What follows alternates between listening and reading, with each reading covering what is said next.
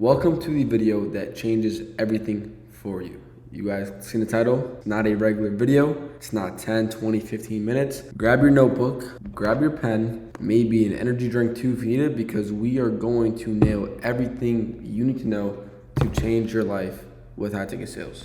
Just 480 days ago, I had taken my first step into high ticket sales when I invested into a program. And just 437 days ago, I had quit my job to go all in with high ticket sales. Now, if you guys don't know me or about my experience within high ticket sales, I had collected 1.4 million in my first year of high ticket sales being a full-time closer. Now I'm obviously a sales coach and a mentor to plenty and many of successful students who are making 10K, 20K, 30K, and if not more. And obviously my sales experience didn't just start there. I've been in sales since I was 17 years old. So the first thing that I had gone to that brought me to the sales industry, well, honestly, since I was like 12, because in the 6th grade, I used to buy candy off EBT in bulk and I would sell it at school for $1 here or two. So that was like my first time in sales. But realistically speaking, I had gone to sales at 17 years old when I started a door-to-door company with my best friend, Johnny.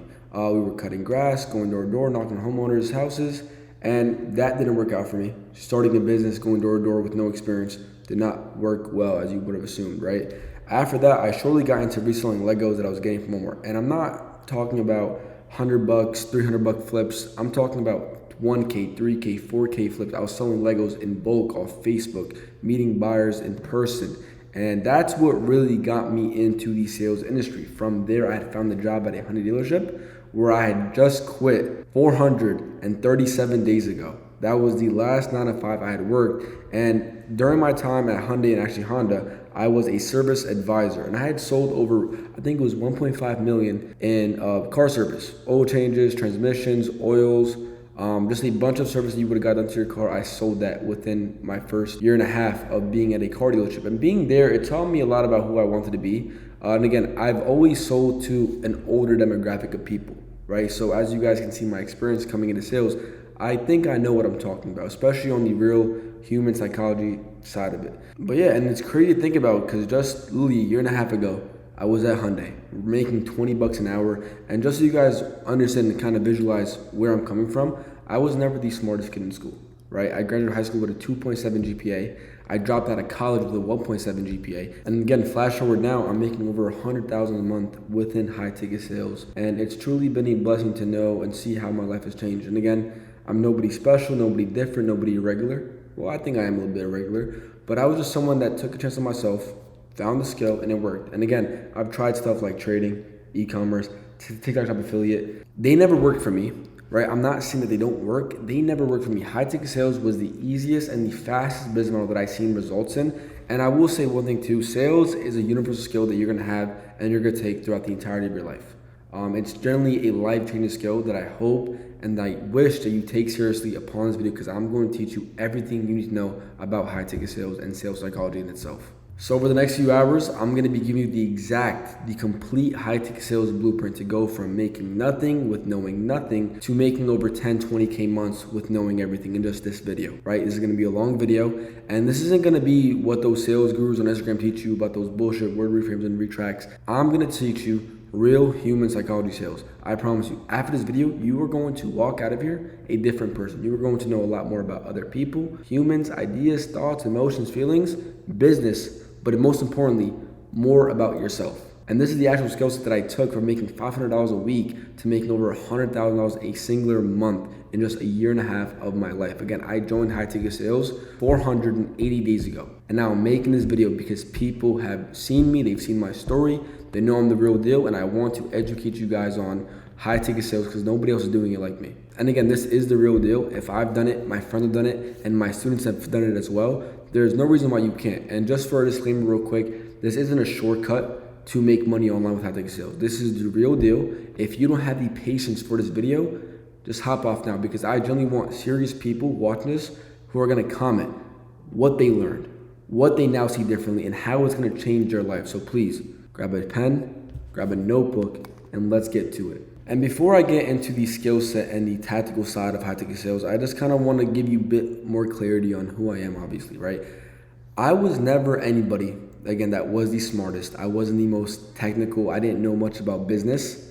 I knew nothing. The only thing I knew how to do was talk to people. I was very charismatic, very energetic, and I loved talking to people. And now again, you don't need to be someone that loves speaking to people, but if you like making money and you like learning high value skills, then this is gonna be for you. But again, I went from trading, e-commerce, Tabletop affiliate, reselling Legos, to starting my own business and having it fail, because none of those things work without a real skill set. And when you look at sales, it is the most foundational and it's the most universal skill that you are going to have and share in your own life, because not only affects other people, other businesses, but most importantly, yourself. This is an industry where it's you eat what you kill. So you are going to learn and you are going to transform yourself from being who you are right now to being who you want to be in the future. And you're probably watching this video because you're someone who might feel stuck or left behind, right? I've been in your shoes, and I will share one part of my story. I was never the type of person that wanted to go and invest into a program because I would always see Andrew Tate videos. And I always knew they were trying to push me towards a certain agenda of buy the real world or the War Room app. I always knew they were trying to push me towards an agenda where they were favored, where they got pocketed. And it led me away because I just didn't know who to trust in the space, right? And after joining a mentorship, after learning everything about the industry, I want to make this video because there are people out there who aren't resourceful or don't have the resources of other people. And I want to give you guys a chance because a lot of you deserve a chance. The one thing in life is everybody deserves a chance. And I want to make this chance for you. I'm going to go in depth upon literally everything you need to know about high-ticket sales, how to make your first 10K month, because I don't want you feeling stuck behind. I know how it feels. My mom worked 3 jobs growing up. My dad was paralyzed, lived in a motel under Section 8 with EBT. I know how it feels. I grew up in Allentown, Pennsylvania. If you want to look up the education rate, the poverty rate, the income salary per year rate. It's not the greatest area in the world, and I grew up in there. So there's nothing special about me. All I did was learn one skill, and that was high-ticket sales, and I'm going to teach you guys exactly how I did it. So get ready, let's do this. Actually, real quick, one more thing. And a lot of you who are watching this video probably already know what high-ticket sales is, obviously. But for those of you who don't, basically what high-ticket sales is, it is the selling of an online digital e-product service mentorship or program, right? So the easiest way that I could put it in words for you is that you are now an online sales rep that can work from anywhere in the world, off your laptop. That's all you need is a laptop and the ability to speak. Nothing more, nothing less. Imagine you had 2 friends. You had Mark and you had John. John started an Instagram account and Mark started an Instagram account. They both started Instagram accounts to post content. Mark started posting about real estate, right? He had a passion in real estate and he started making a lot of money with real estate. And so did John, but John did it about fitness. And they both got really big and people kept seeing their content and they seen their journey, their story, their transformation. Now people want to learn from John and Mark about their health, about their fitness, and about real estate and making more money. So over time, John and Mark are gonna have DMs, messages, people asking them, comments as well too. How'd you do it? Can you help me? Can you mentor me? Can you coach me? Eventually, John and Mark open up a coaching program, right? And in the beginning, they could take all the calls, talk to everybody, but eventually if they get too big to a point, they don't have time to work on real estate, to work on their own health and fitness, and most importantly, time to coach their students if they're closing every single person that wants to join the program. So they hire someone like me, a high-ticket closer, high-ticket setter, or a high-ticket DM setter. Basically, I'll explain what all these roles mean, but just to give you more context, a closer is someone who simply hops on a 35 minute Google Meet or a Zoom call to close somebody into the program they're trying to buy. They basically go over what they're looking for, if it's even the right fit, talk about what stopped them in the past, and they get them inside the program if it is the right fit. Now what the setter does is he qualifies all the people before the closer speaks to them. So if you're a closer, before you speak to anybody, they're all interested, they all have the time, they all have the money to buy. You just have to figure out if it's the right fit for them. Now with DM setter, what they do is they're on Instagram and they're in Mark or John's DMs and they're answering people back and they're booking them onto a call, right? And the way that it works is as a setter, you get 5% to 7.5%, and as a closer, you get 10 to 15%. And it's very simple. And you're probably thinking, well, as a setter, how do you know who to call? So basically, people have these links in their bio, their applications. People will go on their bio, they'll click on the application link, and they'll fill out with their name, number, and info, and from there you'll call them. And again, I'm gonna show you guys literally everything about this. I'm gonna show you guys internally everything you need to know. Just bear with me, I'm trying to explain it to you. And that's simply all it is, right? You are just the person that hops on the calls and takes it for them. Nothing more, nothing less. You don't need to have technical skills of business, marketing, everything is done for you. The person that you would be under or closing for would have the leads, you'd have the marketing, you'd have the film, you'd have the system. They have everything. All they need is someone with a valuable skill set, such as sales. And that's what you're gonna be learning right now. And this goes for any offer, any product, any service. Guitar lessons, how to build a farm, how to fix your credit, how to get into trading, e-commerce, TikTok affiliate, how to start your own business.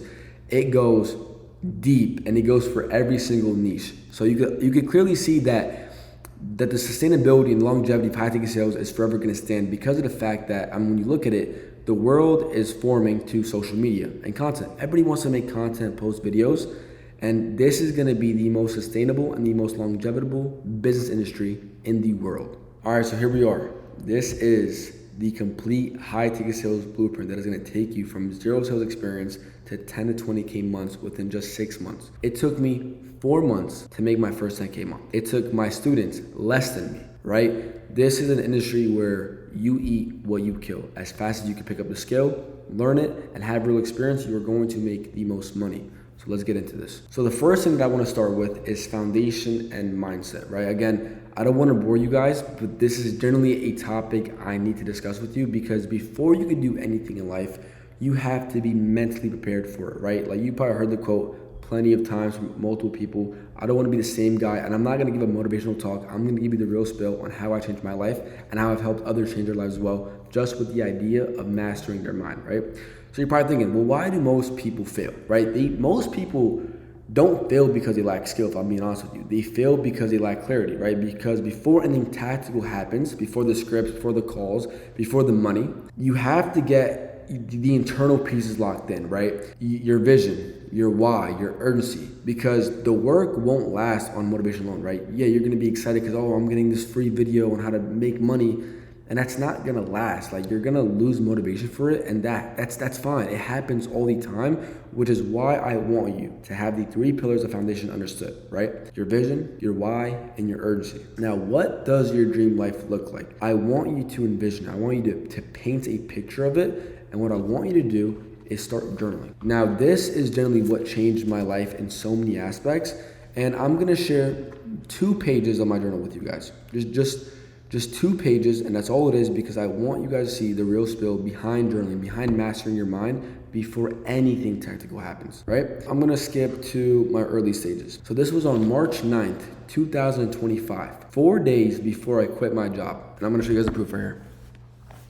If it focuses, you see it? March 9th, 2025.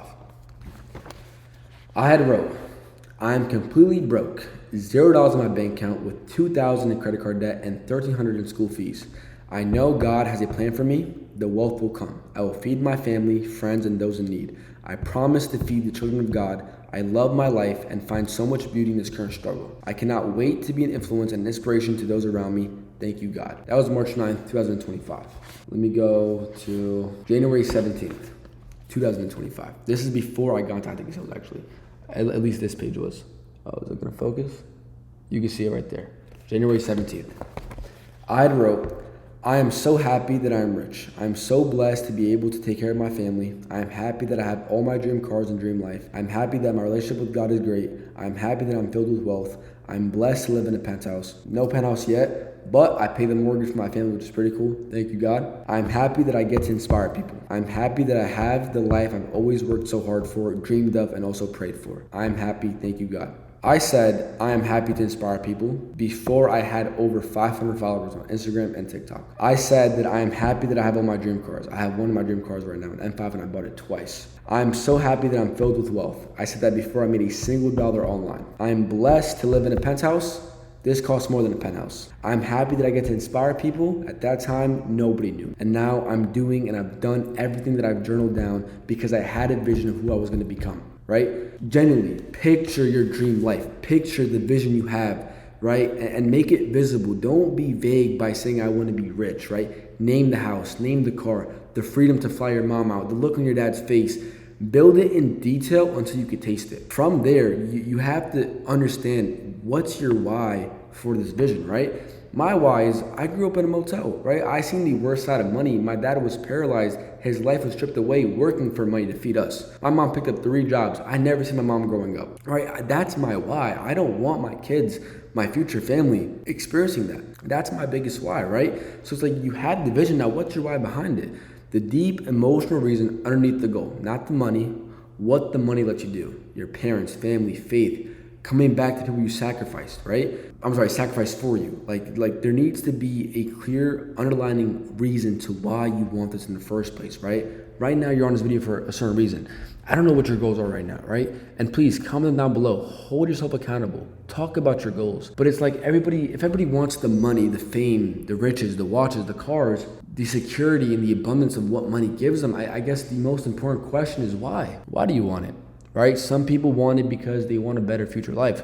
Some people want it because of the trauma they face in their life. Some people want it because their current, present, day-to-day life. I don't know what your why is, right? Nobody's gonna know it besides you. So once you have the vision, internalize why you want it and why it's so important for you to have it, because nobody's forcing you to learn a real skill. Nobody's forcing you to go out and watch a multi-hour video to change your life. You're doing this all upon your behalf. And I want to thank you for taking the courage to do so, because I promise you, you will be rewarded for your hard work and ethic, because hard work never goes unrecognized. And God has a plan for you. I pray, I hope, and I wish to see you all at the top, because I promise you the bottom is crowded, right? But most importantly, after the vision, after the why, it's like the urgency, right? Because the why you have, the goal that you have, the vision that you have, it's not new. You didn't get it from this video. You've had it for months.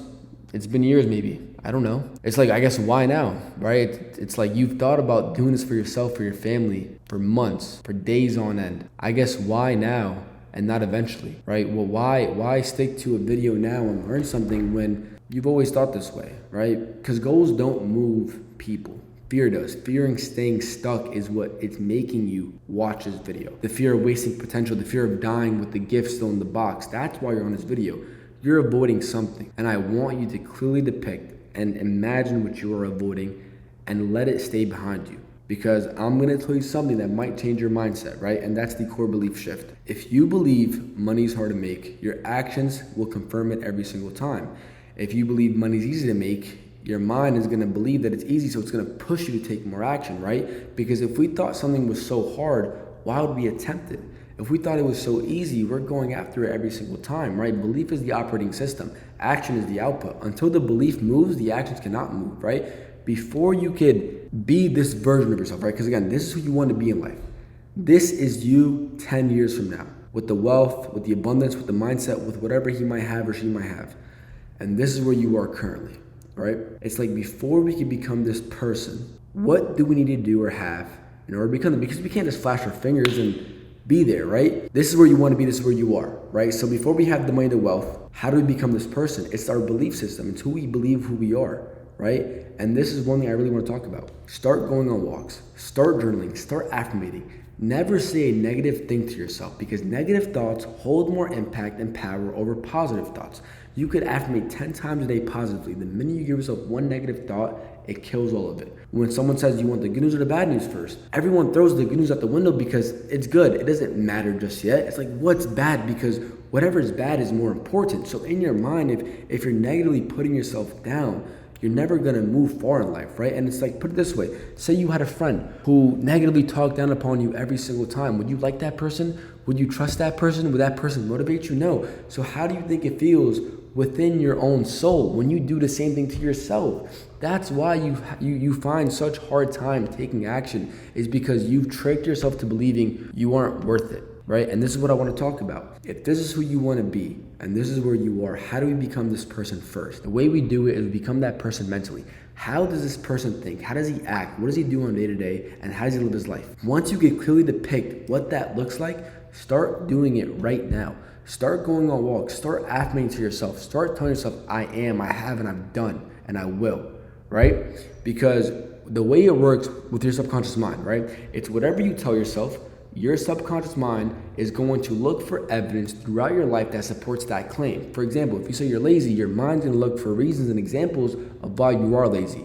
And it's gonna support that claim to identifying yourself as someone that's lazy. But the minute you switch it to someone as, I'm inspirational, I'm motivational, I work hard, I'm a hard worker, I'm successful, I'm rich, I'm young, I'm smart, your mind starts looking for the evidence. And ultimately, once it keeps finding evidence to support that claim, it becomes your identity, right? So picture out who this person is, what he does on day to day, and start affirmating, start living, thinking, and doing, and saying what this person does, because ultimately, right? Ultimately, you're gonna become that person mentally. Like, you're gonna be this person mentally, and I promise you it's not bullshit, because this is what I used to do. And I showed you my journal. And I put this on the Bible for you real quick, on my cross, on Jesus Christ. I don't like putting things on God, but I want you guys to see how serious I am, because this high ticket sales changed my life and I want to save yours, right? This is who you want to be. And this is who you are. You have to mentally be that person. And I remember this so vividly. Before I made a single dollar of high ticket sales, I would go to my friends during Micho, Armor Cream, and they could back me up any single time. I even have videos, pictures to prove of it. I would tell myself I'm rich and famous every single day. Before I made a single dollar, before I had a viral video, before I even had over 500 followers, I would tell myself I'm rich and famous. I'm rich and famous. And ultimately over time, I lived and thought as if I was rich and famous, because the future version of myself is gonna be rich and he's gonna be famous. And I started saying that to myself. So I want you to start acting, start living, and start thinking as if you were already that person, because eventually, right, you become that person mentally. Now, you're probably thinking, well, what's the gap in between? Well, the gap in between is the action and the time that you have to take in order to become that person, right? Because if I give you all the money in the world, you still won't be that person, right? You mentally will not be that person. Because what makes you that man or woman is the journey you took to get there, the struggles, the mentality shift you had to go through to become that person. So I can give you all the money in the world and you will still have this gap in between. Now, how do you become that person? It's becoming that person internally and mentally, right? And even then, you could be that person mentally, but there's still a gap in between. And that's the time and the action it takes to become that person. And this follows the 8 core beliefs, right? These are my 8 core beliefs that I want you guys to follow, because this is what changed my life and changed so many of my mentees' life as well. I want to go over one thing first because it wasn't put first. God comes first. Credit him, lead with him, the light in the dark path. I always say this. You are on this dark path of uncertainty, of fear, of scarcity, whatever it might be. God is that source of light for you. I accredit all my success to God, to my Lord and Savior Jesus Christ. Without him, I am nothing. The riches, the wealth, the fame, the clout, the Instagram, whatever it might be, I am nothing without him. He changed my life, and I tell you this very, very clearly. On my walks, every single night that I took, I spoke to God, because everything that I have now wasn't God's will, because I did everything gracefully in his own will to get to where I am today. So please, allow God first in your life, and everything else will follow afterwards. Second thing is faith without works is dead. Belief alone is a lie, right? I know I talk so much about belief and mental stuff. Again, this is time in action. You could pray, you could hope, you could wish for a great, successful life. You could be that person mentally. But if you aren't doing anything day to day, you aren't putting in the work to become that person, how would that person ever be born? It takes hard work. Don't let anybody tell you it doesn't take hard work. Maybe not so much hard work, but it takes work to begin with, right? And it's a verse in the Bible where it literally says, faith without works is dead. Everything you could pray for, hope for, wish for, the prayer is not real unless you are proving yourself in actions to otherwise have it be real, right? So please remember, action has to come first. The third thing is, fear is more powerful than goals. I've always believed in this, right? Goals create excitement and excitement fades. Fear creates urgency because there's a consequence, right? Take Usain Bolt, the fastest man in the world. Here's this version of him, and here's the second version of him. This version has a lion behind him. This version has nothing behind him. Who do you think is gonna run faster? The version of the lion behind him, right? Because in this chase of success that you're on, you're inherently running away from something. The life you don't want to live, the life you're not meant for, the struggle with your parents, the disappointment in yourself. There's something you're running for. And I want you to vividly paint that out. What is it that you are running for? And keep that in the back of your mind for as long as you can. Because again, it's not the money, the wealth, the watches, the trips, the cars that make you who you are. It's who you are and who you're trying to run from within yourself that's going to make you who you are. Number 3 is the 50% versus 10%, right? The risk math always favors action, right? You take the risk and there's a 50% chance that you live your dream life. You don't, 0% chance, right? It's like, if you take a risk, what's the worst thing that could happen? You lose money, right? You lose time, but again, eventually you learned and you make the money back. And honestly speaking, your worst case scenario, if you take a risk and it doesn't work, is you living your current reality. But what's gonna happen if we do take the risk? You live your dream life, boom, done, right? Simple. But what happens if we don't take the risk? What's the best thing that happens if we don't take the risk? The best thing that happens is that nothing changes, right? And if you're avoiding change, this video is not for you. But the worst thing that could happen if you don't take the risk is you take a 0% chance on yourself. So you tell me, 50% or 0%?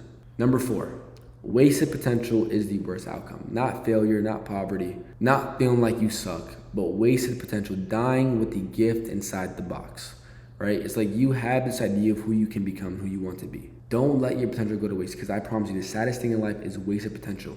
And when you get to an age where you're old and you're near death, the last thing you're gonna remember on your deathbed, because I can say this vividly, I almost died in a motorcycle accident, and I thought I died. I fell into a coma.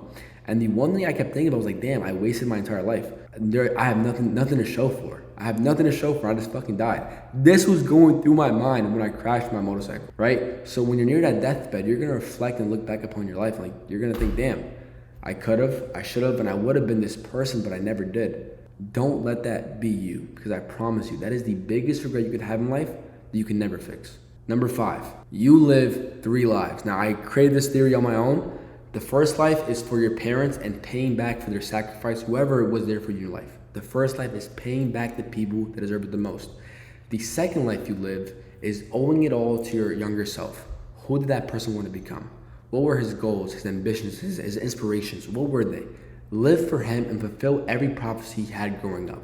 And last life, the third life, is the life that you live for your future family. At the end of it, everything we do today, everything we did last month, last year, was ultimately for what? The future.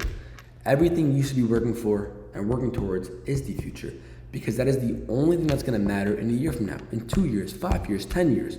Start thinking about the man, the father, the wife, the husband you wanna become, because I promise you that is gonna be the most rewarding and most fulfilling thing in your life when you have a family of your own and you can give them the life that you never had growing up. Number 6, sales is the foundation of every single business. 70% of millionaires came from sales. When you look at the world, transactions, companies selling to other companies, whatever it might be, everything is a sale. Fast food, furniture, real estate, computers, technology, video games, everything is sales. Understand that once you can learn sales, your life will change in any aspect of your life, not only high-ticket sales.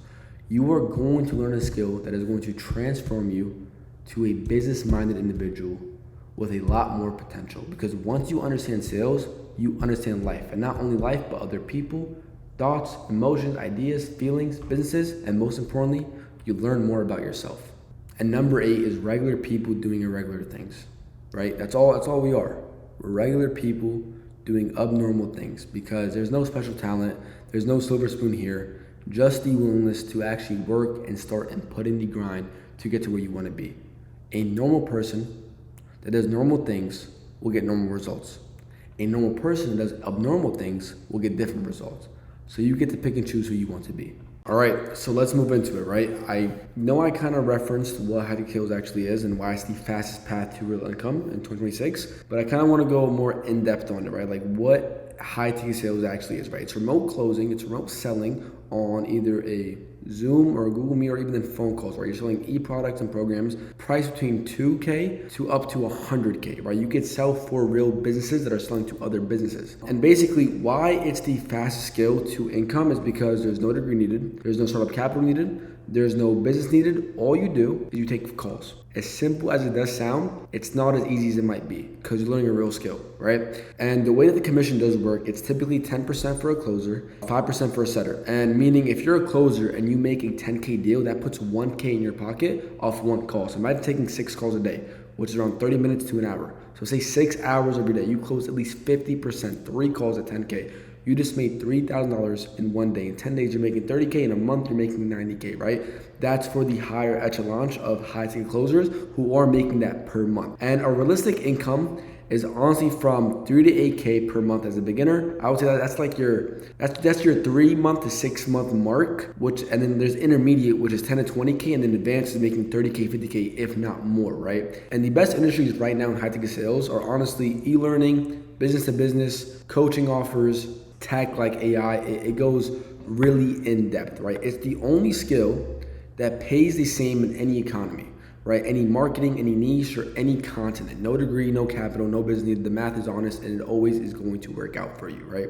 So let's kind of dive more into it. Again, it's remote closing on Zoom or phone calls, selling products and programs from 2K to 100K. Very, very simple. This is kind of the math laid out for you. 1 close a day, you're making $20,000 a month if you're not working on weekends. And the best thing about it is that there's no cap on your income. Now, to be an advanced closer, it's obviously always gonna be more within the skill set, but most importantly with what you're selling, right?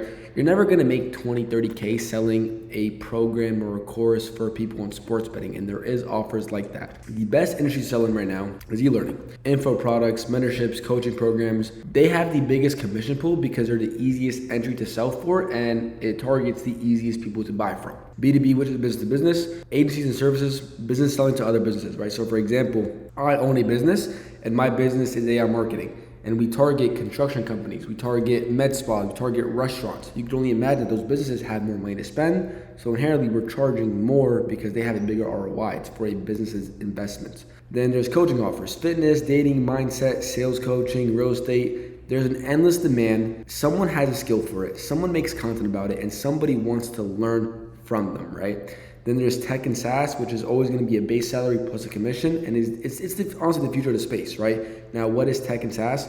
Basically, like softwares, digital like services where it's like just a one-time service and it runs on forever, like AI websites, AI marketing.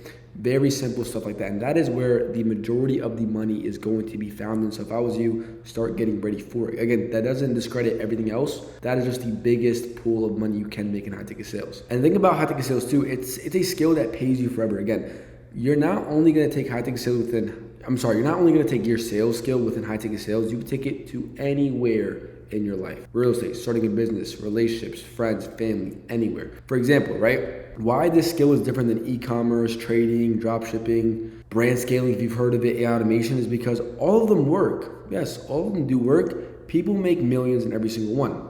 The reason why most fail isn't because of the model, it's that they go alone, right? They never invest and actually learn the skill, but sales is different. It lives in your mouth. You already do sales and you haven't realized it yet. Every time you've argued with your mom, dad, sibling, friend to go here, to go this, to eat this, or whatever it might be, you're already doing sales. The proof is in your mouth. It's AI proof, it's portable, and it transfers across every single industry.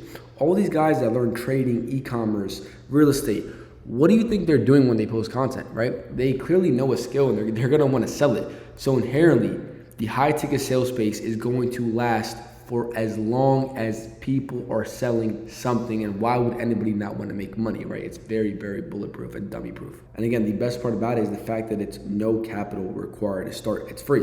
It's literally free to learn sales, and I'm going to teach you for free right now, right? If the model dies tomorrow, you still know how to sell. Like if high ticket sales was to go away, which it never would, right? But say it was to go away, you still have a skill that you could transfer to any business that is breathing and making money. Simple as that, right? And the bigger benefit of it is honestly the time and location freedom. That's as simple as it gets, because yes, the money's good. The money is great, right? But the bigger part about it is the fact that you have time back to yourself, right? You have the location to work wherever you want. And this is not passive income, right? Like I'm not gonna lie to you guys. This isn't passive income. You have to work for the money you make, right? Anyone who does that is lying. They're lying to you. They want you to buy their course. It is not passive income. You have to eat what you kill. But when you do, you control your calendar. When calls get booked, you work when you want to, and how hard you push all depends upon you. That's why I always say, this is a business model and a skill set for people who are go-getters, dogs, people that know they're going to succeed within any aspect of them. And that's why I say a lot of sales always resonates within yourself. That's why I had the whole mindset talk with you guys, because I want you to be mentally prepared for what you're about to learn. And also, again, you could work from anywhere in the world. As long as you have Wi-Fi and a laptop, that is all you need. Nothing else. Nobody clocks you in, nobody clocks you out. The only person measuring you is the leaderboard, because it's always going to be competitive, right? And the leaderboard is always going to pay you well. And I also want to go more in depth on it real quick before I move on. The reason why high ticket sales is the fastest growing industry is because of the fact that it's global. It's worldwide. There's people in Africa, Antarctica, imagine, Asia, Europe, Australia, Russia, North America, South America. People are always on content, on social media, posting. They have a skill, right? It is a business industry that is never going to die out. And I want to make this very important because a lot of people are always skeptical about AI. This is AI proof. AI can never take your position, right? Because if AI could take our position of being closers and being in high ticket sales, how easy could it be for somebody that runs a business to just put a checkout link for $10,000? It's not as easy, right? No one's gonna buy from AI, I promise you. No one in their right human mind is going to hop on a call with a robot and speak to a robot about their emotions, ideas, goals, past pain, it's never gonna happen. So understand, what you are learning is for life. All right, so we are on my favorite topic right now. We are on appointment setting. Now, before I go and explain and kind of show how appointment setting works, I want to break it down for you guys first, right? So appointment setting, what is it? It is basically the entry level, the backbone, the skill that every great closer was forged into, right? Because for me, I started off as a DM setter. A lot of my students started off as DM setters, setters, and then they became closers. Now again, the only distinction between setting a call and closing a call is that there's two parts that aren't mentioned inside of a setting call. So a setting call is typically the intro, and again, I'm gonna break this all down. The intro, the discovery, the pre-handle, and then booking the call. In closing, it's intro, discovery, pre-handling, pitching, handling objections if there's any, right? That is the only difference between a setting call and a closing call. So basically, a setter takes a warm lead and moves them from I'm curious, I've been looking around, to now I'm on the calendar, right? Like they get the foundation started, and everything later depends on it and on the closer as well. So when we scroll down, an appointment setter, he is the person or she is the person who calls or DMs inbound leads, people already opted in through the offers funnel,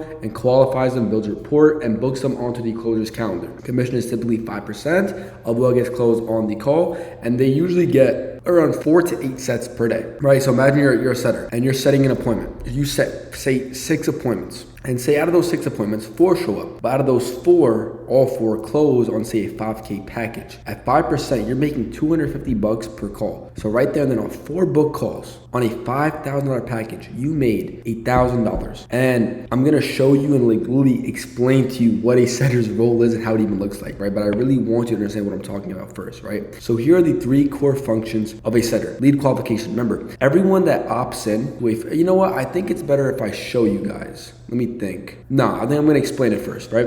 So again, the number one thing is lead qualification. People are clicking on a link off of Instagram, a YouTube, or a TikTok bio to learn more about something, and obviously there's always an investment towards it because education is not free. Your number one job as a setter is to qualify leads in terms of budget, seriousness, situation, and filter who actually deserves to get put on the closer's calendar, because there's gonna be a lot of people that will waste your time, and that is a skill you can learn. You have to read people through the phone and vet them out, right? Number 2 is building rapport. Sound like a regular, genuine human, right? Like understand that the people you're gonna be speaking to on setting calls and closing calls, they are people that want help. They're people that are looking to get out of a situation, and they're coming to you for help. If you can't take the time out of your day to build rapport with them, learn who they are as a person, their identity, you're already doing a bad job, right? So trust before the call. That is the most important thing, right? Why would anybody go and spend thousands if they couldn't trust you on the first 10-minute call? So building rapport is huge, right? Trust before the call. The lead has to feel seen, heard, and respected, but not processed, right? These are regular human beings we're talking about. Speak to them with some respect, curiosity, and generosity, right? 3 is booking the appointment. Holding frame, tight time window. You want to get them all within a certain time based on the closer's calendar. Confirm email, add them to the calendar, send them the prep videos, and make sure they show up. As simple as that. And I think this is the setting framework step by step, right? So initial contact. So this is where I'm going to show you guys what it actually looks like in terms of a setter's perspective. So we're on Instagram. I'm going to go over DM setting first. So as we go on this guy's Instagram, we can clearly see, right, he has the word DM me sass to get started. So there's gonna be people that watch, I think there's Matthias. People are gonna watch Matthias's content, right? They're gonna like his videos, and over time they see his lifestyle, right? They're probably curious, what do you do? How do I get started with that? I like you, I trust you as a person, I wanna get started.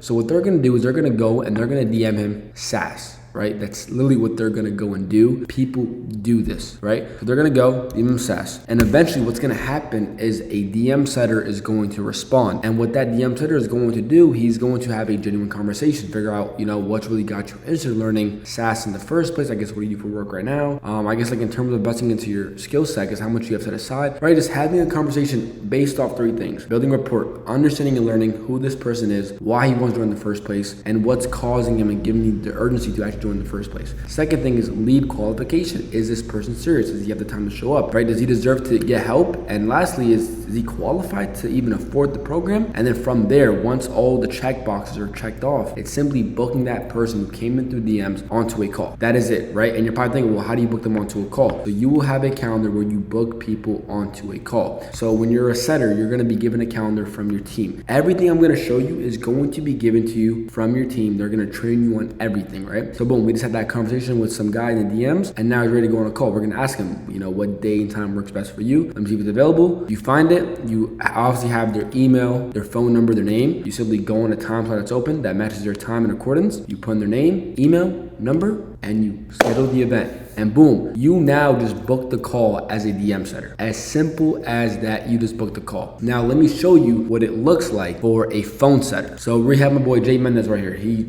trains people in wholesale, right? So again, we go through his profile. He has content that informs people on what he does, right? POV, you're 21 picking up a check from wholesale real estate, one deal online, right? He shows a lifestyle, he talks in it, he shows what he does for work, but most importantly, he's informing people, right? So eventually they read his bio, right? How I changed my life with real estate. They click on it because, you know, they like him, they trust him, they want to learn themselves. They click on it and they get sent to this page. If you're serious about closing 5-figure deals in the next 30 days, this is your chance. What they're going to do is they're going to watch this video, and I'm going to play like 10 seconds of it. It's a new trend. It's not TikTok shop. It's not crypto. It's something that's been around for over 7. Oh crap, I think I skipped all the way. In the next few minutes, I'm going to show you exactly how I've been able to close 2 to 3 plus deals every single month consistently with less than 2 hours of work every single day. If we look at the screen, we have 5 separate products. So boom, right? He simply in this video is already pitching people the idea of what he does. And in this 8-minute video, he breaks it down. He breaks down exactly how it works, how they can get paid, and most importantly, he pre-handles them. Basically, what pre-handling is, it's getting a prospect to put down his guard, right? So he probably mentioned things like, oh, this takes 1 to 2 hours a day. So people can't say they don't have time. He mentions that, you know, it's going to be a bit of uncertainty behind you whether you make a deal or not. So he's pre-handling people's limiting beliefs on if it's going to work or not. So this is what happens, right? Someone comes here, they click on his link, and they get sent to this page. They watch the video, they're excited. They know so much about this person, what he does. Eventually what they do is they fill out an application. They go, look, he's already pre-handling. Yes, I'm in. They fill it out. They write down all their info. And then what happens after they put in their number and email,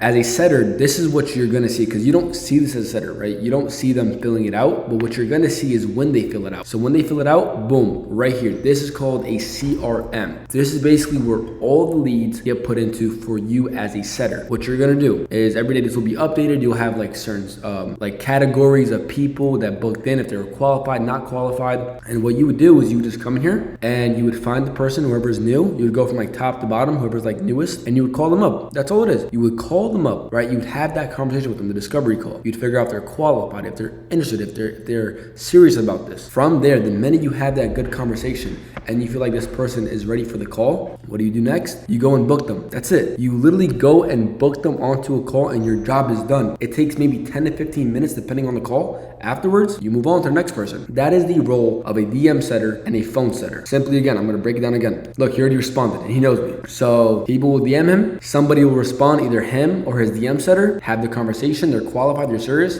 book them into a call. Same thing here, they like his videos, link, and then you as a setter, you find them right here, you find their phone number, you call them, hey, seen an application about X, Y, and Z. You had that conversation, and then lastly, you book them into a call, and your job is done. Now, if that deal gets closed at 5K, you just made $250 as a phone or DM setter. Simple as that. But I hope you fully understand what the role even looks like in the first place. As simple as that. Let's move on to the setting framework step by step, right? So again, I showed you guys the initial contact, right, of how a lead even gets put on your agenda to call in the first place, right? So when it comes to the setting framework, that's the initial contact, right? You call them up or you respond back to their message on Instagram and you open up with a pattern review, right? You don't pitch them off the rip. You go with, hey, what's up? Is this John? What's up, John? Seen you filled out the application about learning wholesale real estate. Does that ring a bell? Oh, yeah, I did. What's going on, brother? So I guess like what really got you interested in making money online in the first place? And then they'll start telling you all of their goals, why they even filled out the application in the first place, right? People want the help. People are looking for the help. It is your job to just ask the right questions, right?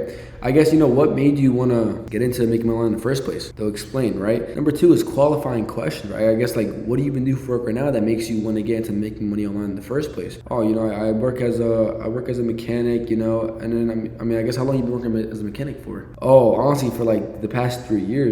Wow, 3 years. I guess for you, right? Like, what's really about now that makes you want to get into it? For only being a mechanic for 3 years, I guess what kind of changed? They'll tell you like, oh, work's getting busier, I'm making less money, I'm not getting the right hours, right? And I don't want to go too depth into like the psychology of sales just yet, because that's what the next module is for. I just want to go over like the kind of basic steps of it, right? Because the next module is going to go over like the exact intricates of a setting and a closing call, like an exact, right? It's gonna be pretty fun. But right, you're just figuring out more info, I guess, what made you fill it out, what do you do for work right now that makes you want to get into it, right? And then from there, just let them talk, because what you're doing within 3 is you're extracting pain, right? They're telling you, oh, I filled out the application because work's getting busy. Now I'm not spending enough time with family. And right there, like that's your cue, right? Oh, spending time with family. I guess, how long has it been where you feel like you haven't been spending the right time with your family? Oh, it's been like 6 months. Damn, 6 months, I guess. Like, how's that actually affected you, right? Like, it's very, very simple. Like, people are giving you all the sauce. You're just taking it in for yourself, right? Don't tell them that they have a problem. You want to make them realize it themselves, right? Because the thing about human beings is we don't ever realize how bad of a position we're in until we get told about it. That's simply the truth of it, right? So you want to help them realize how bad of a position they might be in based off their own words, by having them come to the conclusion of it, by making them say it themselves. And I'm going to show you guys how to make them say it. And my bad if I'm not looking at the camera, I'm looking at my screen because I'm reading off my screen as well, right? Pretty simple. This is 4. The number 4 is handling like DM objections. Again, like DM objections or like phone objections, same exact thing. Now, what is an objection, right? It's like, yeah, bro, like, I really want to get started. It's just like, I don't think I have the time. I'm just busy. I don't know who to trust. These are all objections you're gonna get, right? Now, why do people give other people objections? Like, hey, like you signed up, right? I didn't force you to come book the call. You signed up, right? You want to learn. Like, why are you telling me you don't have time? Because people are just scared, right? Like, understand, if you're speaking to someone who's never made money online, right? Who isn't too familiar with the online space, how willingly are they going to be to just be like, yeah, let's do it, right? Like, I mean, like, a good majority of people are like that, but there are going to be people who are not like that, right? They're going to give a bit of pushback. And the way you kind of handle objections, right, in the first place is you pre-handle them, like I mentioned earlier, right? So one of the biggest pre-handle question you're going to learn that I'm going to break down later on is, I guess, like John, knowing you've been wanting to accomplish retiring your mom, right? Having a nice lifestyle, making over 20K a month. I guess for you, like, what have you tried in the past year then? Oh, I've tried nothing. Nothing. I mean, I guess when you say that, I guess, like, why? Like, why have we tried nothing, knowing we've had these goals for the past year? Oh, I've just been super busy, bro. I don't have that much time. I just don't know who to trust. I might get scammed. I just didn't know if this would work or not. Like, those are all different forms of objections. But what this is called a smokescreen, right? Because it's not a real objection, it's a smokescreen. Somebody telling you, I just didn't know if it's gonna work out for me, that's an objection. Somebody telling you I didn't have the time, that's a smokescreen. Now again, I'm gonna explain later on, right? But what you do is you pre-handle it, right? And or even then, like, let me speak to my wife, my husband, right? How do we pre-handle these? By simply bringing it up first, right? So for example, in a setting call, it's like before you book the prospect, it's like, hey John, I mean, I guess for you, right? Like, are you all in this by your own, or do you have other people like kind of helping you out where you need help with them to make a decision? Oh yeah, I do this with my wife. Okay, bet. Like, is she gonna be on a call with us? No, she's not. I mean, like, is she gonna be needing to give you a decision on it, or just you? Oh no, she's gonna have to help me with it. Okay, bet. I mean, I think it's best if you just bring her on the call with us. That way she can get the more clarity that she's looking for as well. Boom, right? That's called pre-handling. He said that he needs his wife to make a decision, but he wasn't gonna bring her on the call in the first place. So what did we do? We forced him to bring his wife. That way, on the call, he can't tell us, oh, I need to speak to my wife about it, because he's gonna tell that to the prospect. To the closer, right? We don't want people telling us these things, which is why we pre-handle. Number 5, again, is sending the booking link. Again, you could either send the link or you could book them yourself. There's no difference. I just prefer to book them in myself just because it feels a lot more professional, right? Book them in, what time works for you, what date, boom, you're all booked in. You get that calendar notification, bet, sounds good. Boom, have a good day. See you on the call. The 6th step, which is so important, is after you book somebody into a call, after DM sending them or phone sending them, you have to make a group chat, right? Now, whether or not you use your phone, whatever it might be, you're gonna have to put them in a group chat. Now again, on the CRM that I showed you, you can make a group chat, right? You can make a group chat with that person on your laptop, or if you'd like, you could use your phone. It really doesn't matter. But basically, you'd make a group chat with the person you just set into a call, with the closer, and sometimes with the offer owner, basically the person that owns the program. So you put them all in a group chat: closer, prospect or lead, and then the offer owner, and then there's you. So it's 4 people in a group chat. And within this group chat, you're basically just keeping communication open towards the prospect, the closer, to make sure everything aligns, make sure they're good for the call, confirming the call before the day before, the day of, and 2 hours before.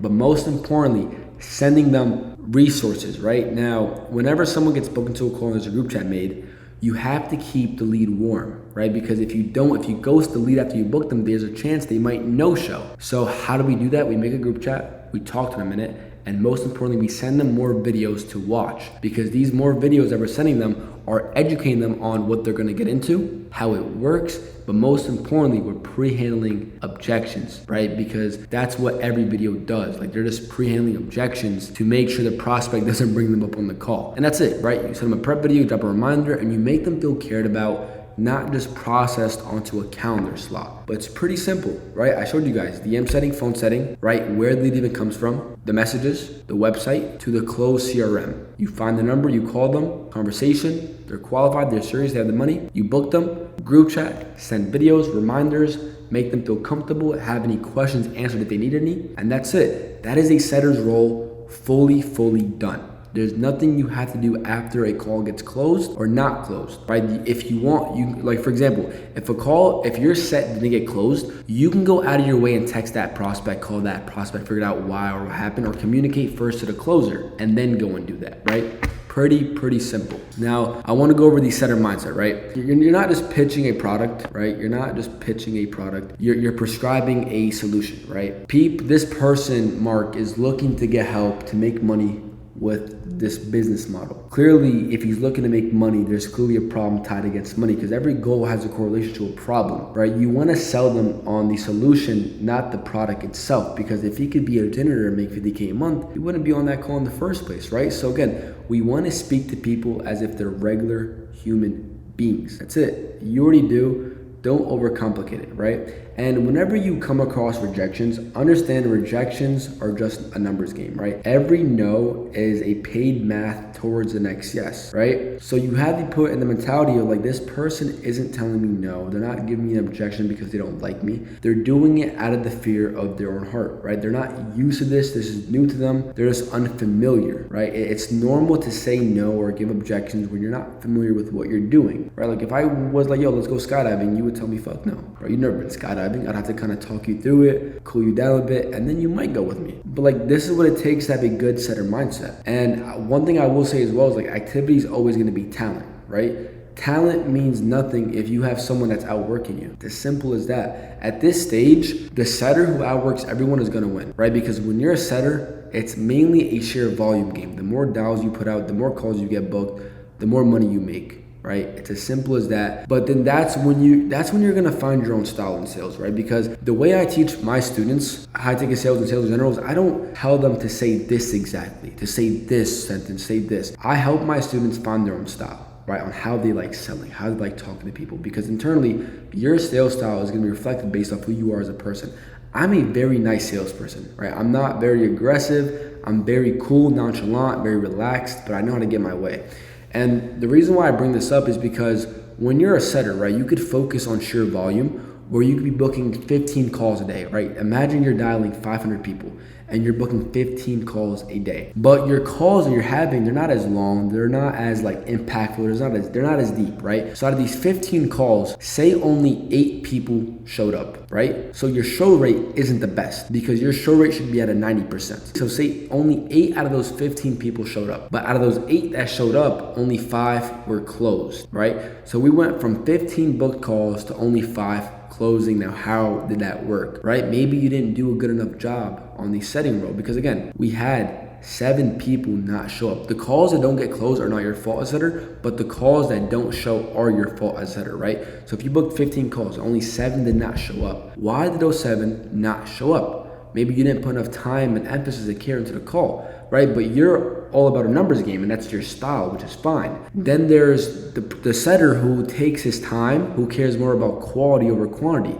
right? So instead of booking 15 calls like the fast setter, he only booked 10 calls. And out of those 10 calls, 9 showed up. He had a 90% show up rate. And out of those 9 that showed up, 8 people closed, right? So he had an 80% close rate and a 90% show up rate, but he took less calls. He booked less people, but he made more money than the setter that booked more, right? Because internally, sales isn't always going to be a numbers game in terms of how many leads you're getting and how many calls you're booking. It's all about the quality of the calls. The more time you could show care and emphasis for a lead or a prospect, the more likely they are to buy. But again, this is where you get to find your own style. And this is the exact same way I teach all of my students. Find your own style. Figure out who you are as a person, because you might work better being the quantity setter, or you might work better being the quality setter. You have to find out who you are, and that's all gonna get figured out through real experience and repetition, right? The setter who shuts up and just sets stays a setter forever. The ones who assume they're promoted. And one thing I will say too as well, when you are a setter and you want to move into a closer, right? The setter who just stays quiet, shuts up, is just going to stay a setter forever. But the ones who assume the role they want, they're the ones that get promoted, right? So when you are a DM setter or a phone setter, right, and you want to become a closer, or you want to become a setter from a DM setter, closed mouths don't get fed, right? And for most importantly too as well, if you're not producing results, why should you get moved up? So understand one thing, if you've been setting for a long time, or you feel like you're ready to move on, open your mouth. Pitch your offering or your salesman or your growth operator the idea that, hey, I want to get moved up to closer, I want to move up to phone setter. Pitch your idea, you know sales. Sell them on why you're going to be in a good position to do so. And that's how you move up in the hierarchy of high ticket sales. Another important thing to go over is KPIs, right? So when you are a phone setter or a DM setter, you're gonna be given a KPI. Now, what is a KPI? It's a key point indicator, right? So what that means is you have a goal of what to do per day on your calls, right? So say you're a phone setter and the offer tells you, or the sales manager goes, you need to dial 100 to 200 calls per day, right? And out of those 200 calls you're doing, you need to have a 20% set rate. So out of 10 people, out of 100 people, you need to have set 20% of it, right? It's pretty simple. Which is qualified, right? Like, don't set people who you know aren't gonna buy. Set good qualified people. From there is your show up rate, right? So a lot of people prefer to have a 70% show up rate. So these are the metrics you need to be above, right? Your set rate needs to be a 20%, your show rate needs to be a 70%, and this is all tracked daily, right? Now, how do these things get tracked? So basically, when you are a setter or a closer, there's something called an EOD and an EOC. Basically, an EOD is called an end of day report. And basically the questions that are on it are simply how many calls did you book, how many showed up, how many no-showed, how many canceled, how many closed, how much did they close for? Very simple questions, right? It's the end of day report. So at the end of the day, you go, your offer will give it to you. It'll be a survey you fill out every single day at the end of the night when you're done. Now, an EOC is for closers. It's called the end of call report. So for every closing call that you have, once you're done, you fill out the report. How'd the call go? How long was it? Was there any objections? Were they closed? Were they DQ'd? How much did you close for? As simple as that. That is how offers are tracking metrics for yourself, because again, sales is a numbers game. If you have a 20% set rate based off $200 a day, if you dial more people, you get more bookings. And if your show rate is high, you're getting more people to show, which inherently you're making more money. It's as simple as that. And again, don't stress this part out, because this is not what's important, right? Your team that you're working for, they're gonna give you everything you need. They're gonna give you the CRM. They're gonna give you the calendar. They're gonna give you the surveys to fill out your EOD and EOC report. That's not what matters, because that's what you're gonna learn along the way. What's most important is the fact that you learn the skills on how to book people into calls, right? As simple as that. And I also want you to understand one thing. There are dumber people than you making more money right now. And they're doing all through this, high ticket sales. So please, if you're this far into the video, God bless you, God loves you, and I thank you for showing up, most importantly, for yourself, and let's keep the show rolling.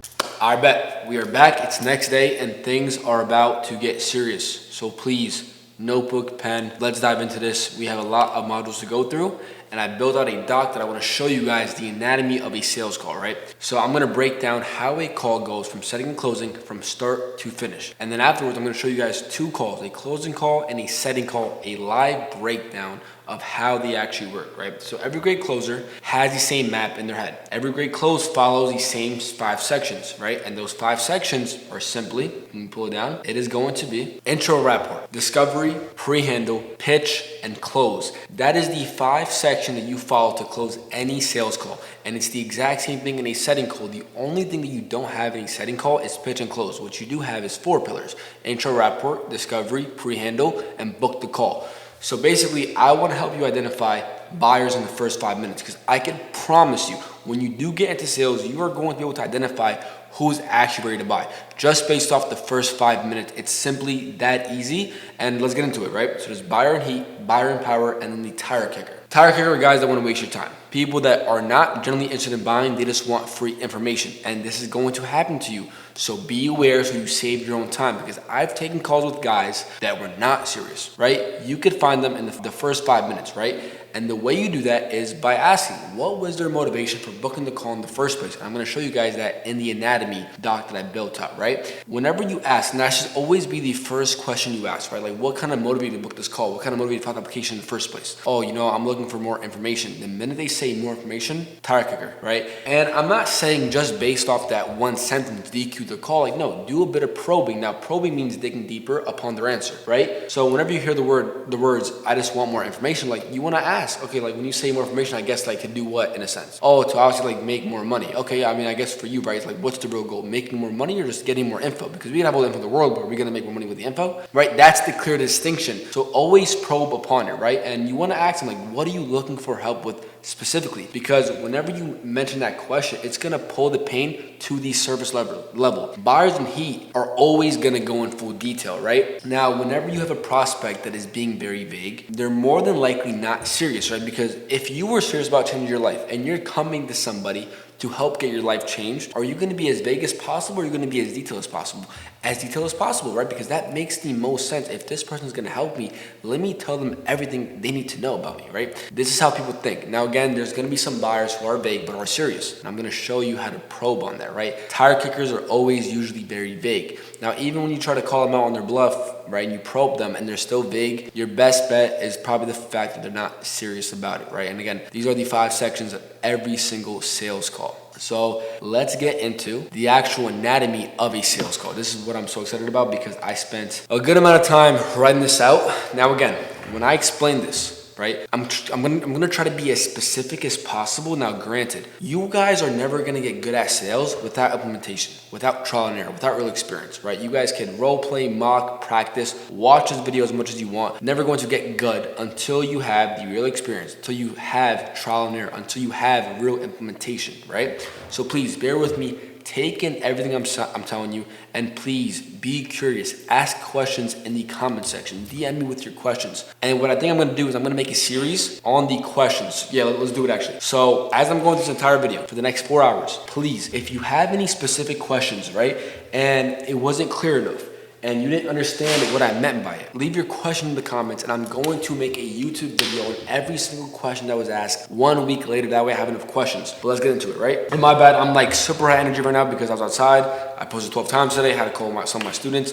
I'm just hyped to make this video, right? So introduction, this is gonna be setting, right? Again, I showed you guys how somebody fills out an application. They go on an Instagram page, they find a link in the bio, they put their number, phone, email, and they have a series of questions they answer. So boom, we just have an application put in. This guy is John, he put this, and that. So you're gonna go into CRM and you're gonna see the fact that John just filled out an application. He didn't book a call yet, because right now as a setter, you're booking that call. From here, we wanna call John up. The minute you call him, you're going through the intro and rapport section. Now, this is simply 1 to 2 minutes. It's not long, right? It's simply, hey, what's up? Is this John? What's going on, John? I just didn't fill out. Let me redo it because I'm speaking too fast. Hey, what's up, John? Is this John? Awesome, bro. I seen you filled out application about learning high-ticket sales. Does that ring a bell? But yeah, it does. But awesome. So I mean, I guess for you, what really got you filling out the application in the first place? Oh, I'm looking to make money online, right? Boom, simple. We have his goal. But even a better question to ask is, I guess for you, like, what really has you looking for ways to make money online in the first place? Oh, I'm currently stuck at a job. I want to leave. I want you to understand one thing, right? It's a 2-step question to it, right? It's, hey, what's up? Is this John?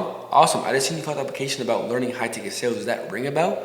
Oh yeah, it does. I just filled it out. Awesome, bro. I guess for you, like, what really has you looking for ways to make money online?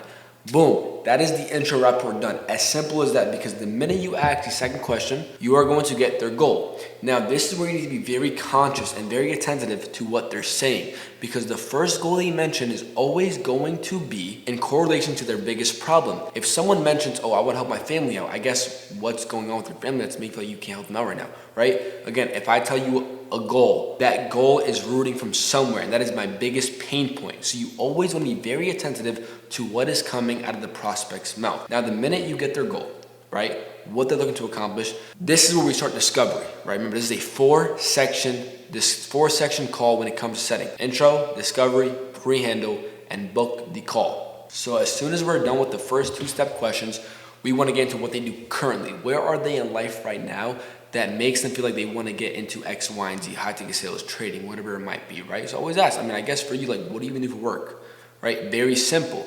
And you always want to get time gaps on anything you can, right? So you've been working at Chipotle for the past how long? It's 2 years, right?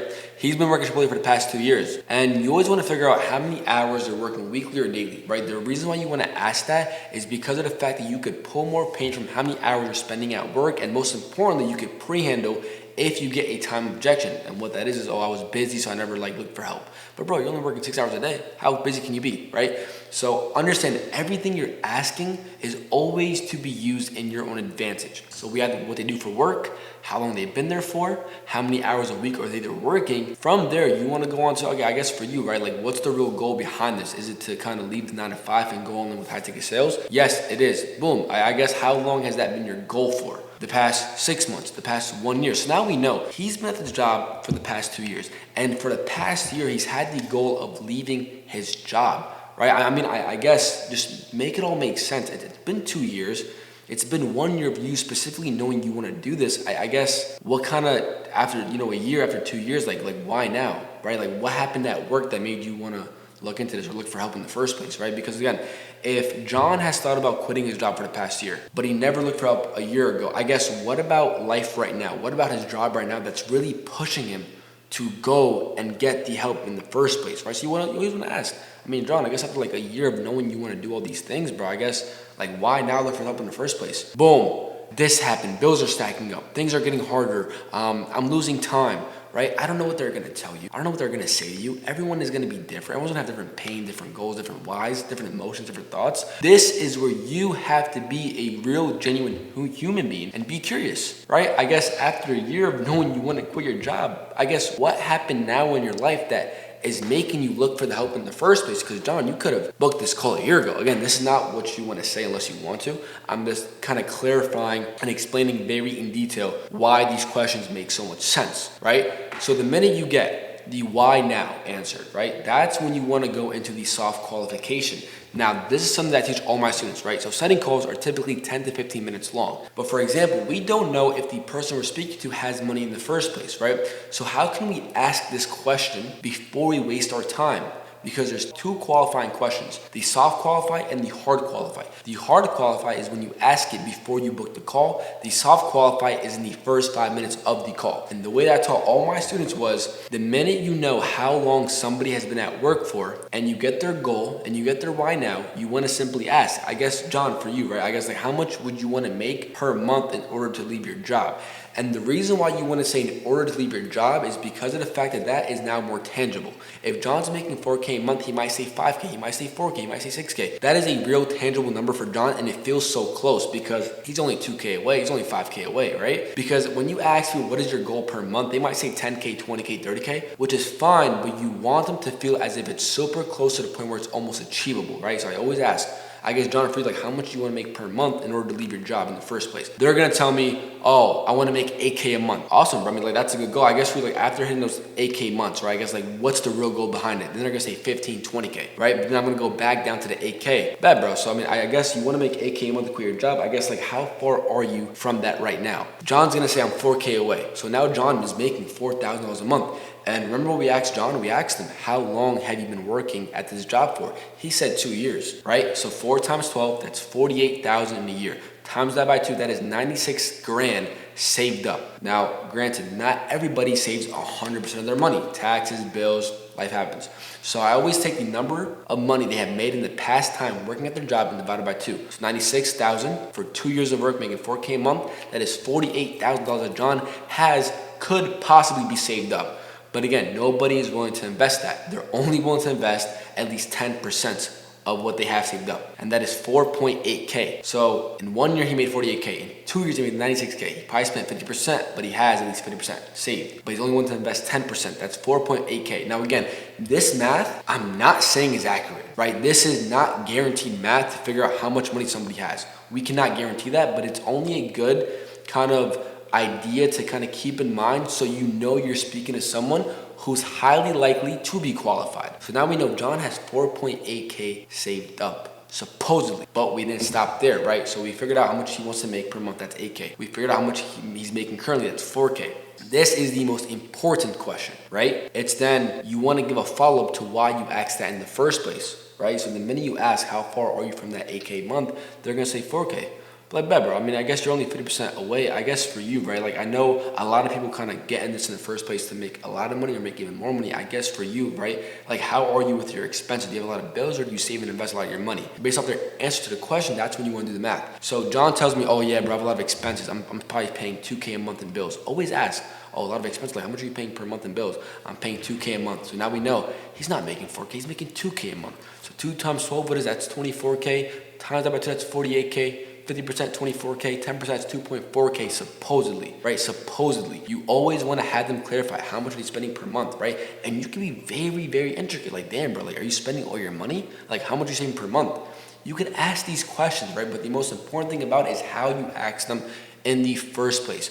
You never want to be a weirdo who's pocket watching, right? You just want to simply ask with an intention of looking to help and looking to care for that person. But if John had said, nah, bro, I don't have any bills, I save my money, boom, ask him. Like, best, like, you save all your money? Damn, bro, like, how old are you? 20, I mean, bro, you're doing good, bro. Like, save that, like, invest into a real skill, trading stocks, right? Make them understand that you're not asking to look into their pockets, right? Even though you are, you're doing it for a good reason, because you don't want to waste John's time if he doesn't have the money, and you don't want to waste your time because you are looking to serve and help people who are ready and qualified to buy in the first place. But boom, that's self-qualified. You now know the prospect in front of you has the money to buy. So let me continue this conversation and let me go really in depth with John. So boom, intro's done. Current situation is done. Soft qualification is done. Now we have goals, right? So John's goal is to make 8K per month to leave his job. His bigger goal is 15K, right? So as soon as we're done with the soft qualified, we want to ask about his goals, right? So John, I mean, I know you mentioned, like, you know, you want to hit those 15K, 20K months mark after hitting 8K. I guess for you, right, like, after accomplishing 50K a month, I guess, like, what changes then, right? John's going to talk about his goals. Remember, the first goal they always mention is the most important goal. Now you're probably thinking, what if they don't mention an important goal? What if they mention, like, buying a car and stuff like that? Double down. And like, yeah, bro, like, if they say, I want to buy a car, travel, but hell yeah, bro, like, that's awesome as fuck. I mean, I guess for you, like, what's really important though right now, right? I guess, like, what's kind of just driving you to make the money in the first place? Boom, you brought their pain back up to the service level. Because again, people are always going to think about the fun stuff, but people don't always remember and think about what's generally driving them. So if you get someone who talks about traveling, trips, cars, watch, remind them. I mean, yeah, bro, like, all these things are cool. I guess read, like, what's really driving you in the first place to make the money. And that's when you might get the real sincere goal.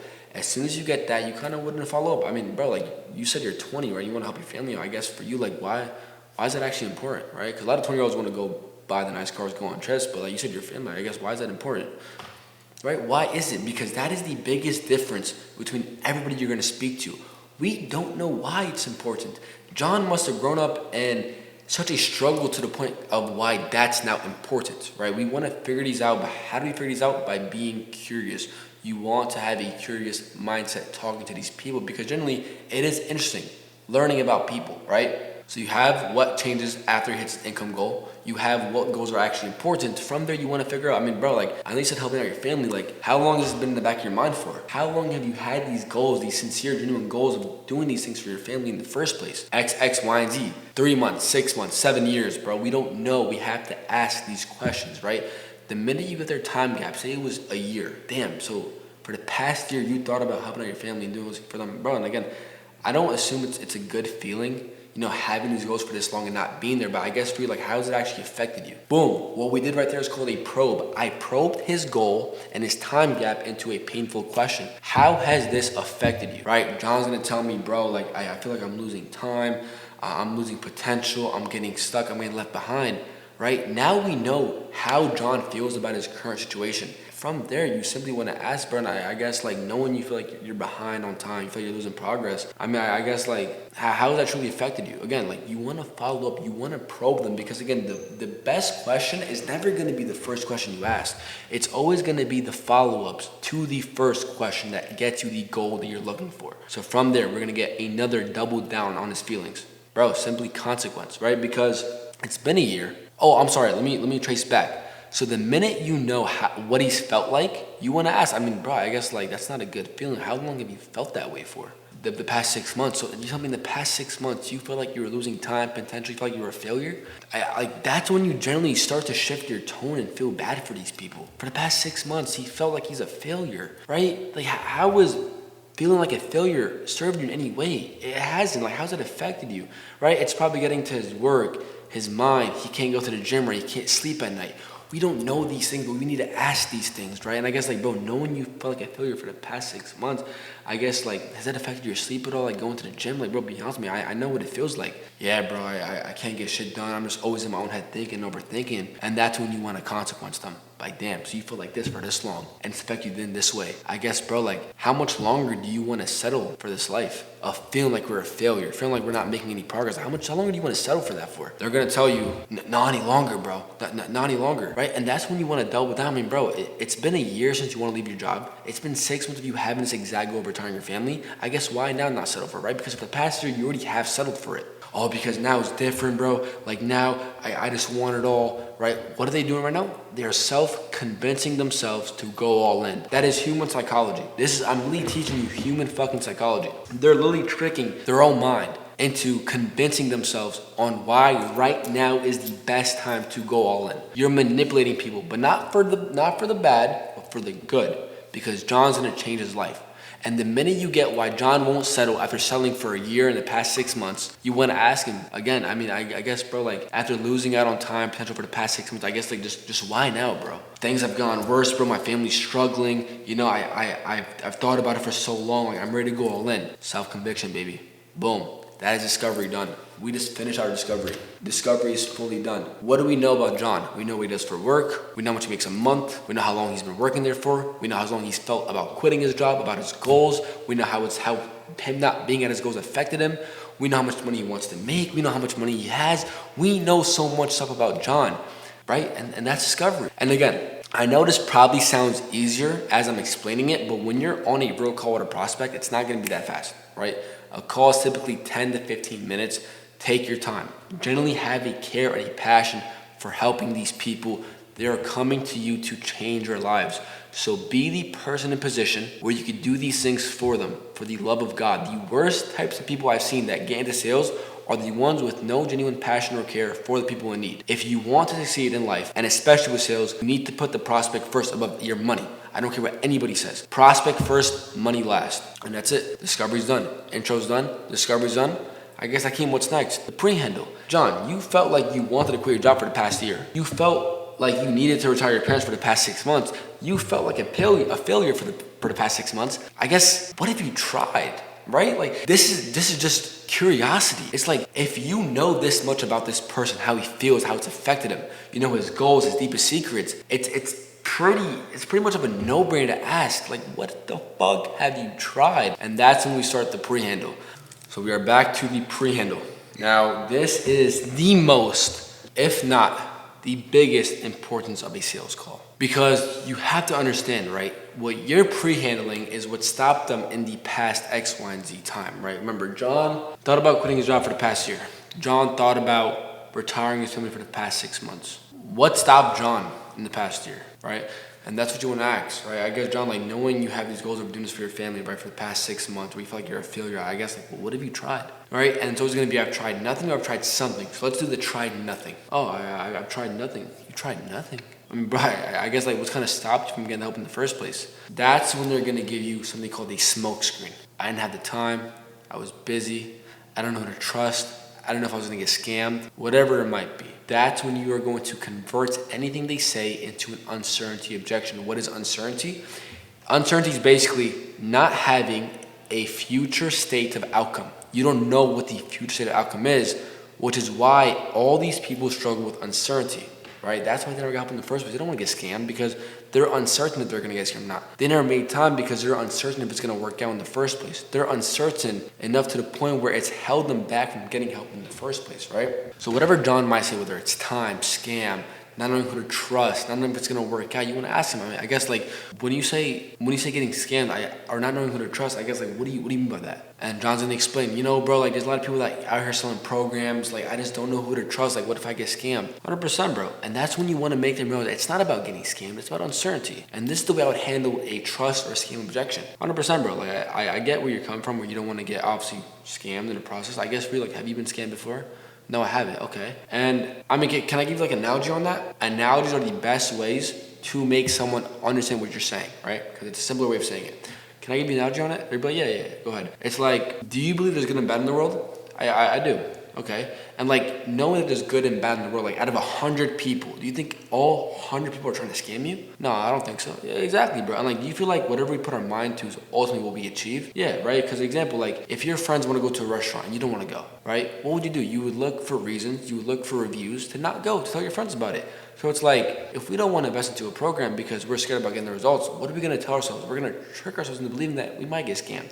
We don't know who to trust, right? But like knowing there's good and bad in the world, knowing that whatever we put our mind to is ultimately what we achieve, I guess for you, like, it's like if you had free help, you had a free program, you joined it, but you didn't get results. Like, did you get scammed? No, I didn't get scammed. Exactly, bro. But it's the fact that we're paying for something, which in return, if we don't get the results for it, we feel like we are getting scammed. But I guess for you, right, like if we went to the same exact gym, $60 a month, I got the results, I got jacked, and you stayed fat. Did the gym scam you? No, the gym didn't scam me. Hey, so whose fault was it that you didn't get the results in the first place? It was my fault. Exactly, bro. And at the end of the day, like, are you even going to be somebody that shows up in the first place, on time to the coaching calls, on time for the one-on-ones, actually taking this seriously to get the results you're looking for? Yeah, I am going to be that person. So I guess for you, bro, it's like knowing we've had this idea about getting scammed, right? Losing out on money. I guess in the end, whose responsibility is it to make the results in the first place? It's my job. It's my responsibility. Exactly, bro. And I guess for you, like, how long have you felt this or thought about this way for? Where you felt like as if you were gonna get scammed? Oh, bro, like the past 6 months. So tell me, for the past 6 months, we chose to believe that we can get scammed, knowing it's our responsibility to make the results in the first place. I guess like, where's that way of thinking even led you? Nowhere. So it's led me nowhere. Exactly, bro. It's led you nowhere. And I guess for you, like, are you even serious about this in the first place? I am, bro. Like, I want to make it, bro. I want to make all this money for my family, yada, yada. I mean, I guess for you, bro, it's like that version of you that has made it, that has all the money, that's retired all of his family members.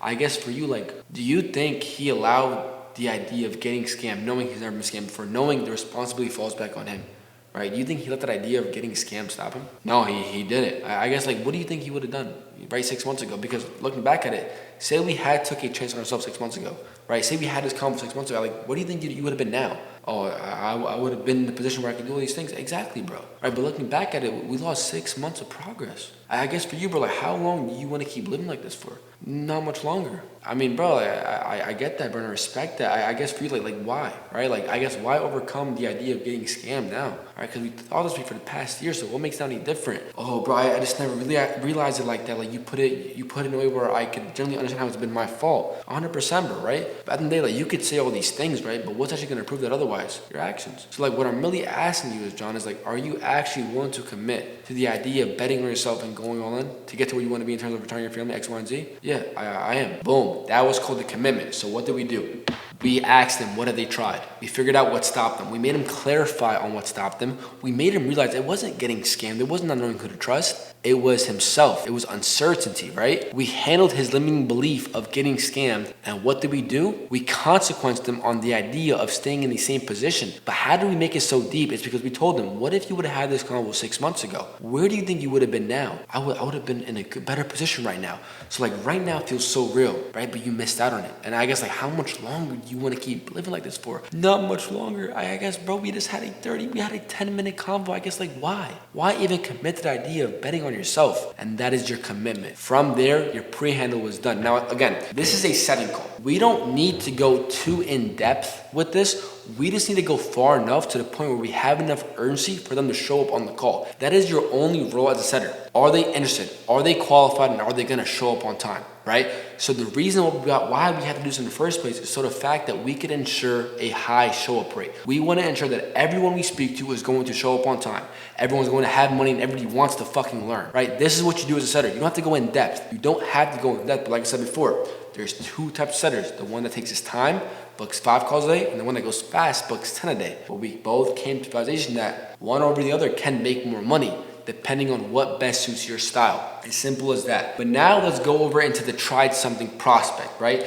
Now it's pretty much the same thing. The only difference with the tried something prospect is when they have tried something, you always want to ask, right? Like, how did it go? Clearly, it didn't go well if they're on the call looking for help, right? And if it didn't go well, you want to have them clarify why it didn't work, but you always want to make them realize it's their job and it's their responsibility of why it never worked out in the first place. But that's not what you're pre-handling. What you're pre-handling is the time gap in between when they last tried something to now. So for example, John tried e-commerce 6 months ago, and the last time he attempted it was 5 months ago. I mean, I guess, John, for you, right? Like, knowing it's been 5 months since you tried something, I guess, what have you tried since then to get the help in the first place? I've tried nothing. I've tried this. I've tried, right? What have you tried to get the help again in the second place? Oh, I've tried nothing, bro, because, I just don't want to get scammed again, right? For anyone that's tried something online, didn't get the results, it's more than likely going to be a scam or a trust smokescreen, right? But again, it's the exact same way we just handled John's first objection in the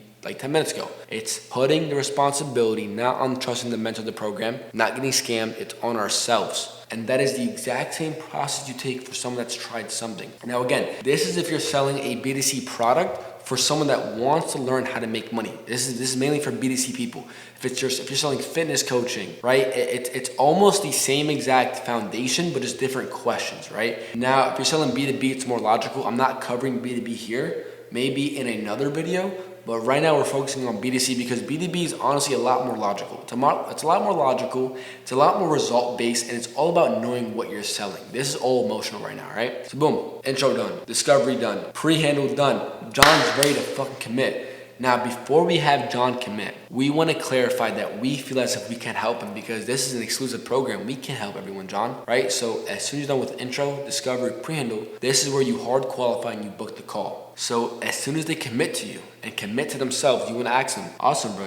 I could tell you're serious, bro. I feel like we can help you. What I can do from here, right, is put you on a call with one of our coaches to best suit your kind of situation. I guess before we do so, this obviously is an investment within yourself, getting the private one-on-one coaching and mentoring. I guess for you, right, like say you're opening up a restaurant and you have to buy the equipment, the location, the staff, right? I guess how much would you say you have set aside to actually invest in yourself in the first place? That is now the hard qualification. We are now figuring out how much actual capital this prospect has on hand ready to invest, right? So I'll give you 3 scenarios. This scenario is the perfect scenario. John says, I have 5K. Okay, now that 5K, right? We want to confirm, is the investment ready? Okay, now that 5K you have set aside, is that something you actually have on hand or kind of stashed in your savings and cash? Oh no, I have it on my bank account. Awesome, bro. And I guess for you, right, the biggest thing is just make sure we can help you in the first place and you obviously trusting us, right? So what I can do from here is set you up on the long call with one of our coaches. His name is Tim.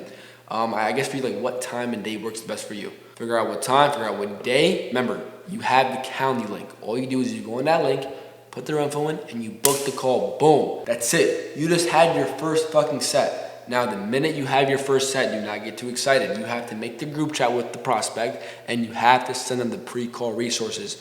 Your offer, your team will always give you these, so don't worry about it. But now let's go to the prospect who kind of is being a bit bigger on the investment, right? If someone is being big and not telling you how much they have set aside, you always want to make them open up, right? Yo, bro, again, I'm not trying to pocket watch, but what I'm trying to do is obviously see if I can help you in the first place. This is a paid mentorship where we can't let everyone in for free. I guess for you, do you even have, anything set aside to actually invest? Yeah, I do, bro, but I guess how much is it, right? They're going to ask you how much is it. The minute someone asks you how much is something, you never tell them. You tell them, bro, it really depends based on your situation. I guess for you, right, because we don't know if we can help you. I guess for you, what makes you ask that in the first place? Always flip it back on them. If someone's asking about money, what does that mean? They could have a possible concern about the money. They don't have the money. Maybe they don't have enough for the money. Maybe they want to make sure they have enough, right? Always flip it back on them. And if they double down and ask again, you always want to give them a scenario, an analogy. Yeah, but again, I would love to tell you because it's easier for me and you, but I guess I really couldn't, right? Because imagine you take your car to a mechanic and fix my car. How much is it? Can they tell you right away? No, they can't, right? Because they got to do a diagnostic. They have to figure out what's wrong with it in the first place, how much labor is going to be, what parts are going to be. So as of right now, I just really couldn't tell you. I guess for you, like, how much do you just even have set aside then? And then boom, you flip back on them and they tell you. Once you confirm that's what they actually have, you book them into a call. Now you have the prospect who has no money. Because it's gonna happen, right? You're sometimes gonna get to the end of a call with someone that has no money. So what do you do then if they have no money? You simply go, damn, okay, bro. I mean, it seems like right now is not the best time where we can help you. What I could do instead is actually do some free resources. That way you can watch over the videos. I'll give you a bit of help. That way you can come back around when you are a little bit better in a financial situation. Is that cool? And then boom, that's it. You give them free help and you go on your way and you dial the next person. It's as simple as that. Like this is as simple as that. Now again, this obviously goes a lot deeper than how I mentioned it in the past 40 minutes. But this is the foundational understanding of taking a setting call from A to Z. There's nothing more and there's nothing less. The only thing you really have to do is implement a real, genuine conversation. If you hear things and you don't know what they mean, ask them questions. If they're talking about their feelings, make them feel reassured. Have them make sure you understand their situation. This is how you close more deals. I closed $1.1 million in my first 11 months of being a high-ticket closer because I was a genuine fucking human being. Because I was in love with the idea of helping somebody. I would speak to dads, moms, bodybuilders, like why pay for coaching? I generally want to know these things, and I sold 1.1 million, if not more, with recurring rev in my first 11 months of high-ticket sales. It's that fucking easy. You don't need to be a smartass. I stuttered throughout this entire video. I've choked on my words, but I'm still successful because I am good at helping people. Fuck the money. Let me help you first. You're not a sales rep. You are a personal therapist. People are coming to you with problems, pains, and you have the solution. But before you give them the solution, you have to understand why, what they need, what's happened, and then you give a solution.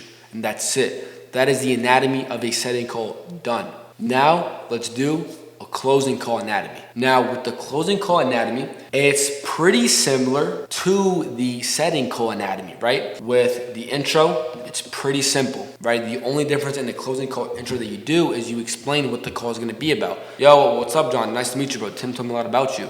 Real quick, this call is gonna be around 30 to 45 minutes. If we do happen to go over it, do you have anywhere to be at all? No, awesome, bro. Okay, bet. So I know you spoke to Tim about X, Y, and Z. I guess for you, like, what really caught your interest in, like, hopping on this call in the first place? Boom. We get the real interesting goal. It relates back to the problem. Current situation and goals. Those are the only two things that you focus on in the discovery of a closing call. But the difference in here is that you are going a lot deeper. You are making this person fully self-convince himself, fully understand why he needs to make a change, right? The pre-handle is gonna be the exact same thing. Tried something or nothing. It's gonna be the exact same thing, but it's gonna be in depth. It's gonna be a lot more personable. It's gonna be a lot harsher because this is the moment. You have 45 minutes with this person. This is when you need to change your mindset and make them commit to themselves. So the exact same things we went over on setting is the exact same way on closing, but again, it's a lot more in depth and a lot more personal and a lot harsher. So take your time and genuinely help these people. Now, the only difference in the closing call is these three things: dropping the price before the pitching and then handling objections if there's anything to handle. But the way that I'm going to teach you is that you're not going to get any objections. We go objectionless, baby. All right, so listen up. I always say drop the price before the pitch. Now, the reason why I say drop the price before the pitch is because understand one thing. When someone is in a call with you, right, the biggest thing on their mind is wondering, how much is this going to cost me? I wonder how much it costs. I wonder how much it costs. That is the biggest thing on their mind. They're so anxious about it, right? Because during a call, this is where the prospect is. This is where you want them to be, right? You're closing that gap. But the minute you close that gap, right, because what closes the gap is the intro, the discovery, the pre-handle, the consequence, the commit, right? You're right here. The pitch seals the deal. The minute you say the price of over 3K, they're going to be like this because, damn, now I got to pay 3K, right? The reason why I say drop the price before you pitch the product because the pitch is what seals the deal. Intro, discovery, pre-handle, consequence, commit. Now they're right here. Right? And the way you drop price is you go like this, after commitment. Bet, bro, I feel like we can help you. And obviously, like, I do want to help you, but before we do so, I obviously want to tell you, like, this is an investment within yourself. And if you feel like everything we can do and what we do here is going to help you get to those X, Y, and Z goals to retire your family, doing this for your family, X, Y, and Z, the full investment is 3K. Now, I'm not asking you to invest right now, but what I'm asking you is if you genuinely feel like we can help you, is that something you have set aside ready to invest in yourself with? Is it going to be a yes or a no? It's going to be a yes? Yeah, I have it, brother. Let's see it. That's perfect scenario. It's gonna be a yes, bro, but like I guess like that's pretty expensive, right? Like the only objection that you could get right there and then when you drop the price first is about money. That's it. They don't know what you offer. That's why they're being hard about it. It's like, bro, why would I pay you $3K if I don't know what's offered? That is the only objection you are going to get when you drop the price first, right? And even then you might get a time or think about it, but they all are back to money because this person doesn't even know what you offer, right? So they don't need more time. They don't want to think about it. They just want to know if it's even worth the investment. And this is why I say drop the price before the pitch, right? You make it clear you're not asking for an investment currently. You're just asking if they have it, if everything is what they want in the program. The only objection is going to be about money. Handle the fact they don't know what's included, which is why they are fearful, right? So if you get a prospect that says, oh, I don't know, bro, like, that's a lot. Like I have the 3K, but that's a lot of money. Yeah, bro, I mean, I get that, right? But like what I'm asking is, right, if everything was perfect, like if you were guaranteed to live your dream life, right, with our help, I guess like that 4K, is that something you've been willing to actually invest in yourself with? I mean, yeah, bro, like it's a lot of money, right? And that's when you give the analogy. Bro, like again, like you don't even know what's offered in the first place. So I can kind of understand why you're kind of a bit fearful, right? But like look at it this way, right? Would you buy a Honda for 10K? Nah, I wouldn't buy a Honda for 10K. Okay, would you buy a Ferrari for 10K? Oh, 100%, right? So it's not about the money that was the issue. It's about what you're getting in return for, right? 10K isn't a lot compared to a Honda, it's a lot. Compared to a Ferrari, it's nothing, right? But what I'm asking you is like, if everything we go over and how we can help you is a perfect fit and you're fully confident in our ability to help you get those X, Y, and Z goals of retiring your family, make 20K a month, I guess like what I'm asking you is that something you are actually willing to commit to and actually invest in yourself with? Oh, 100%, bro. And boom, that's it. You then go on and pitch. Now, if there's someone that says they don't have the money, yeah, bro, like money's not going to be an issue, I guess, for you, right? Like, if everything was what you were looking for, what I'm really asking is like, how much do you even have set aside to actually invest in yourself with? 2K, okay?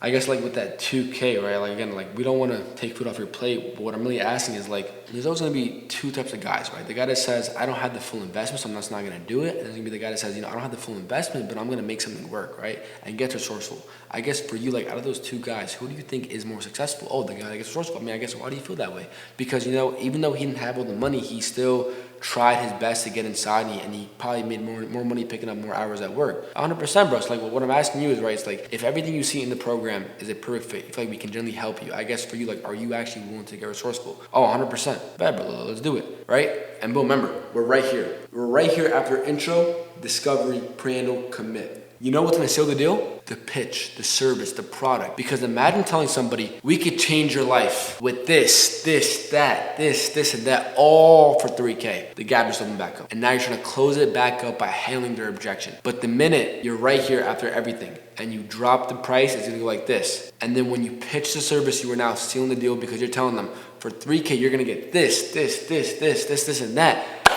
And then it's an objectionless close. Simple as that. That's how a closing call anatomy works. Now, the trick to having a great pitch is by tailoring everything about your program to the prospect. That is the best way. You make them feel as if their needs are fulfilled.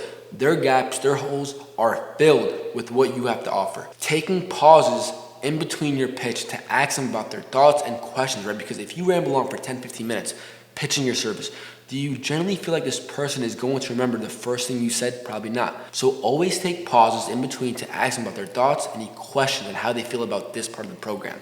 And lastly is relate specific parts about the program to them and how it's helped other people in their position. Because the one thing people love is social cues. It's the fact that this helps somebody else in my exact position, so that means it's gonna work for me. People love that idea. People love being reassured. People love being related to. Always do that and you are going to have the best pitch ever. And lastly is handling objections. Now again, similar to pre-handling, because if you did a good job pre-handling, they should give you no objections. But there's always going to be people that have that bit of fear right under them. Whenever you tell them it's going to be 3K, I guess how you'd like to proceed, they're going to be like, oh, I need a bit more time to think about it, right? You never want to attack them for it. You want to fall back 100%. I mean, I guess for you, like how much time you need to go think about it? Oh, I need like a week. Okay, bet. I mean, I guess like in the following week, like what's going to be the main thing on your mind?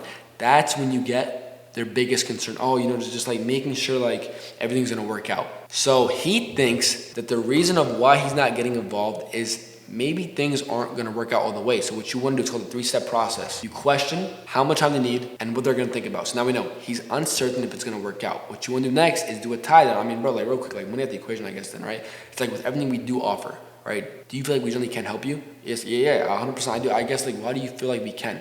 Oh, the one-on-ones, the coach community, it's just all so good. We're doing a tie down. We're making him convince himself to why this service is gonna help him, right? So question, tie down, and that's when you do a logic. Okay, bet. And like, you seem very confident in the program. I mean, I guess for that 3K we're asking for, like, is that something you even have set aside in the first place? You're either gonna get a yes or a no. If they say yes, I had the full 3K, then it's an uncertainty objection. If they say no, I don't. I mean, bro, like, money's never gonna be the issue. We're not letting that stop us. I mean, I guess for you, right? Like, if there was, because like, if there's always gonna be a way. I guess for you, like, how much do you have set aside to actually invest in yourself? Oh, I only have 1,500. Okay, and like that, with that 1,500, bro, like, are you actually? That's something you're actually willing to invest? Yeah, I am. Boom. If they say yes, I have all the money, but I'm just uncertain if it's gonna work out. You're handling uncertainty, right? The same way we did it with the pre-handle for the trust and the scam. It's making them realize it's not about if the program's gonna work. It's about if you're gonna put in the work, and that's all it is. That is the anatomy of a sales call, closing, and setting. You now just became a high-ticket setter and a high-ticket closer. Now, when it comes to DM setting, it's pretty much similar, right? But you're over text, and it's a lot easier. So we're not gonna go over that because that's rubbish. But it's the exact same process in DM setting, right? You're just texting people. But that's it. That is the anatomy of a sales call. Pretty fucking simple. Again, you guys are not gonna become great reps by just watching this video. Go implement it. Go practice it, go mock it, go role play it, and most importantly, for the love of God, get real experience. You have to fail and get back up, and that is the only way you are going to get better at sales. All right. So now we are on module 5, setting the frame is an absolute myth. Now, if you are familiar with what that means, then you might get what I mean. Now, what is setting the frame? So basically, a lot of times when a prospect joins a call with a closer, a lot of closers try to assert authority by trying to frame how the call is going to be, which isn't a bad thing, but what makes it bad is a lot of the times people try to assert respect and authority. Right? Authority needs to be earned, respect needs to be earned, it can't just be given, right? So whenever someone joins a call, the typical way people try to set the frame is by mentioning how long the call is going to be. If they have anywhere to be, can they still be here? Again, that's normal, but it gets to the point where people try asking, are you the main decision maker on the call? Honestly, if this isn't a business-to-business call, I wouldn't even bother asking that, right? That's something you could pre-handle subliminally throughout the call on its own. Bro, just get into it, right? Yo, what's up, John? How are you, brother? Awesome. And real quick, this call is gonna be like 30, 45 minutes. Do you have anywhere to be if we do get over it? No, you don't? All right, awesome. Did you check out the pre-call resource we sent you over in the group chat? You did? All right, awesome. Let's get into it. So I know you spoke to him a little bit about what was going on. I guess in your own words, like, what really just kind of motivated you to get on this call in the first place with me, right?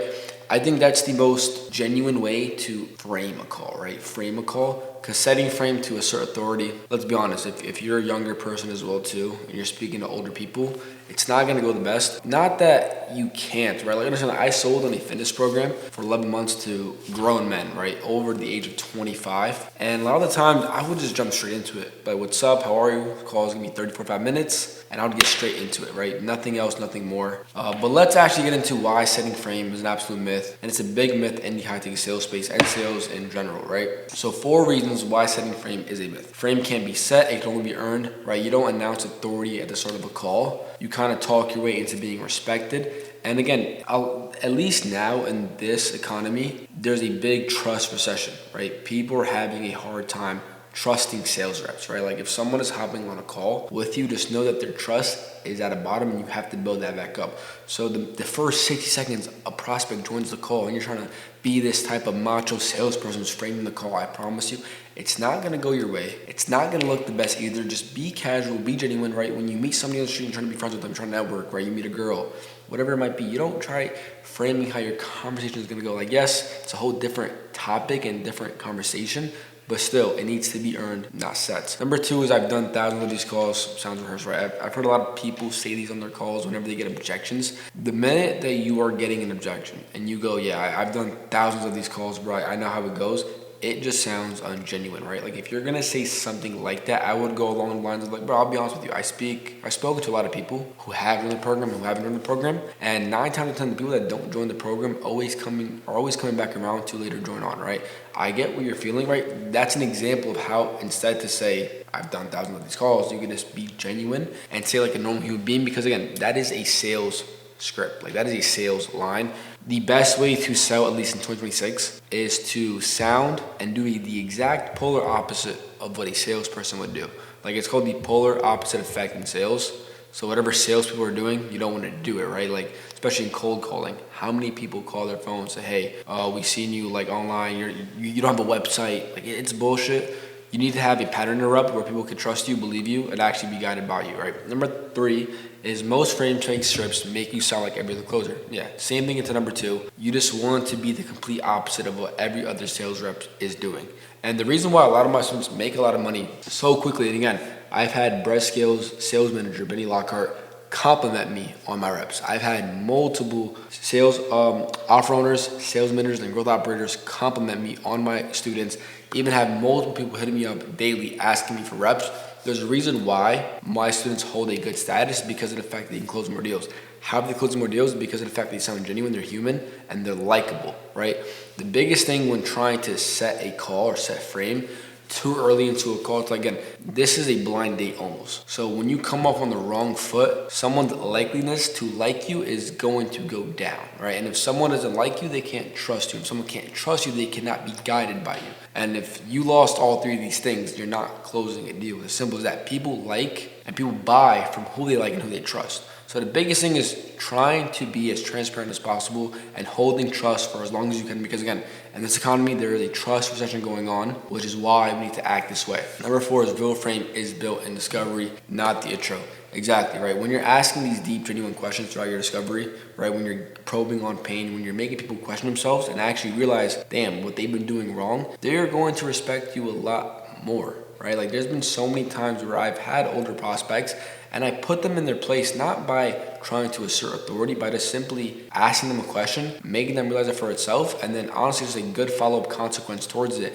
And respect is always earned and frames are always set through that way, right? Through a normal conversation, right? You don't meet somebody and respect them based off what they told you the first time. It's like, how does the convo go? What's the energy this person's giving me, right? Do they sound like they're being genuine, authentic, right? Does it sound like it's a forced conversation? These are all things people are going to pick up on that you might not realize, because a lot of people in high-ticket sales, at least, they talk about what you should be doing, but they don't talk about the prospect side of things, right? I've been a prospect. I've joined a program. I've been on many calls getting closed into it, and I could always see what kind of closers I'm speaking to. And the ones who try to, again, assert authority, set frames, aren't usually the best ones, nor close the best deals. So, again, the biggest thing that I want to teach you guys throughout this course, or this video, is just to be as genuine as possible, right? Like, I feel like the sales industry, especially like people that watch like Jerry Minor, the Impact Team, like they're all script robots. They're all script monkeys. They don't sound genuine. And I feel like a lot of stuff that they're doing doesn't work, if I'm being honest with you. I've closed every single one of my deals with a genuine conversation. 1.1 million, never following the script, never using sales tactics, right? It's just being curious and having common sense. If you want this and it's been this amount of time and you felt this way for this long, I guess, how does that make any sense, right? Just using common sense and being as genuine as possible. That's why I believe setting frame is a myth, right? So stop trying to set frame and start showing up with it, right? Because the biggest thing that I said to actually close more deals is 3 things. Hold a lot of confidence for yourself, hold a lot of respect for yourself and the lead, and lastly is try to encourage and help prospects build self-belief, right? It's like the minute someone can like you, they can trust you, and most importantly, you make them believe in themselves, they are more likely to buy from you, right? Because think about it. This person is going through a hard time. This person has a goal of doing X, Y, and Z, and he's coming to a random stranger for help, right? Like you must think to himself, and like a lot of people, they don't speak to their family or friends about it, but he's coming to you. Right? They're coming to you and they're expressing their pain, their goals, their thoughts, their emotions, their ideas. And you're a random stranger, right? You're a random stranger on a video call with them that they found online. They never knew who you were, right? They only seen the person that was posting content, but they're talking to you. So it's like if you could build and help them build self-belief within themselves while also holding a very strong and serious communication, they are going to buy from you, right? I had an 85% close rate. And the ones that I never closed were the ones who were just weren't qualified financially. That's all it was. I honestly believe I would have had like a 90% close rate if these people were qualified, right? I'm telling you, sales is shifting. The old stuff is not working. The new stuff is just being yourself, pretty much it, right? But what actually matters is before the call, right? So like this is kind of a simpler way to almost set frame without trying to force it, right? For one is the minute you get on a call is if you guys have pre-call resources, asking the prospect if they had watched that before the call, right? Because for one, if they didn't watch it, you could put them in their place. And from there, frame's already being set. And if they did watch it, cool. They got more insight, you're gonna have a better call with them. Second thing is knowing the full client journey. I always say this, whatever offer you're selling on, go look at the offer owner's content, right? Go see what kind of content they're consuming. From there, click on the funnel, click on the link in the bio, go through it, see what the video is about. See what kind of FAQs they have up. And what that means is on the funnel that we showed you earlier, it's like on these websites, they have the VSO, which is the main video. Under is the application, under it are either testimonials, and on the next page when they book the call are FAQs, frequently asked questions that handle certain questions, limiting beliefs or objections, right? So go through the entire VSO funnel. Look at the results you're looking at. Look at the application. What are they reading? What are they answering? Watch the VSO. Go look at the FAQs and see how your prospect is being informed and how they've been on the call in the first place. And I promise you, you're going to have an easier time understanding their perspective, because the biggest problem a lot of reps have is they can't understand a client's perspective, right? The reason why I believe I've done so well in sales, whether it was in person or online, was because of the fact that I feel like I'm a very nice person. And because of that, I can understand people's emotions, thoughts, ideas, and their own perspective, no matter how it's affected me. Like, there's been times in my life where something bad happened to me from somebody else, but I looked at why it did in the first place, and I understood why, right? Because it's not always going to be about you. This is not just your world, and mentally, this is your world, but like, physically, it's not your own world. So the minute you could understand other people's perspectives is the day you are going to start having an easier time with random people you know, friends, girlfriends, boyfriends, husband, wives, kids, whatever it might be. You are going to start living a better life, all right? And ultimately, you're going to start closing more deals. Third thing is, what's really good before hopping on an offer actually in the first place is watching call recordings from the team, right? So for example, if you're applying for a new offer, you got the role, ask them for call recordings of the best closers. Watch them, consume them, right? Listen to the prospect, listen to the closer, see what the prospect is saying, see what the closer is saying, and from there, just feed yourself with more information, because I promise you, knowledge is power. And lastly, the pre-call routine. I'll be honest with you guys, like bluntly honest, I had no pre-call routine. Right, I would wake up maybe 5-10 minutes before my call at 12 p.m. and I was lazy, and I would jump into a call. Right, I would do my hair on my face and I would jump straight into it. And I will say, not that it affected me to the point where I lost out on money, but I know I could have been a lot better in my calls if I had just had a routine, right? Like, you don't need to work out in the morning. Hydration is always good. Make sure your head is right. But most importantly, like, is when you are on calls, you always want to be clear-headed, right? Like, especially if you're coming off a call that didn't close, it's going to fuck with you mentally if you're in that early stage of being worried about the money, right? Because the way I want you to look at calls is there's somebody looking for help, right? There's somebody looking for help. You're not worried about the money because the money comes after they receive their help.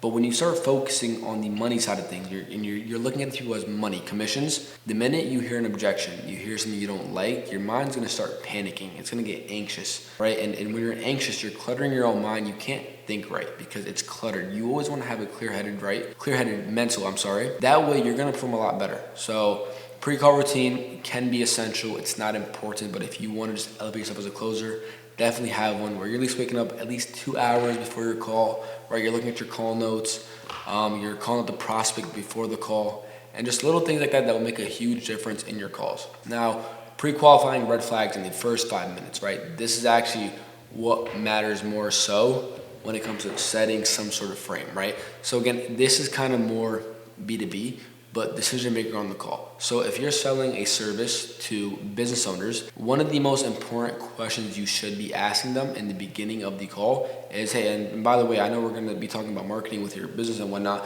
I guess for you, like, are you the main decision? Don't even say decision maker because that sounds salesy. Be like, are you the main one making decisions? Like, you need someone else here, like you have a partner or anything else? Right, just ask, like, do you have a business partner? Okay, like, does he need to be here? Because obviously if he does, I want to make sure they get full clarity getting into it as well. If they say no, just kind of double dog his bet. So what's his name? John doesn't need to be here? All right, awesome, we'll get into it. Boom, right? Very, very simple. And if they say, yeah, John does need to make a decision with me, so I bet, honestly, what we can do is, can John get on here now? Or if they say no, John can't get on here now, reschedule them, right? But I'm sorry, I don't want to go through this without John, just because that way it's out of respect for him. And if he does want more insight or clarity, I want to be willing to give to him, just so that way I know what he's being told and it's actually right. Pretty simple, right? People aren't going to get offended by it. And if there are prospects who are getting offended by what you're saying, 9 times out of 10, they probably weren't going to get a lead in the first place, right? That's all it is. They're retired kickers, like we mentioned earlier in module 4, or I'm sorry, was it 3 maybe? Second thing is the money actually accessible? Frame it with a reason. Obviously, this takes an investment. How much is decided to actually make this happen? That is on the setting call. Don't ever say that in a closing call, obviously. But again, it's like the same way I tell you guys on how to soft qualify and hard qualify. It's like you want to make it as genuine as possible, right? So it's like, and obviously, bro, I think we can help you. And obviously, this is an investment within itself where you are getting private coaching, one-on-one mentoring. And I guess for you, right, like imagine like this. You're opening up a new restaurant. You're buying the location, hiring the staff, buying the equipment, the ingredients. I guess like how much would you say you have set aside to actually invest in your restaurant, right? Very, very easy way. Third thing is buying state. Where are they physically? Are they driving? Are they on lunch break? Or are they working? Are they in the car or in a parking lot? Are there kids screaming in the background? This actually matters, right? So it's like if you're hopping on a call with a prospect and you kind of see that they're kind of cluttered, they're all over the place, they're not really paying attention to you, this is definitely when you want to assert some authority, just so that way you can be respected, right? Because a lot of times people can show up not giving you the respect that you deserve, right? Granted, we said respect isn't given, it's earned, but at the same time too, there's a level of decency which falls into respect, right? If they're parked in their car, they're not driving anywhere, like obviously from like you have anywhere to be, I see you're in your car, they say, no, I'm going to be in here. Awesome, right? The thing is with that is sometimes towards the end of the call, they might start driving, right? Like it's happened before. And if you see someone that was parked up and they start driving after they told you they weren't going anywhere, definitely set frame, like, hey, I see that you're driving, like, I thought you said you were good for the call. Like, these are things you could say because at the same time, too, some people lack decency. They lack respect. So if they're driving, definitely see if they can reschedule when they get home. Figure out where they're going, how far they are from it. If they're on lunch break, figure out how long the lunch break is, if it's still a good time for the call.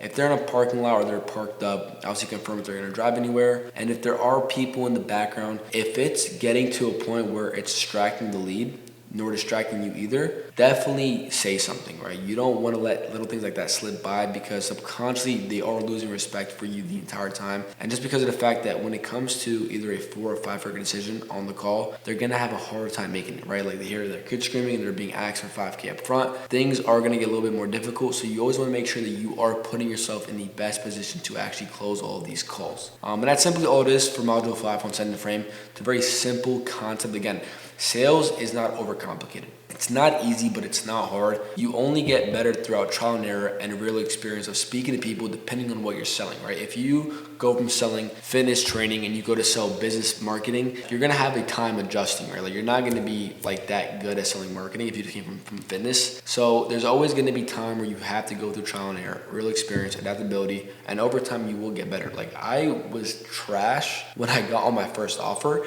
and within 2 months I became good, right? And obviously every other month became better because the thing is with sales skills, it's always linear, right? It's always going to be linear. It's not going to be exponential. It's always going to be linear. You're always going to get better and better and better every single day, every single week, every single month, and every single year. So take your time with it because I promise you, sales cannot be rushed. And sales is it's an exchange of someone's belief to the other person's belief, right? Things like this take time, and I want you guys to learn real human psychology sales. But I'll see you guys on module 6. All right, so now we are on module 6, discovery. This is the most important part of any sales call. As you guys seen in the anatomy of a sales call, right? We broke down how important discovery is. Discovery tells us everything and anything we need to know about the prospect, right? And if you find yourself getting a lot of objections, the biggest issue towards that is a bad discovery. You didn't dig deep enough, you didn't probe enough, you didn't ask the right questions. And that's why 99% of objections that end up on the call are discovery failures from the beginning, right? The closer's job is to tell them what they haven't realized in the discovery, right? It's to make the prospect realize these things in their own words, because the key to selling isn't selling somebody, it's not convincing anybody, it's having them sell themselves, right? So let's kind of break into this slide so I can kind of talk more about it, right? There is something called the roller coaster method, and this is something I strongly believe in, right? So when you're talking to a prospect, I'm talking about ringer real quick, when you're speaking to a prospect, you need to take them on a roller coaster, right? The highs, the lows, the in-betweens. you want to make them feel these emotions, right? So the floor is where they start off. That's the intro. The future state peak, the current state pain, and the pitch bridges back to the peak, right? That's basically the pitch on how they're going to get to where they want to be. So in the discovery, as you guys realized, we do like a couple things in discovery. We talk about where they are currently and their goals, right? And how not being at their goals affect them. So what did we do? We got them to where they are currently, to their goals, to how it's affected them, and then in the pre-handle, we're bringing them back to why they're there, and then afterwards, we're pitching them how to escape that reality to get back to their goals, right? So you could tell, intro, this is the intro, current situation, this is their goals, how it's affected them, the pre-handle part, making them realize why they're there, the pitch, right? The price drop, and then the investment takes them all the way back up here. You can't even see my hand. That's how far they went, right? So this is how it works, right? Most sales training teaches goals, pain, pitch. The roller coaster flips it. It's the goals first. People always talk about pain first. Fuck that. Talk about their goals first, right? Goals first, pain second, and then you pitch that as the bridge. Because what I found that is when you talk to somebody about how they're affected, the pain they're feeling, and then you talk about their goals, what you're doing is you're making them feel good for no reason. You're making them feel good for nothing, but when you talk about their goals first, I think I said it wrong. We talk about their pain first and their goals second. You make them feel good for no reason. So what you want to do is you want to talk about their goals first and then their pain second, is because this is where you could have been, where you should have been, where you would have been, but you're not. And this is where you are currently. And that's the fucking problem. It's the fact that we feel like this, right? So you always want to bring their pain to their service. You always want to make them realize it and consciously acknowledge it, right? And this is why it works. When you end discovery with the prospect feeling the pain, the pitch becomes the way out, right? The prospect feels as if I want to escape this feeling, I have to invest. I have to do this. And that's what you want to do, right? The pitch becomes the way out, and it's not a sales pitch. It's almost like a rescue in their own head, because when you do such a great discovery, people are emotionally binded to you. They want to buy emotionally. Like, I made so many people cry on my sales calls. My students have as well, and it's because of the fact that we're selling through emotion. We're selling through the identity, right? Because one thing you gotta learn throughout discovery is whenever you ask these certain questions about their goals, why it's important, right, their life story, you kind of can piece together on what kind of person they are, right? It's like if someone mentions, I want to help my family, I want to retire them, it's like, why in this person's mind is this so important, right? Who does he want to be? And like when you ask him about like, bro, why is this so important? He tells you like his whole life story. You know, my parents grew up struggling. They worked really hard for me. My dad was paralyzed. My mom worked 3 jobs. We lived in a motel. This is my story, by the way. And that's why it was so important for me to do all this for my family, because in my mind, my family went through such a hard time. I had to be this man in their life that could save them, that can rescue them, that can give them a greater vision of what life has to offer, right? So understand that when you could sell towards someone's identity, you could sell them anything as long as it's getting them to where they want to be, right? People buy the transformation, they don't buy the product. And then here's the math on it, right? So the pitch is to heighten the emotion equals no close, right? Pitch to felt pain with the dream still alive is where you close the sale itself, right? Because when you pitch to make someone more emotional, you're not gonna get that good of a close, right? But when you pitch to felt pain, right, to what was already felt with a dream still alive, that's when you're gonna make a close. So understand, intro, discovery. In the discovery, it's where they are currently, their goals, and how it's affected not being there. Pre-handle is why they're not there. You consequence and you commit the fuck out of them right there. You drop the price and then you pitch. And then you get no objections. And here are 4 things to extract from a discovery, right? Number 1 thing is the motive. Why is this person on this call today with me? Why are they looking to make money online? Why are they looking to lose weight? What caused this person to even book this call? Number 2 is the problem. If this person wants to make money online, I guess what is the problem then? You not have enough money, you don't have any money at all. What is the problem? What are you going through, right? What's broken specifically? But most importantly, have them put it in their own words. Have them explain to you what is the problem. The third is the pain. I get you want to make money, and I get this is why you want to make money, but I guess how is this affecting you, right? Right there. How is this affecting them in their life? That is the most important thing. Second important thing. The why is the most important thing. But that's such an important thing you know, is like the pain, how it's felt, what it's caused them to have this motive of a goal, but to not be there while also dealing with their current problem day to day. And lastly is, why does it matter? You've had this motive of doing this for your family for the past year. You felt like shit for the past 3 years, right? I guess, why now does it matter? Right? Like why does it matter for us to save our family, for us to make money, or for us to like not live in a 9 to 5? Right? Why does it matter? Family, pride, faith, survival, right? The why now is always going to be your biggest sense of urgency. And the best closers, what they do is they probe on the why. right? So when you get the why, don't stop there. Probe deeper on it, right? I mean, I guess for you, like when you say, now like you're kind of like realizing that you're missing out on time potential, I guess, like, what do you mean by that, right? Like, what do you feel like what do you feel like you're missing out on, right? It's like little shit like this, bro. I'm not trying to be corny, but this is generally how you would do it. Now, again, I'm talking to a camera, I'm not talking to a real person. This would have been a lot different if this was a real prospect, right?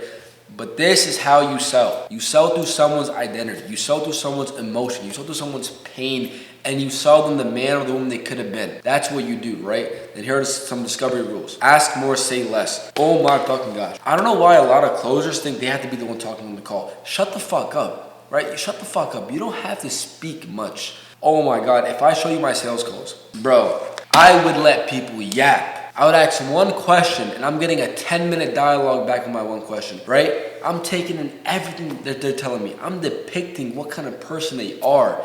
And most importantly, they like me because of that, right? Because think about it. These people, how many times are they being let to talk for that long? How many times are they being allowed to speak about themselves for somebody for this long, right? People will pick up on that. People like that, right? And that's what you have to do. You have to make people feel different about you, right? You don't want to be the fucking salesperson that talks over them, that cuts them off within every dialogue they have. Let them speak.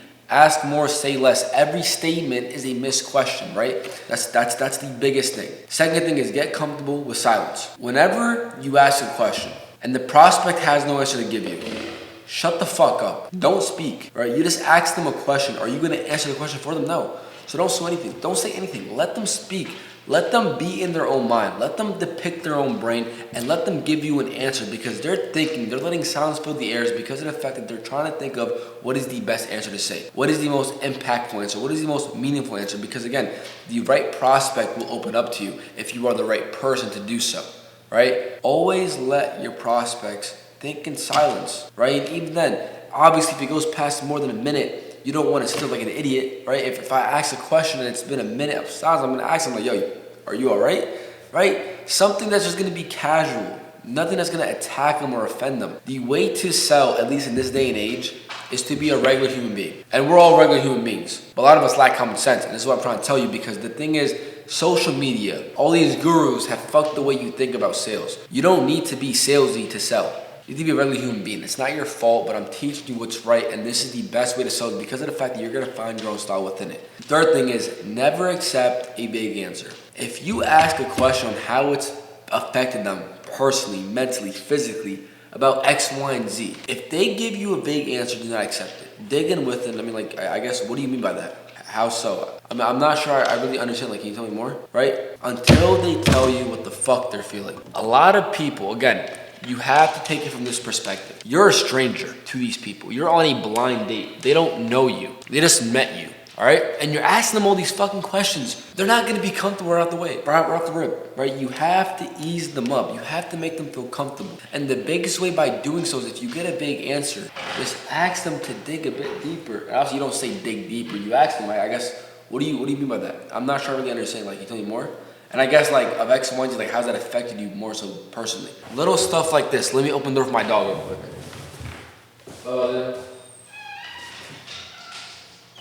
Right? It's as simple as that.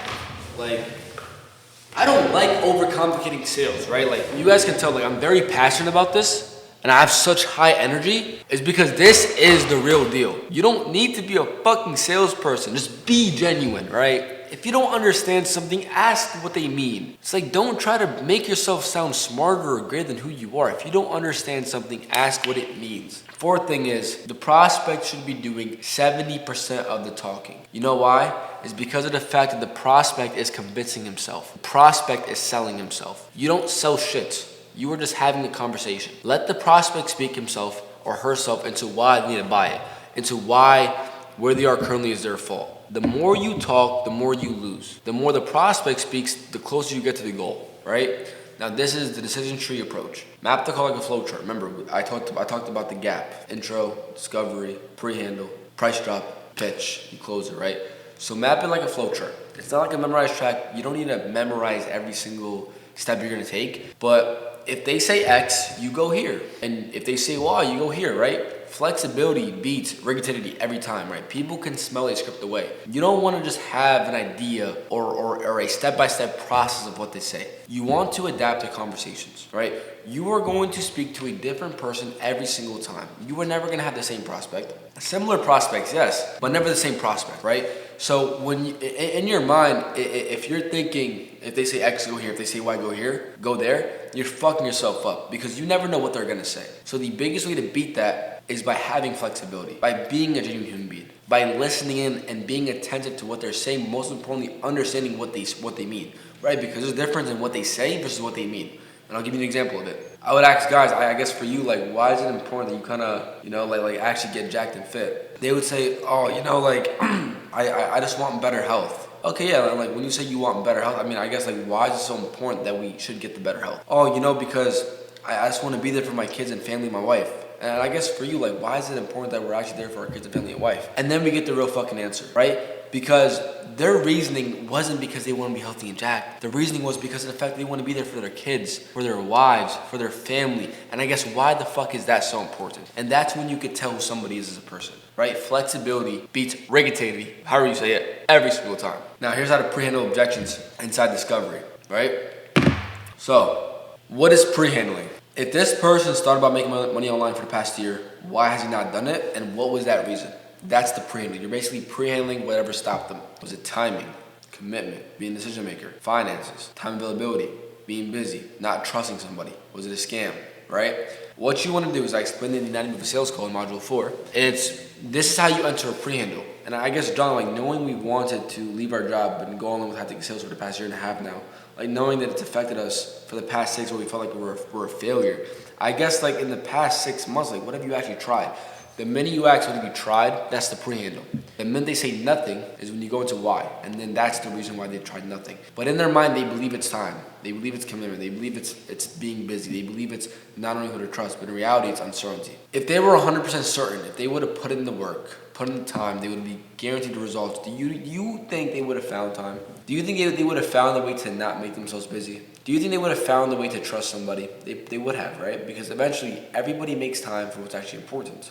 So I guess for you, like, getting someone goes to X, Y, and Z, like, is it actually important to you? Okay, it is. So I guess for you, like, knowing that it isn't from what we had made the time for, I guess why is that? And then you get the real objection. But again, even then, it's always uncertainty. And I already explained how to convert every objection into uncertainty. You simply make them realize it's not about time, and it's more so about the results. But eventually, the results are guaranteed upon who? Themselves, putting in the work, right? Very simple. These are the most common pre-handle objections you're going to get. Trust and scam being the second biggest ones. Then we have the yes and no maybe frame, right?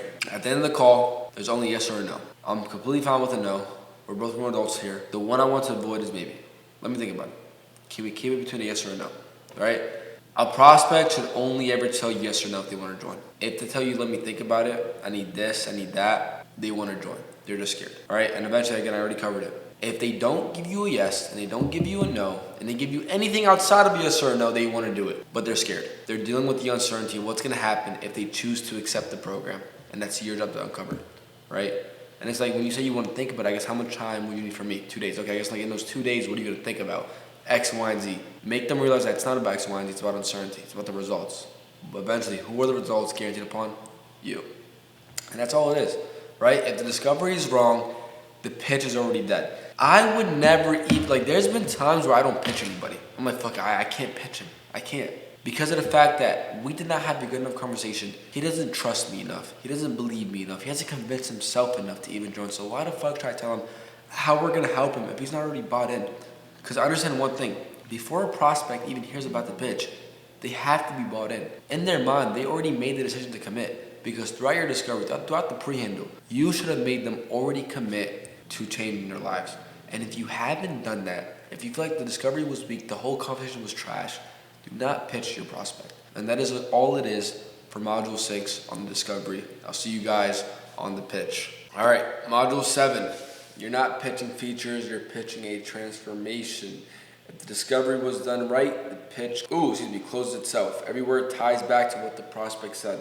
I was really good at pitching. So if you guys don't know, I closed on a fitness offer. And I sold 1.1 million in 11 months. with only a discovery and a pitch. I didn't pre-handle, I didn't consequence, I didn't commit, simply a discovery and a pitch. And the reason why I was able to close at a 75%, collecting 1.1 million in 11 months was because of the fact I had a great pitch. I knew exactly what the prospect was looking for. I knew exactly what they needed, what they wanted, and what they were struggling with because of me having a great discovery, right? So let's get into this. The pitch, this is the most important part of a call. This is what they're putting their money into. Pitch, these transformation, not the feature, right? Nobody buys a 12-week program with weekly calls in the Discord community. They buy the version of themselves that no longer works at that dealership. The version of themselves that's now jacked, money, wealthy, healthy, whatever it might be. Features of the how. The transformation is the why, and the pitch sells the why, right? I'm gonna be as authentic and as genuine as possible because I've stuttered on my sales calls. There's been times where I've choked up and didn't know what to say.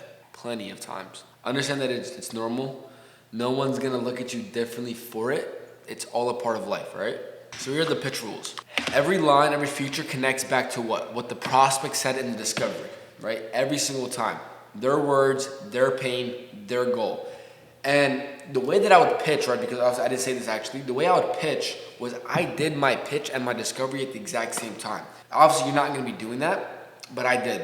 So I would ask a question about a certain part of the program, but I'd make it about them. I would ask them, like, so I guess for you, like, in terms of your fitness, I guess what's been your biggest struggle with it? Tell me dieting. I would ask every single question about how it could be dieting, why he was dieting, and why they never got the help in the first place. Right after that, I would pitch. It's like, damn, I just connected their own words, their own pain, their own goal back to the pillar of the program, right? And that's how you should be doing your pitch. When you are pitching, don't pitch for 5-10 minutes straight. You think anybody's gonna remember what you said from the beginning of it to the end of it? They're gonna forget everything you said about it, and that's why you're gonna have objections. I never had objections, and this is why I never had it, right? The second important thing is having something to show when you pitch. You can't pitch somebody like this, telling them what they're gonna get without any visuals, right? The brain processes 90% of information through visuals. They need to look at something. They need to look at what they're buying. Whether it's a slideshow, pictures, results, make them look at something, right? And that is the way you're gonna sell the most. You ask questions during your pitch. You elaborate with them. You talk about their own words, their own goals, their own pain back to the pillar of the program, and you show proof. You show something in return of it, right? And there's 3 pillars you need to follow. And it's groups of 3. Number 2, number 4, number 3. The brain absorbs in 3, right? And here's what it is. It's the high level promise, it's the temperature check, and it's obviously if the discovery was done right, right? So basically, the way you open a discovery is with basically, here's how we can help you, right? Like, here's how we're gonna get to those X, Y, and Z goals, right? And you make a high level promise, right?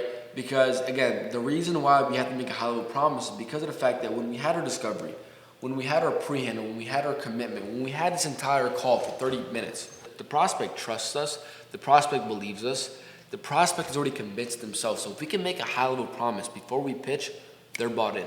They trust our word. We're guiding them, right? They want to see what it is, right? And end each pillar with a temperature check. And that's why I say, so whenever you pitch something, whenever you talk about a certain part of the program, ask them how they felt about it. Do you have any questions about it? Does that make sense? Do you feel like this can actually help you get to X, Y, and Z? And but yeah, 100%. I mean, I guess why? Like, what about this part of the program, like, it gives you that confidence? Because of the X, Y, and Z, because of the one-on-one coaching calls, because of this, because of that. Make them sell themselves. You're not a fucking salesperson. These people are selling themselves, right? And if you did discovery the right way, the pitch is mostly silent on their end. They have nothing to say besides nod their head and be like, wow, this is amazing. And if they're nodding, they're already fucking sold, right? And this is the PFS structure per pillar. The problem, the feature, and the solution. Remember I told you about when you were struggling with X and Y and Z, right? And like, we've had a lot of people coming in the program with the same exact issue, right? And our biggest benefactor towards that was this. Boom, problem, solution, right? And what we did was this, the feature.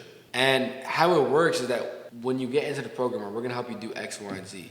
And when you do so over time, you're gonna see the results overturned, right? So what was that? Problem, the feature, and the solution, right? We told them about their problem. We made the problem relatable back to other people we've also helped.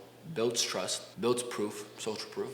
We talk about what exactly it is and what the solution is gonna do for them and how it's gonna help them, right? You always wanna bridge it to their dream because that's simply all it is, right? Like, this part of the module isn't gonna be long. This is probably the shortest thing I'm gonna talk about because pitching is pretty simple. I'm gonna give you 3 tips to it again. When you pitch the service, you drop the price first before you pitch, obviously.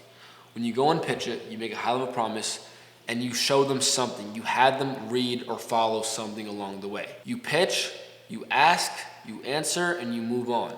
You want to make sure they're retaining what you're telling them. And at the end of it, they're already bought in. That's it. Pitch is done. There's nothing more to it, right? It's because of the fact that if you're selling a car, I guess like John, why buy a red car? Oh, you know what, like red's my favorite color. Okay, yeah, I mean, bro, imagine being in like this Lamborghini Performante, right? Like your red car, like I guess like how would that make you feel? Knowing the fact that it's red especially. Oh, this and that. It makes you feel like this. People buy the emotional feeling behind it and then justify it logically.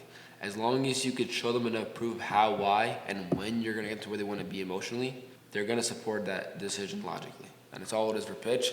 I'm gonna see you guys on Outreach and Looms. But before we do that, I actually am going to review 2 calls.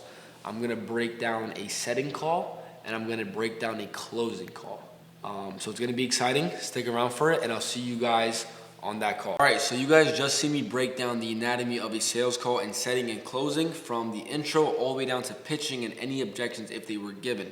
Today I'm with my boy Kareem, who I had put onto sales a while back, right? I first put him on back in, I think it was February. You got into it, you made $600 your first 2 weeks, and then you gave up on it for some like mini golfing app. Some mini golf app, yeah. It was some sort of golf app. And then he later got into it back in October. So I think about, what was it, like almost a year now, about 8 months ago. And he's doing fairly well for himself. He's made over $15,000 in commissions alone in 1 month, and if not more. And today we are actually reviewing one of his calls. So I'm gonna show you guys a real call review with one of my boys and obviously my student. So let's get into it. And so with this call, did you close this call, Karen? This call closed. Yeah. Fire. All right, but any objections? Nah, nothing at the end. All right, this should be pretty sweet and simple. Let's break it down. I introduced myself a little bit yesterday, but I want to just because you've seen Akeem on Instagram, I'm assuming, or maybe YouTube. And I If you guys don't know, Kareem was actually my closer, so we worked together, which is pretty cool, by the way. just want you to know me as well, right? Basically, I got into high ticket sales around a year after Hakeem. October time. I've been doing it ever since. Gotten decent in terms of coaching, helping other students. So I take some of these calls, right? Yeah. Let's sort of go into things a little bit. I know we sent over some videos, correct? Yeah. Were they were you able to watch them? I'm assuming you were. I remember Yeah, you I watched saying. everything. All right. All right, so I'm gonna pause it right there, right? Because when I was showing you guys like the setter process, right? When you are a setter and you book somebody into a call, you send them pre-call resources. So basically what Kareem did, or I'm sorry, what our setter did was he sent this person videos to watch and Kareem was ensuring that the videos were watched, right? This is a key essential point to closing a call and framing a call when you are in the beginning of the introduction. Just so that way, if they have watched it, you can ensure that they're more motivated, they're more nurtured, they're more warm to actually buy. And if they haven't watched it, why didn't they? Because that's something you have to address on the call. Yeah. Shows intent. Shows a lot of intent if they are able to watch everything. 100%.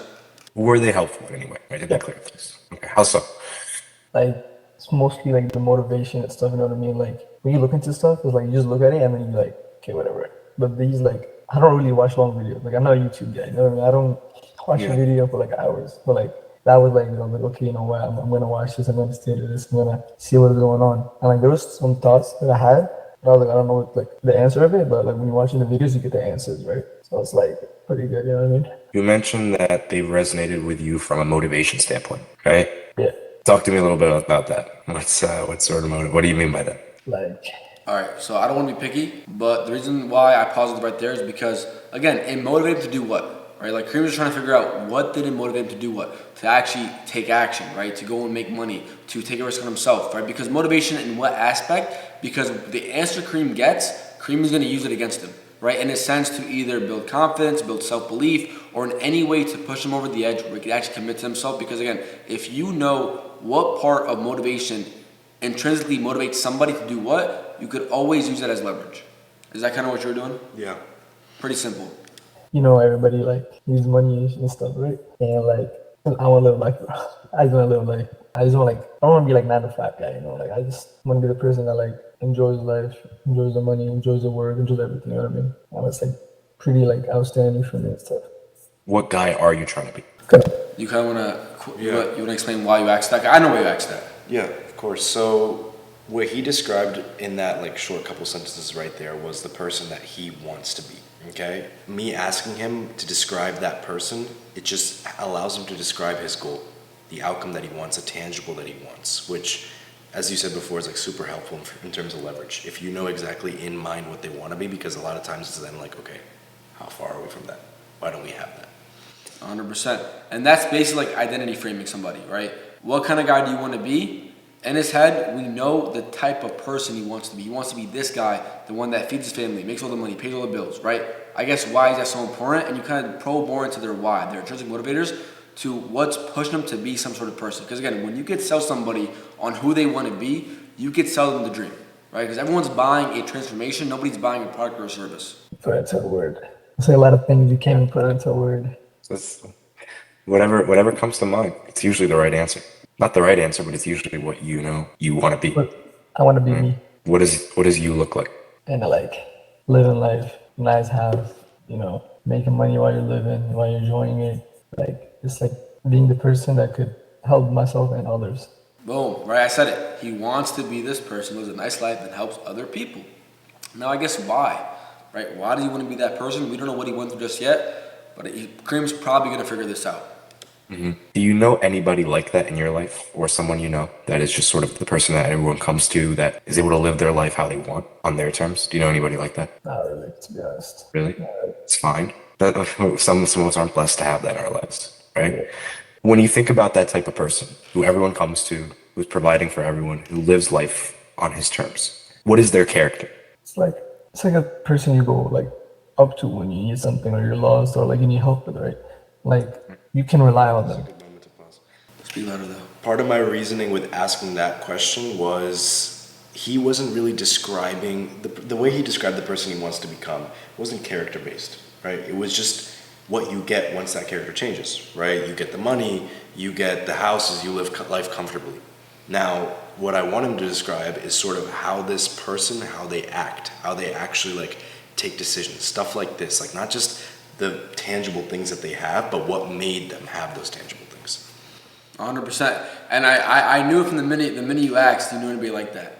And you asked them like, what character traits does that person have? They're like, bro, like this is how you basically, I don't want to say manipulate, right? But whatever Ahmed, the prospect is going to say, he's self-convincing himself to be like this person, right? Because if he says, oh, he's someone that doesn't give up, who takes risks, he's putting it into his own mind that if I want to be this person, I have to do this. I have to do this. I have to do that, right? He's self-convincing, and this is how you actually sell. You make the prospect sell themselves into who they want to become. So that's a great question.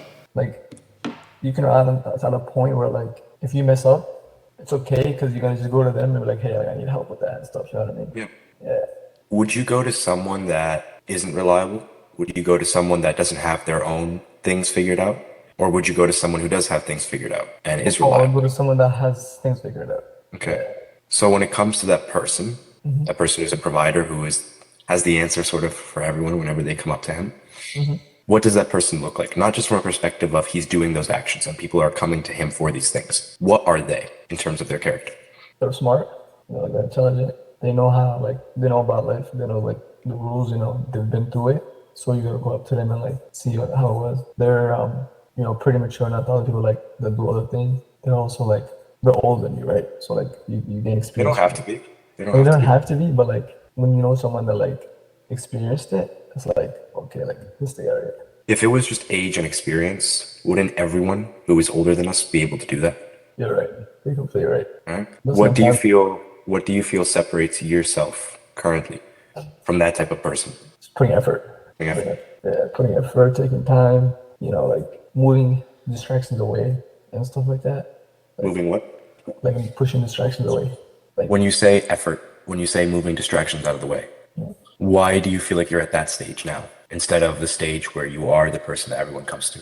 because distractions always be on the way, right? There's gonna be things that like that's stopping you from it. For example, like work, school, things out of your life and stuff like that, right? Like it'll be like, oh, I want to do this, but Okay, so I like that you asked that because he clearly said I'm in the stage of cutting out distractions. For example, when someone says my goal is to feed my family, it always correlates back to the biggest problem.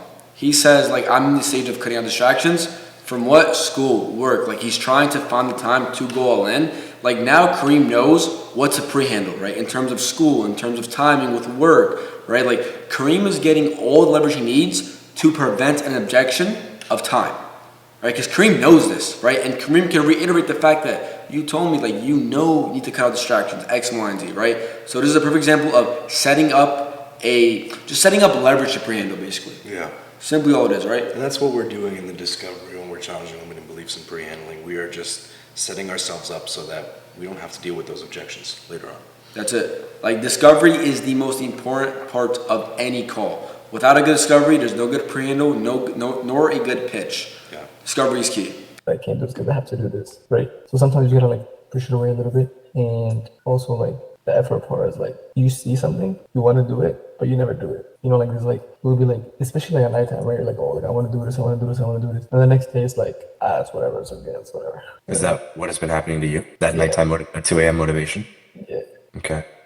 Like last night, I was like, yeah, like I'm hyped for this, I'm hyped for this, and yeah, like no, last night, like a couple of nights ago, I was like, yeah, and then the next day I was like, it's whatever, I'll do it tomorrow, like I'll do this other day, I'll do this other day. You know what I mean? It's like sometimes you're like, This is big.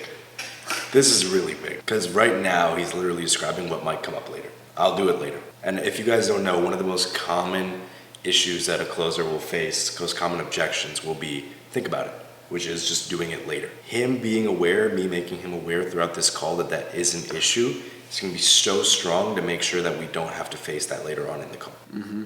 And I guess because this isn't typically like how people would even get into a discovery call. Like they start by asking questions about their goals, their current situation. I guess what question did you ask to initiate this conversation? It was a lot of it just depended on the outcome that he wanted, so being that type of person who is reliable, and then why he's not. And then that just instigated this conversation because it's like, okay, why are you not? He described it, and then we're just going in depth of why he isn't that person, what's causing him to not be that person. Yeah. Like, again, like sales is so universal. Like a lot of people have to understand too, is like the way that I taught you guys in this 6-hour video isn't to be a strip monkey, right? It's like everything you're looking for is in the follow-up question. So Kareem asked one question, got a good answer, was smart enough to realize what the prospect was saying, and just followed up, continuously dug into what the prospect meant by what he said, and now he found his objection. Like Kareem could just handle his objection and go and pitch. And like this is a discovery. Like this is part of a discovery because again, there's no pre-handling done here. There's no pitching. There's no consequence. There's no committing just yet. It's simply a discovery aspect of the call of getting to know the person in front of us. That's all this has been addressed as of right now. And obviously into it, he's going to start pre-handling, which I assume you do. Yeah. So pretty simple so far. keep going, bro. Keep going. Absolutely. But when we look at sort of like that 2 a.m. mindset trap where motivation is fleeting, right? Where do you think that stems from? Just life. What do you mean just life? We all just have a life, right? Like, And pause it right there because a lot of beginner closers would have agreed.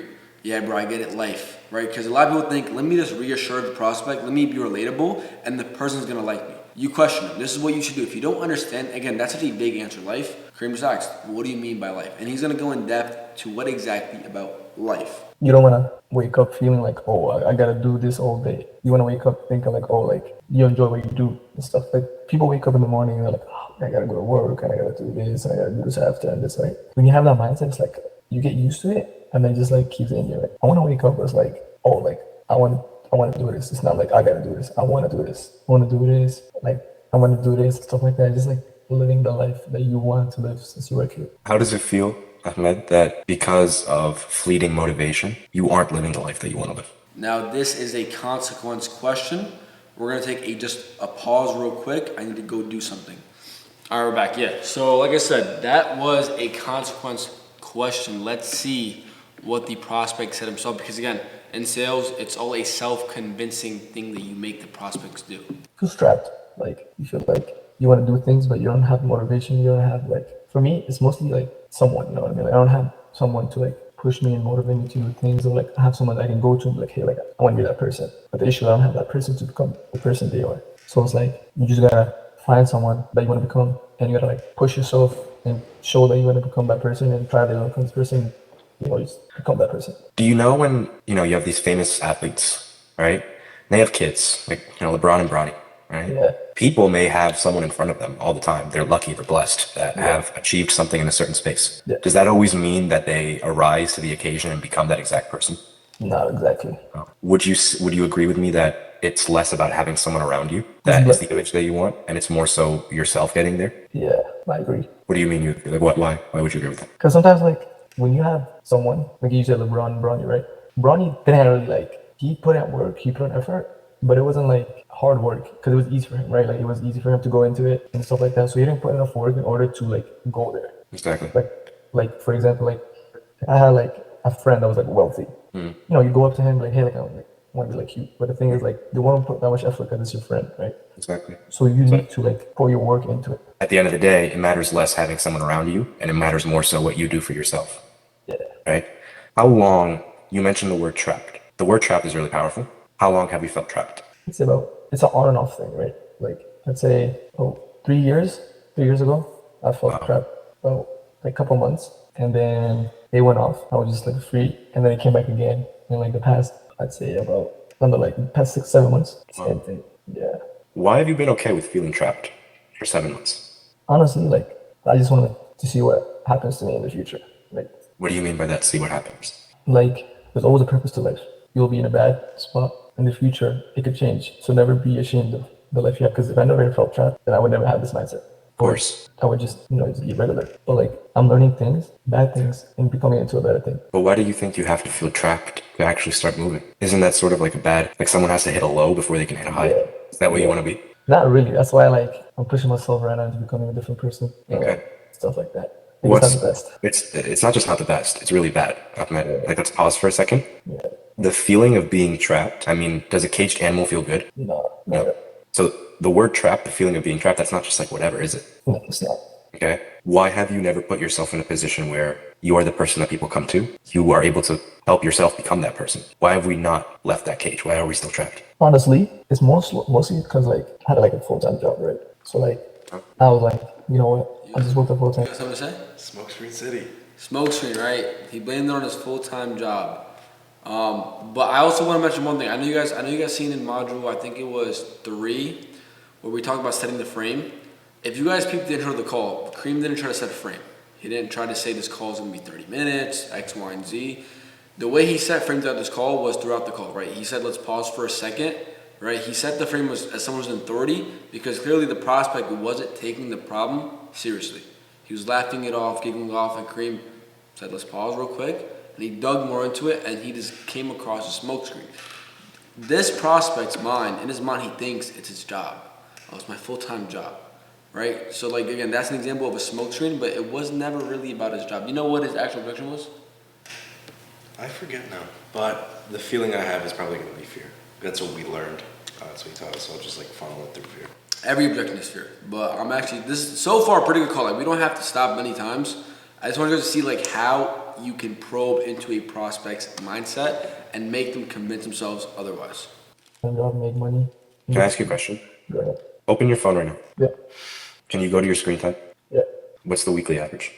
Time. Weekly average 7 hours and 4 minutes. 7 hours and 4 minutes. Is that a day? Is that weekly? No. This is daily average. Daily average, yeah. Yeah. So 7 hours each day. So we had 7 hours every day where it wasn't just work, right? Because if you were working 18 hours a day, I'd agree with you. Yeah. Maybe I'd agree with you. Right? I know people who are working 18 hours a day and they still make it work, Yeah. right? But then we see that we have 7 hours of screen time. What does that tell you? Can use it badly different.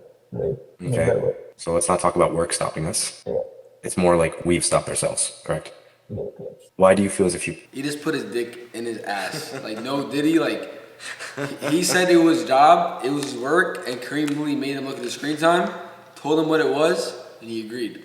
Right? Like, people cannot run from the truth. This is why I say it's very important. When you hear bullshit, to call it out, right? Because if someone lies to you one time, they'll lie to you again. The third time, the fourth time, they lie to you one time, you call it out, they're not going to lie to you. It's simply what it is, and now Kareem has his call under his control. Yeah. That's funny though. Like, and that screen time always works. Always. Been sort of, I guess going in the same word track, trapped, stagnant, complacent, right?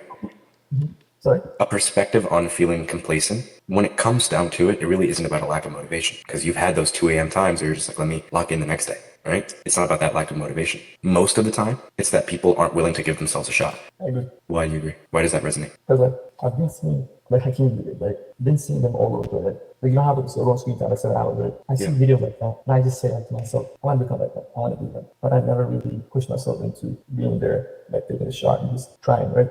I never really did that. But like took a shot a couple of days ago. I was like, you know what? I'm just gonna take a shot. I'm gonna go for it. I'm not gonna move either way because like I never really took the shot to begin with. But this time All right. The thing is, do you watch basketball by any chance? not really, but like No. I'll give you a good example. You know Ben Simmons?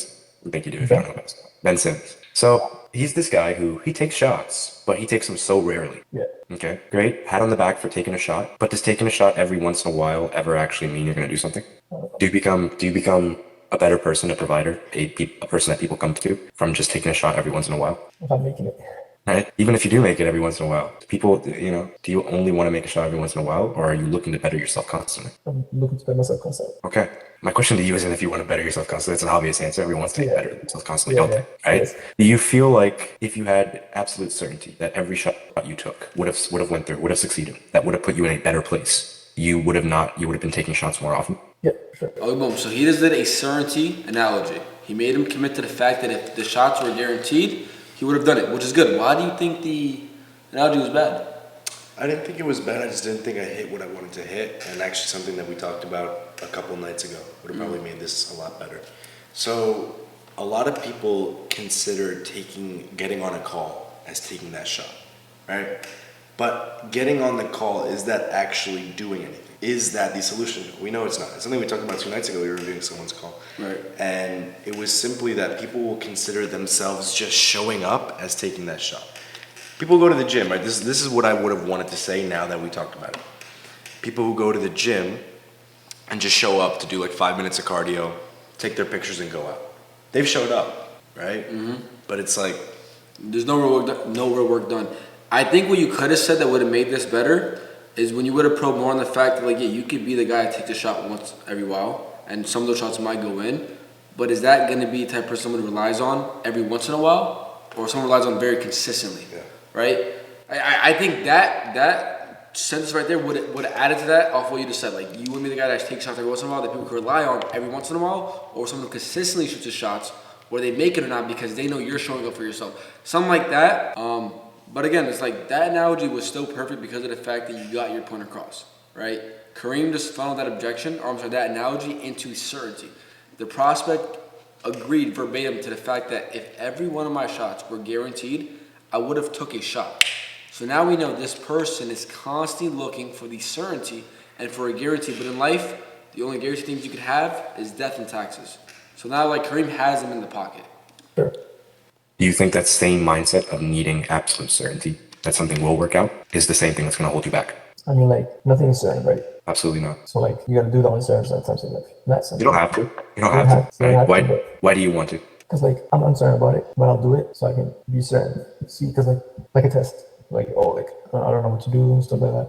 But if you really, like, put your work into it and do it and, like, study it, it'll be good. I think you can agree with me on this. That the people who are that image of what we want to be, I know you mentioned you don't have anyone in your life like this, but you know what I'm talking about, right? That Yeah, just I know what you guy, that guy who is exactly the person that everyone comes to. Does that type of person let fear run their life? No. So what has separated you from being that person then? I said it's basically taking the step forward. It's always that first step that many people struggle with because they don't know what's the second step, what they have in the next step, and the next step, and the next step. It's always that first step that people are uncertain about. Are like, Basically, the prospect is explaining his own fear. It's the first step. He just said it. It's the first step. What were you thinking in this call? Like, you're like, fuck, I got this shit. Like, by then, yeah. like, bro, it's so intimate. Like, he is naming all of the reasons to why he's done nothing. He said it. It's that first step. And, like, this is exactly where you want a prospect to be. And Kareem did this simply by just one question and following up to it. Right, probing him into his whys, into his reasonings, into the time gaps on how long he's felt a certain way. And this is how a sales discovery call works. It's pretty simple, and I think at this point, are you on pre-handle? Almost to it, right? Like, now that you got him to admit to the certainty, I think you're about to push towards that. About done to be like there might be something more. I don't remember honestly. All right, bet. Okay, let's keep watching, and we'll see where it goes. confused about and like don't know where to start. And I was that person, and I'm just gonna take that step and like learn and study and become a different You don't person, have take to. more steps. You don't have to. I keep saying this. You don't have to. What do you lose if you don't, though? If you don't Nothing. take that step, Nothing. you lose nothing if you don't take that step. Like for me, like me not taking that step is losing already. So like either way, if it doesn't go well, it was already like a loss from the beginning, but it could change. Clarify that. I don't want to speak on something that I'm confused about. Clarify that. Again, very simple. If you don't know what they mean, just ask them, what the fuck do you mean? Because I don't even know what he meant. He said that I would lose everything, but then something about not having anything. If I'm right, what I think he's trying to say is that if he doesn't do anything, he doesn't gain anything, so nothing changes. But if he does do it, he loses everything. At least he does. Like I something like that. Yeah, it makes no sense. Again, if you don't understand, just make the prospect re-explain their statement. For me, there's some things that I'm uncertain about. Like, oh, like I don't know how this is gonna go out. So like me not doing it, I'm already losing because I'm not doing it. So if I did it and I do it wrong, then it's just me losing. But if I do it and I do it correctly, then I'm gonna keep going up and up and up, and I'm gonna know. But what happens if we just don't do it? If we don't take a risk? If we don't Exactly. put ourselves in? If we don't take the first step into becoming that person that is willing to deal with uncertainty? What happens then? You just lose because you could become a person that you just never started with. Like I said, like me not taking the step is already losing because I'm not sure what's gonna happen after that, right? Like it could change my life. Like, you know what I mean? I get it. Are you willing to continue to keep losing? No. Why so? I mean, Are you you know willing to continue to keep losing by not taking a step? Because at the end of the day, that is still losing. Correct? Yeah. Would you agree? Correct. Yeah, I agree. Are you willing to just continue to keep losing because you never take that step? Yeah. You are? Oh no, I mean sorry, no. Can you clarify why no? Because I feel like we don't understand each other now. Because like I'm already losing, right? Like I'm not losing, but like it's like not gaining, right? So might as well take the step and see where it goes because you might win, you might change it. You know what I mean? I like that, but I have one thing that's like sort of a pet peeve of mine, Yeah. and it's language. It's language that's not certain about things. It's like I might as well. It's possible, probably. Why do you think that you're not at the point where you are certain that you're willing to take that risk? Because I never imagined my life to become like the thing that I see. It's like you say you want to become like that, but it's not like, oh, I'm gonna become like that. Like my mindset is always like, oh, like hopefully I become like that. Hopefully I become like that. Do you think the way you approach things leads to the outcomes you get? Yeah. So your way of approaching things with hopefully, has that gotten you to an outcome that you want to be at? Because what did we say? You wake up at 2 a.m. Not the opposite. You can't sleep at 2 a.m. Yeah. And then you wait with all that motivation. You're going to do everything next day. And then the next day you're like, oh, hopefully it gets done. Yeah. Has it gotten done? No. Are you happy with yourself with the fact that it hasn't gotten done? I was not happy. Or are we going to continue to be using that language? Nope. I'm still not gonna keep going forward. Besides the language, though, right? Language is language. Words are words. What actions, not words, do we need to see so that it doesn't become hopefully the next day I wake up and I do this anymore? Yeah. So I'm asking you, what actions, not words, have to be taken so that we don't wake up tomorrow being like, hopefully I do this? Starting from the beginning, just pushing yourself, taking the step, keep going, and have a mindset. You know, from now on, I'm gonna put it into my head every day, talk about it, think about it, and do it. Like I'm gonna have a reminder, have a notes, talk Do about it, and talk about it first. Right? Do it, and then we can talk about it. Because talking doesn't get us anywhere. Doing does. Yeah. All right? If we're at that point in our mindset, the mindset that makes the person who is the provider, who is the answer, the answerer, right? What do you feel that you need in a mentor, in a mentorship to get you to that point through high ticket sales? Honestly, like I'm new to this, so like I'm not really like I don't know what's like I know like You what don't to do. have, do you think everything we're using right now, the computer, our phones, it was new to someone, right? Yeah. It wasn't there before. Someone had to make it. Yeah. Is it okay to be new to things and still give it our full 100%? Yeah. Okay. So even if it is new to you, right, from a practical perspective, what are you looking for in a mentor? I'm looking for someone that will like push me, not even push me, just like help me out, you know, take me step by step from the bottom to the top, and always like motivate, you know, like motivation is the key because like if someone is helping you and they're saying, hey, like no, don't do this, like it's always like keep going, like don't like give up, you know what I mean, like it will change, and it's mainly just like help. That's it. That's the main thing for me. Because like What do you mean by help? What does that help look like to you? Everyone has a different definition of help. so for me, like I'm a person that I will put an effort. If you teach me and you tell me and you help me with how it's supposed to be done, if you do that, I'm the person that will always be there, will always do it. Just keep going. If I put my mind into something and I understand it and I know what to do, I will keep doing it. And every time I do it, I'll progress with it and I'll get better at it. But before you do that, before you put your mind to it, you have to actually do it first, right? Why don't we talk a little bit about what we do? and what it would look like. And then if it makes sense, we can go from there. Okay? It's okay. Sounds good? Sounds good. Perfect. All right, boom. So right there, discovery, pre-handle, consequence, commit, it's all done, right? It was all done in 28 minutes exactly. And from this point on, Kareem pitches the program. And that's it. Like after this point, the call is practically done. It's just kind of showcasing what they offer and collecting payment. Now, Kareem's style of selling is a lot different. He's a lot more strict and firm. I'm someone who's very chill. I'm very nonchalant. Like the only difference that I would have done in Kareem's call was I would have actually like conversated and made them feel a bit better about themselves. And Kareem's like more so, he's just more so strict. But that's like who you are as a person. Like again, like you could have your own sense of style, and I'm gonna show you guys a setting call with somebody else, also my student, who's the complete opposite of Kareem. Like very energetic, very charismatic, very funny, like very just good energy. Like not saying Kareem has bad energy, but like he's just very firm, very strict. But that's it. Like this is literally how a sales call works. It's just ultimately it's just challenging limiting beliefs that somebody's held over themselves. It's like if you knew you wanted to make money, if you knew you had a vision of a life, if you felt like this for this long, I guess why haven't you? And the why haven't they is always the biggest thing that you want to attack. It's like the why you haven't done anything, because that's what's held them still within the past 6 months, 1 year, whatever time frame they've been stuck in. That's the most important part of the call. Now you can't get to that part of the call without a good discovery, which Kareem did. He had a good discovery and he got to that point. There's really nothing more that I can say besides how good of a call it was. I guess for you too, just so like they could get some idea, right? Because obviously you were never this good. You were never this good. I was never this good. I guess what steps did you take in your sales career, right, from October? So October, November, December, January, February, March, April, May, June. In just 9 months, I guess how did you get to this point and what you were doing? Showing up for yourself. At the end of the day, it's like we can talk about the nitty gritty, the little things, but the same reason that I take this approach and that we take this approach on our calls is because at the end of the day, for a lot of people, the vehicle doesn't matter. You can do 3 calls, 4 calls, 5 calls a day. Probably won't change much if they don't show up to it, right? If he doesn't show up for himself in this moment, we can call it sales manipulate. We can call it whatever you want to talk about, whatever you want to call it. But realistically, in this moment, if someone doesn't take this approach with him, nothing will change. He will not be able to help himself. And that is what also was very helpful in my sales journey. There were times where I didn't show up for myself. There were times where I was having a good month. So I was like, okay, I'm good. I can just chill out. I can just do whatever I want. But just showing up for yourself, even in those moments where you're doing good, is what got me to this point. I could say it could be any little thing that we did, a one-on-one, a this, a that, but it was just consistently showing up for myself. That is what it requires. It's pretty, bro, like I've said it before in this whole entire video.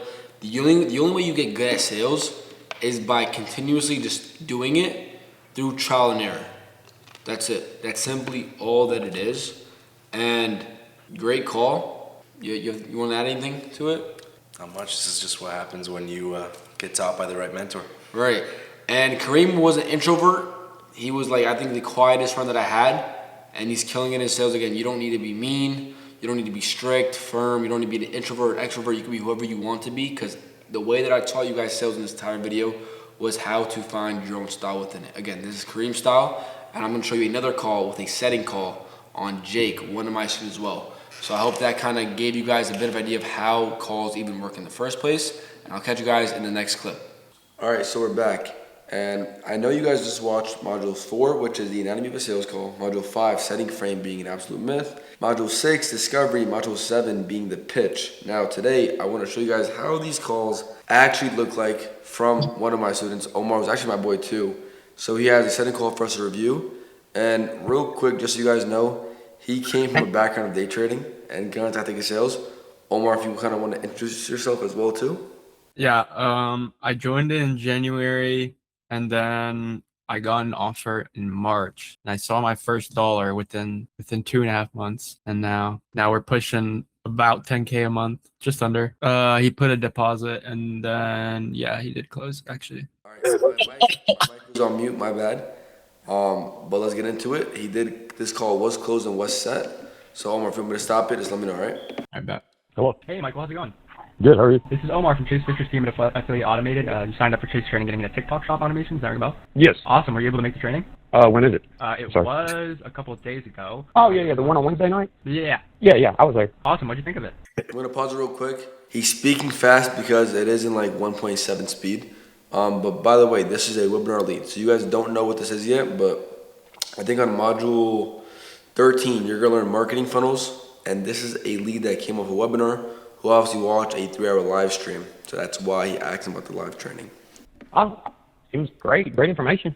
Cool. I mean, I just had a few minutes here to get back to you. Just wanted to make sure you got the most out of the training and seeing if there was any way we could possibly help. Do you already have a TikTok shop or just getting started? I do have one, yes. Okay, you do. How's that going for you? I have not started yet. I put in for some like free samples or whatever, and I'm probably just gonna buy some and start. But yeah, a little nervous. Okay, no worries. I mean, yeah, it's always nerve-wracking getting into something new. But I mean, aside from just wanting to make more money, because obviously everybody wants that, what is it you're really looking to achieve with TikTok Shop? Leaving the 9 to 5 would be awesome. Leaving the 9 to 5. What do you do right now? I'm actually an analyst for Nissan North America. Okay, nice. How long have you been doing that? Long time. Long time. Okay, yeah, for sure. And I mean, why is it that you're looking to kind of leave that job? I mean, it's not that I love my job. My job's great. I mean, but if I could do something and be at home more, it would be awesome. Okay, yeah, for sure. I mean, Wait, pause it. right. I mean, you love your job. I mean, Did he not just say that he wants to leave the 9 to 5? And then when I said, why do you want to leave the job? He said, oh, I'm not looking to leave it. Well, I think he's looking for whatever's gonna give. Like for example, like he would say at his job if he was able to obviously X, Y, and Z. Like we played back real quick. okay, nice. How long have you been doing that? Long time. Long time. Okay, yeah, for sure. And I mean, why is it that you're looking to kind of leave that job? I mean, it's not that I love my job. My job's great. I mean, but if I could do something and be at home more, it would be awesome. Okay, yeah, for sure. I mean, but you said, right, I mean, you love your job. I mean, why would you rather work at home or do something like that rather than just stay at work? Spend more time with the family because I travel quite a bit. Okay, so you're out a lot of the time. Bro, I mean, I don't think that was a problem that he said he loves his job. Because like people can, like you can love something knowing there's something better out there for you. Yeah. I just don't think like he was like, for example, like I think when you said leave the job, I think he might have felt as if you were like kind of throwing shade towards the job. Like obviously the job isn't bad, but because of the fact that I have to travel a lot makes me not want to do it. Nothing too big. It's not that I love my job. My job's great. I mean, but if I could do something and be at home more, it would be awesome. Okay, yeah, for sure. I mean, but you said, right, I mean, you love your job. I mean, why would you rather work at home or do something like that rather than just stay at work? Spend more time with the family because I travel quite a bit. Okay, so you're out a lot of the time. Yeah. Okay, no worries. I mean, are you kind of unable to spend time with them right now? I do, but not as much as I want. Okay, yeah, for sure. It's different, right? I mean, do you want to spend all day with them or just, No, just like I'm gone mostly 12 plus hours a day. Oh, man. Like, yeah. Okay. And then I'm out of town at least once a month. Okay. No, yeah, for sure. I mean, yeah, I would love for you to be able to spend time with your kids and, have more time with your family. How much do you think you would need, right, if in order to kind of comfortably step away from your job or just be able to get more time with your kids? Comfortably, at least 10 to 15,000 a month. Okay, 10 to 15 a month. Is that what you're currently making right now? Yes. Okay. And, I'm sure a lot has gone on over the past couple of years. I mean, why is it that you're kind of looking at, prioritizing this now? It's just become harder. I'm traveling more. Okay. It's just not being at home. It's starting to wane on me. And like at this point right here, like this is a big thing that they emphasize on. Like there's when it comes to like setting calls, there's like how deep you want to get into it. Like obviously you can take it deeper and keep taking it deeper and like consequence like the hell out of them. But like it's like you want to be a fish on a setting call. Like you want to get just enough out of them where it builds enough urgency to get them on the next call and they actually show. But you also don't want to go too deep because you want to leave that for the closer. But no, like right now you got him in the pocket. Like this is a good spot. Yeah. Did you probe on this? I don't remember. I bet.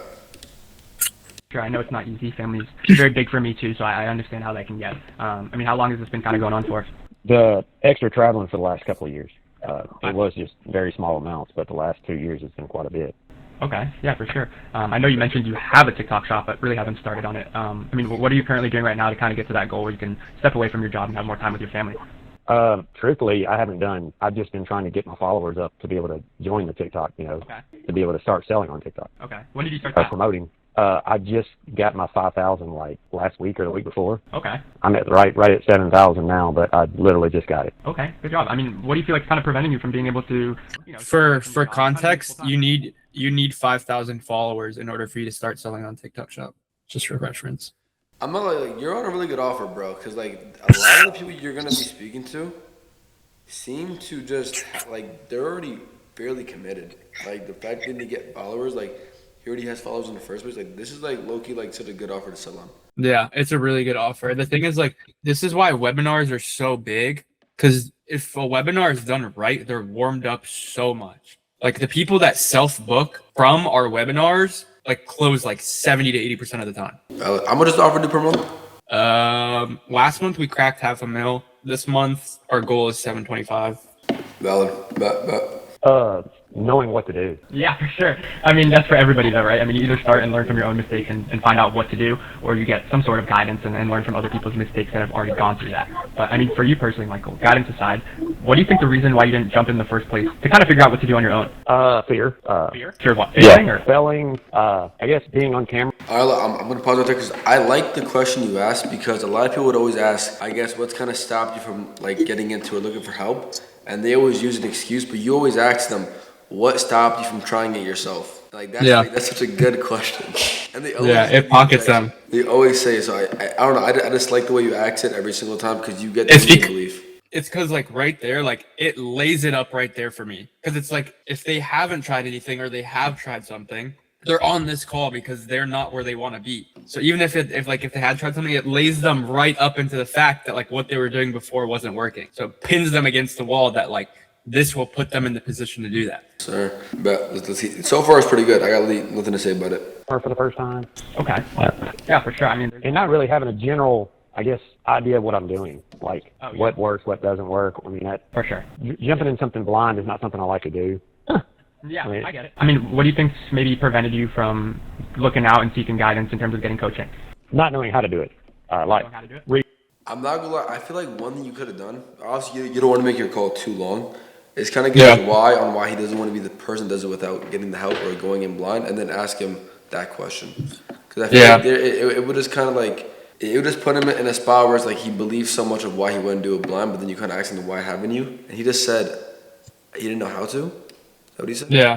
All right, let's see it. But then when I said that, I said you either like go out and find like guidance, or you learn from your mistakes, or like you do it yourself. Like why haven't you gone out and done it yourself? And then that's why I bridged it into why have you looked into coaching or getting guidance or getting help? But but his objection was I didn't know how to for the second one. No. Run it back. Maybe prevented you from looking out and seeking guidance in terms of getting coaching. Not knowing how to do it. Like reaching out to people. I'm pretty new to TikTok in general, so not knowing a lot of people on TikTok, not knowing how to approach on TikTok, it's kind of okay. What do I do now? Now that I've got the followers, okay, I know I had to have the followers just from learning from him. You have to have 5,000 followers. Yeah. So, okay, I had to get my 5,000 followers. Okay, now I have that. Where do I go from here? Yeah, for sure. I mean, even Tom Brady had a coach, right? I mean, you feel like if someone who's already kind of achieved, that 15K a month, possibly that time frame you're talking about. See, this is what I meant. So instead of you having to say it on why coaching, so you just ask him, like, why do you believe you wouldn't want to do it blindly? And then he would have self-coached you instead of you having to use the Tom Brady line. That's the difference. Kind of able to give you that knowledge and that guidance, you think he'd probably be in a better spot? Yes. Okay, why do you say that? Bro, right there, literally the only answer they can say is yes. It's easier to follow them. For sure. And be like, okay, I can do this now. Like, yeah. Instead of just trying to wing it on my own and figure it out. Yeah. I'm afraid that I'll give up. Yeah. I mean, is this something you're serious about? Absolutely. I want it to work. Tie downs. That's why I was seeking help, because I don't want to fail on my own and walk away. Yeah, of course. And I don't want that for you either. I would love for you to be able to spend more time with your family and kind of get that time back. I mean, based on our conversation, Michael, you sound pretty serious to me. You remind me a lot of our student Jack, who he worked in car sales, so not the exact same thing, but he wanted more time with his family, and he was kind of unable to do that, working those long hours. But he didn't really know what to do. He started, and he didn't really have that guidance he needed to be able to get to that point. And it kind of allowed him to get to that point where he was financially free and time free. Now, I'm not going to sit here and tell you, you're guaranteed to get those results exactly, because he worked his ass off to get there. But I mean, if we were able to give you, a personalized roadmap to help you get to that, that time freedom you were telling me about, I mean, you think that would be pretty helpful for you? Oh yeah, absolutely. Okay, are you sure? I mean, I don't want to force you to do anything. No, that's the whole point. I want to get there. Okay, perfect. I mean, Michael, if you're actually serious and not curious, what I could do is we could allow you to book a meeting with Chase's coach, and you can kind of get a deeper understanding of what you would need and make a more tailored, personalized plan for how you can get to this goal of yours of that time freedom. Is that something you'd be open to? Yes. Awesome. pretty booked up for the week here. What I could do for you. I feel like at this point you can go off script. Like you can tell he's very committed, and like Yeah. asking him like you don't have to is something you want to do. Like clearly wants to do it. Bro, it's just because at this point in time when I had this call, my show rate wasn't good, so I was just trying to like get good with like my tie downs. Okay, bet. If you to do anything. No, that's the whole point. Off the Wolves or anything. So right here, I think you're just If pitching. that's the case, I'll go ahead and see if I Okay. can get this meeting in for you here. You know what I low-key couldn't have done on this? And this is like pretty important for setting for anybody who's getting into setting. As you go out through the call, your intuition will get better and better. Like now I probably would have never done this, but like if somebody's telling you they're making like 15K a month, you usually don't need to financially qualify them. Like there's no reason for you to financially qualify if somebody's making like 10K plus a month. Unless they're giving you like hints where they're like 10K a month, but like struggling on bills. It really all depends on language behavior, bro. It's like just the things they say Yeah. that you want to look out for. But I agree. Like if they're making 10,000 a month, anything more than 10K, like don't really ask them. Like don't try to qualify. I guess like you could ask like how much. I guess would you say you have like set aside to invest in take our top account? I don't know if you want to. Like, do you just not anymore? It depends. Like honestly, like what I like to do just because it makes them more aware, so they're not just like dropped with 9.8K on the call. So it like kind of like eases them into it. I'll say like, you know, obviously you're starting a business here, so it will require capital, nothing crazy or anything like that. But I would recommend having a couple grand set aside to start. Is that something that's on the financial picture for you? And just like that. And they'll just say yes or no. And if they say no, I'll be like, obviously, you know, we don't expect everybody to have a couple grand laying around or else they wouldn't be here. We have ways to make it more digestible and, you know, easier to pay, but just to see if something like that would make sense for you. Do you know what your credit score is by any chance? And then they'll tell you from there. And then I'll say, obviously, it's if it's a right fit, right? I mean, if you get on this call and you realize this is not a good fit, no worries at all. We'll still put you in the best direction. But I mean, if it does get to that point, I don't want something logistical to be in the way that, you know, you actually getting to your goals. Valid. No, I fuck with it. It's just more direct too. Like your leads are a lot more mature. Like you could say stuff like that. They won't get scared. Yeah. Make sure I spelled this right. Is a good email for you to send this to be g_Christie@bellsouth.net. That's it. Perfect. And then is this a good phone number for you? I financially qualified at the end Yes, if you want to go to that. That I help you cut the line so Hamza could not get confused and will actually just cut into the calendar. Do you think you could do that for me? And I know that you don't like this, and I know a couple other coaches don't like this when you financially qualify at the end, but it's not the end, right? Because you get them booked, then you financially qual, and then you go through the whole group chat process after that, like getting them in the group chat, sending them the link, making sure they saw the videos. Like I feel like there's still a process after it, and that way at this point in the call, they already feel like committed to it. That's why I like it, because it's not the last thing, but it's like second to last. Wait, so do you do the group chat process on the phone with them?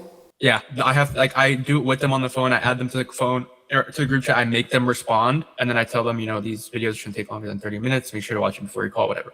Okay, no, that's valid. The thing is, it's like a lot of people like when I say like qualify at the end, like they will like they'll make the last thing be about the money. As long as it's not the last thing, I feel like because again, like if you ask about their bread and you're still there with them, kind of nurturing them, keeping them warm, their guard gets dropped, right? It's like you ask about money then hang up. That's kind of fishy. But so far, you're on a really good offer. So like with the way you do things, like obviously you're smart. I just know whatever you're doing, you're doing it because you know it's right. Yeah. Let me know if you get this. This should go to your phone number. Let's see where you qualify. Oh, it might have been before. Last thing ahead of schedule, I'm gonna make a group chat with.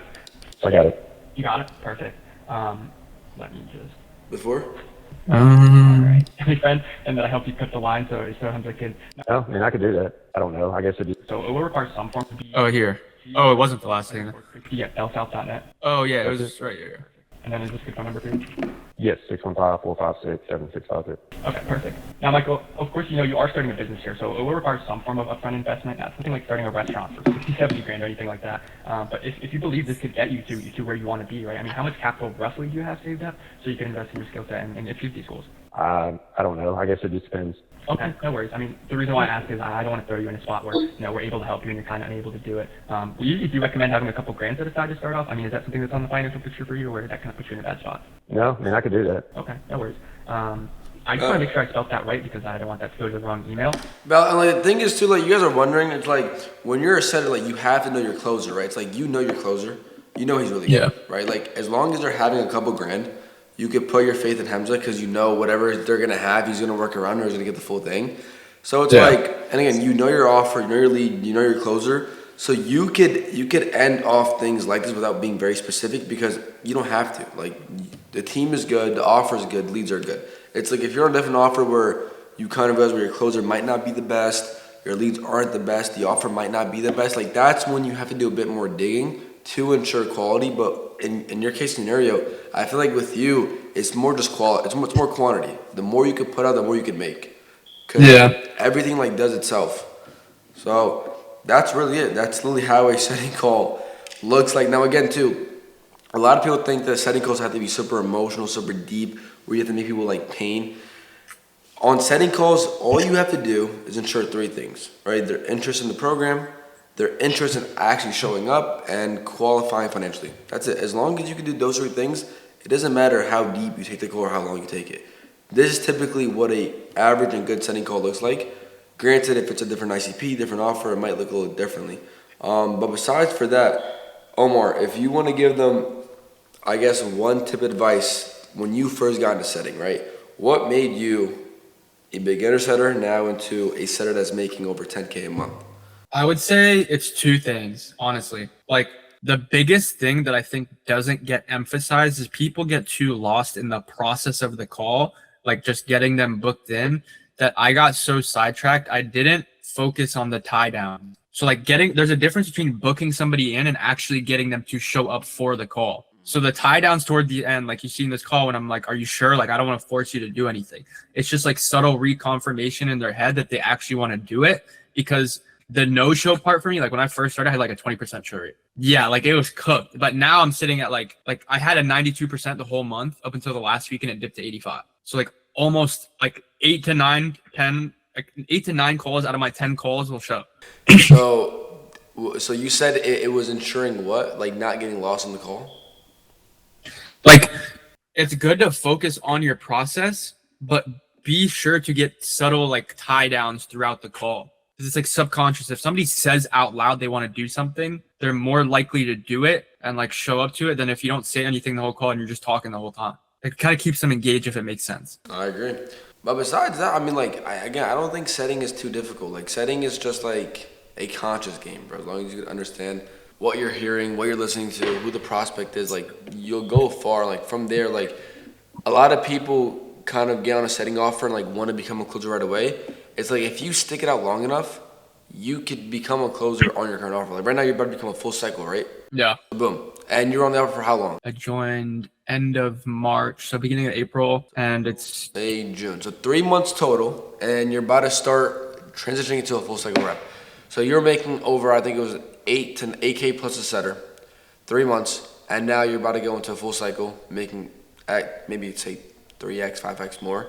And it's like, it took you 3 months to just get that role. So as long as you find an offer, bro, you stick it out, you grow with them, you will grow with them as well. Besides that, if you want to add anything, Omar, please. I just got a piff while we were on the call. How much did you make? 9,800. So I actually don't know what it is because we just switched our ticket price. What is that? That's like you just paid $400 something bucks. Almost $500. Yeah, like for something. It might be 500, honestly. Valid. Well, there you guys go. Like again, when you're a setter, you set calls, they get closed, you just make money out of thin air. 490. 490. Bet. All right. Well, I know you gotta go.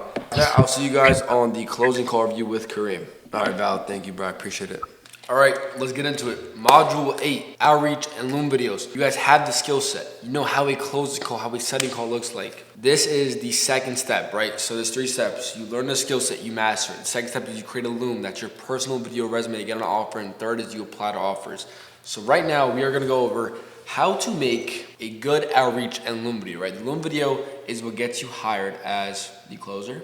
And this isn't something that's going to be sent everywhere. It's only to offers you want to apply to, right? So there's 2 pathways to land an offer. One is the grind, one is a shortcut, but they both work. You just got to pick one that works best for you, right? So let's get into it. 2 paths to landing an offer. This is path A, which is the free path, right? This is if you're not in a mentorship, if you're trying to learn on your own. This is gonna be the biggest struggle you're gonna find in high ticket sales without a mentorship. Generally speaking, finding an offer, because of the fact that the space is getting very competitive, and everyone knows each other. So if you don't know anybody in the space, this is gonna be your biggest struggle, but I'm gonna teach you ways to get over it, right? So right now, the path A is to DM offer owners and sales managers directly, right? You go on Instagram, Twitter, you find people who work in the space, and the way you do it is you just simply look them up. So actually, let me give you an example of it actually. Let me go on my Instagram, and let me show you what it looks like. Hold up, I gotta block off my screen real quick. Give me 1 second. Boom. Let me just sign in real quick so you guys don't steal my password. But like I was saying, right? So this is the first way that I'm gonna teach you how to find an offer. The problem with this, it's going to be the fact that it's long, right? And I used to do this and it worked for me. Like I got on plenty offers doing this, but the only problem with it is like, it's really much dog work. And I promise you, buying a mentorship is so much easier just because of this, right? So let me log in and let me show you guys how to find people to work for just using Instagram without having to pay or buy a mentorship, right?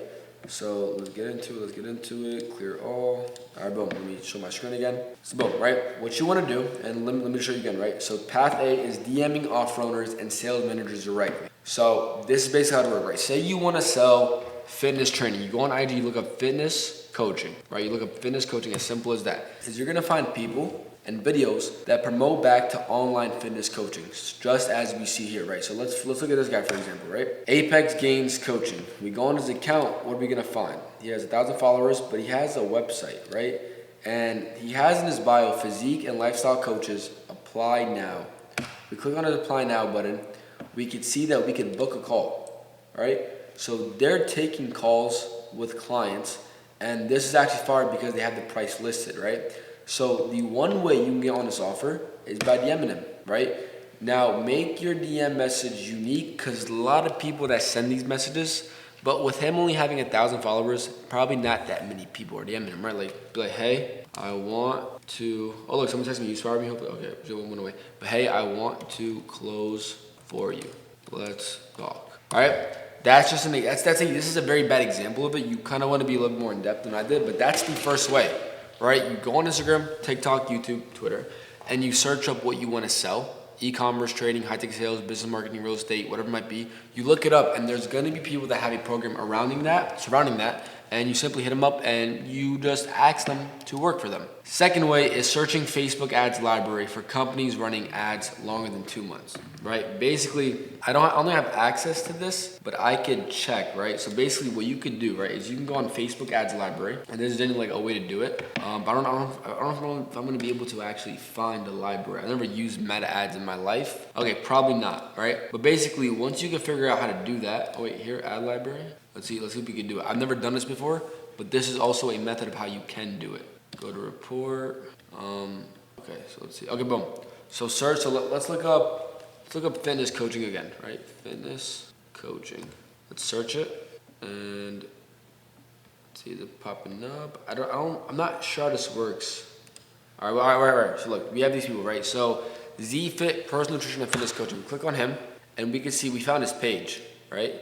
So they do personal coaching, right? And what you could do is you could check how much you're spending on ads, right?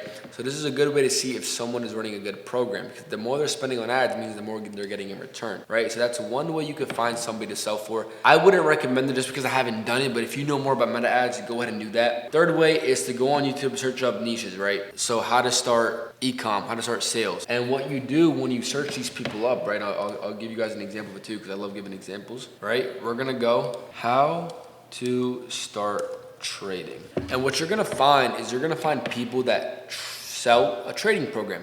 And what you would do is you would find their name and you would go on Instagram or Twitter or TikTok and you would go and DM them again, asking for an offer, submit your Loom to them. Fourth way is opting into their funnels and reverse engineering the sales rep. So what exactly does that mean, right? Remember this fitness guy that we found? When we go on his link in his bio, there's a link to actually book a call. When you go and book this call, you're more than likely, since his account is small, you're probably gonna speak to either him or a sales rep. Now, when you are speaking to that sales rep, that's when you wanna pitch, hey, I'm actually not looking to buy. I'm actually a closer or setter myself, and I'm looking to work with you guys. And that's another way you could do it. Sending 50 to 100 looms per week. So this is the exact same thing, right? So for every person you text, you talk to, you send them a Loom, which is your personal video resume. and they look at it. And this is typically gonna take 30 days to 90 days. I actually got on my first ever offer within 1 day of DM outreach. So it goes to show that it works, but it's very meticulous. Super meticulous. Now, this is plan B, which is through my network, right? This is what I offer my students directly. We have direct placements, on-live offers through Closing Safe, 1,000 active opportunities. You skip the cold outreach, you get vetted offers who are making $1 million a month, if not more. No scammy gurus, and the timeline is 7 to 30 days.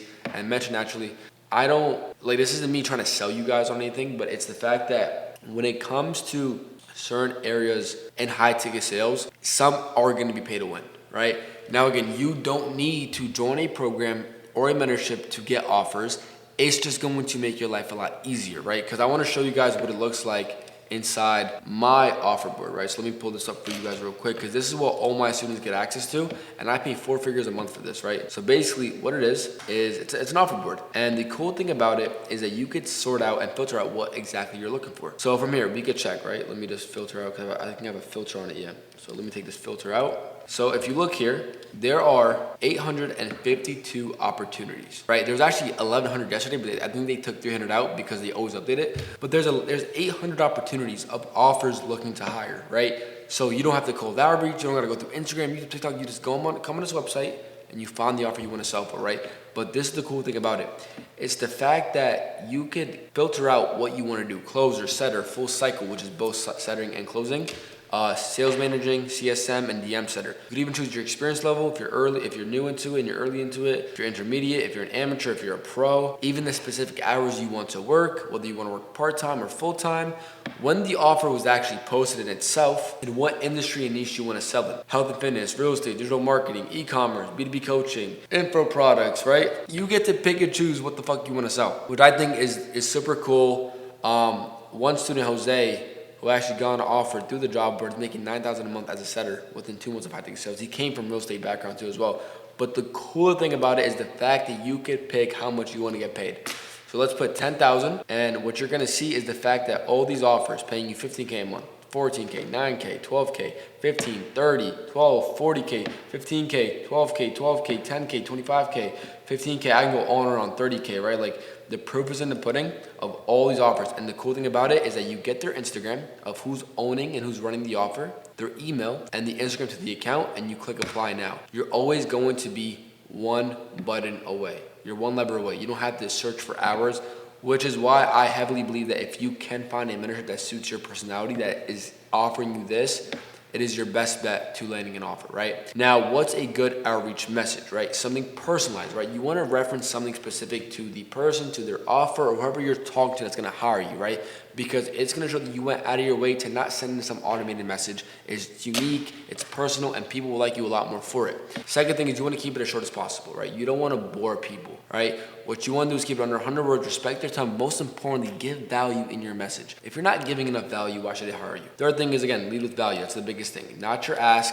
Always intentionally lead with what you're gonna bring to the table. Because you're coming to them, they're not coming to you. You need to come up and show up prepared to what they're gonna benefit off of it. Lastly is actually look at the offer, right? Like don't just do a mass DM apply to any offer you see. Like look at the offers. What are they selling? Who are their clients? What kind of content are they making? And make a specialized message towards that, right? It goes back to the first thing we said, personalized message. It makes you unique, it makes you stand out, and people are more likely to hire you if they like you. Now, I'm gonna show an example of a good loom and a bad loom, right? So bad looms are generic intros, the ones that you send to the same people, right? Same intro. Scripted, robotic delivery, no reference to a specific offer. If it's 3 minutes long, you lose them in the first 20 seconds. Bad audio, bad lighting, and messy background. And it closes with a vague ask of, oh, if you like what I'm talking about, please hop on a call. Fuck that, right?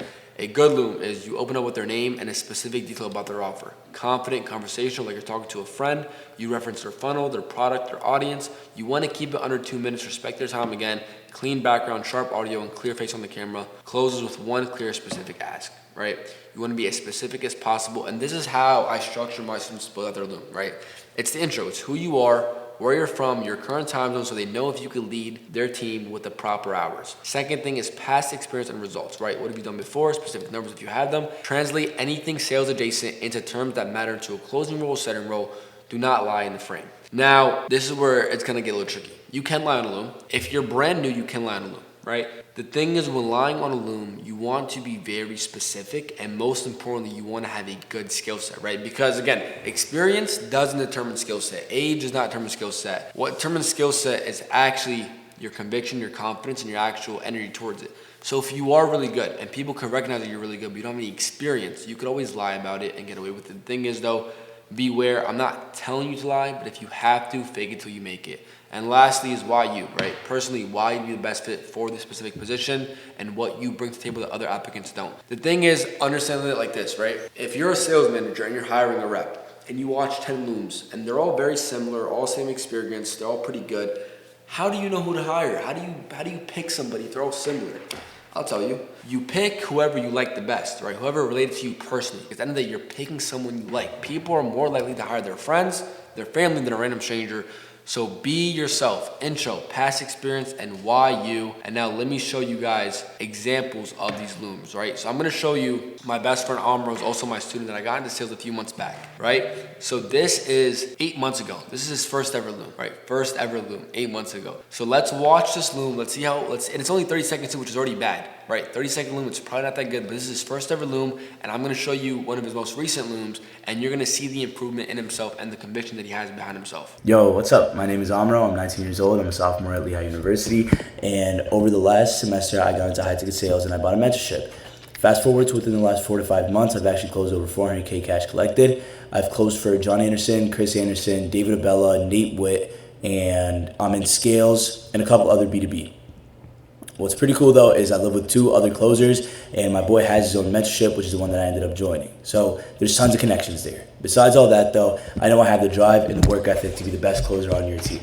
That's all.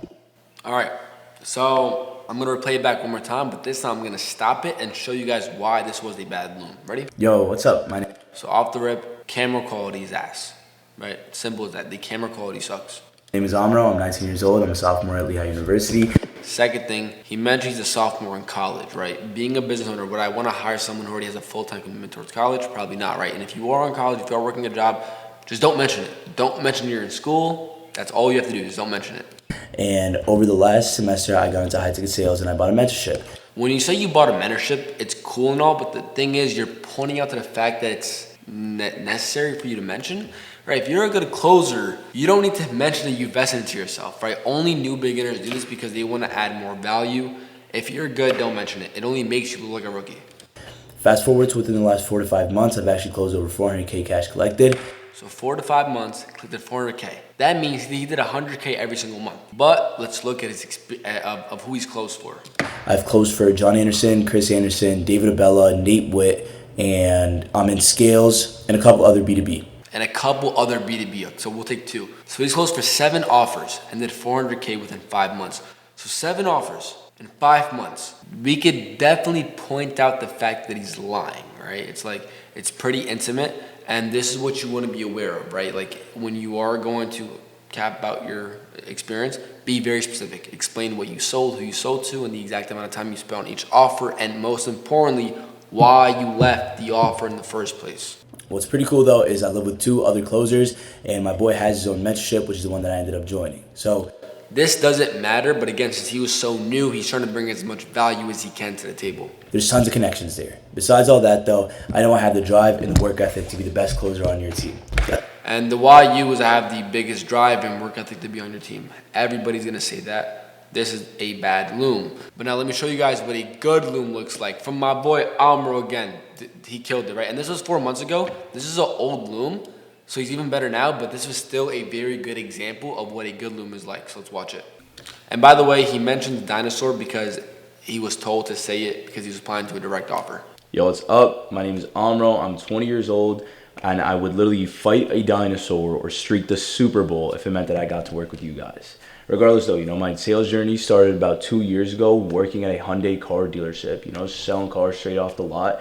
And after about 10 months of that, I was talking to actually a very close friend and personal mentor of mine, Hakeem Saif, telling him I want more. He was in the high ticket space and he told me that he would mentor me and teach me the ropes. After about 2 months of working with him, I ended up getting into my first closing position working for John Anderson, some pretty old fitness content creator. Had a bunch of old clients on that offer for about 4 months, and then But you guys see the difference already, right? Like the difference is the fact that he's so much more confident, so much more conviction. His camera's better, his lighting is better, his background's better, like his audio's better.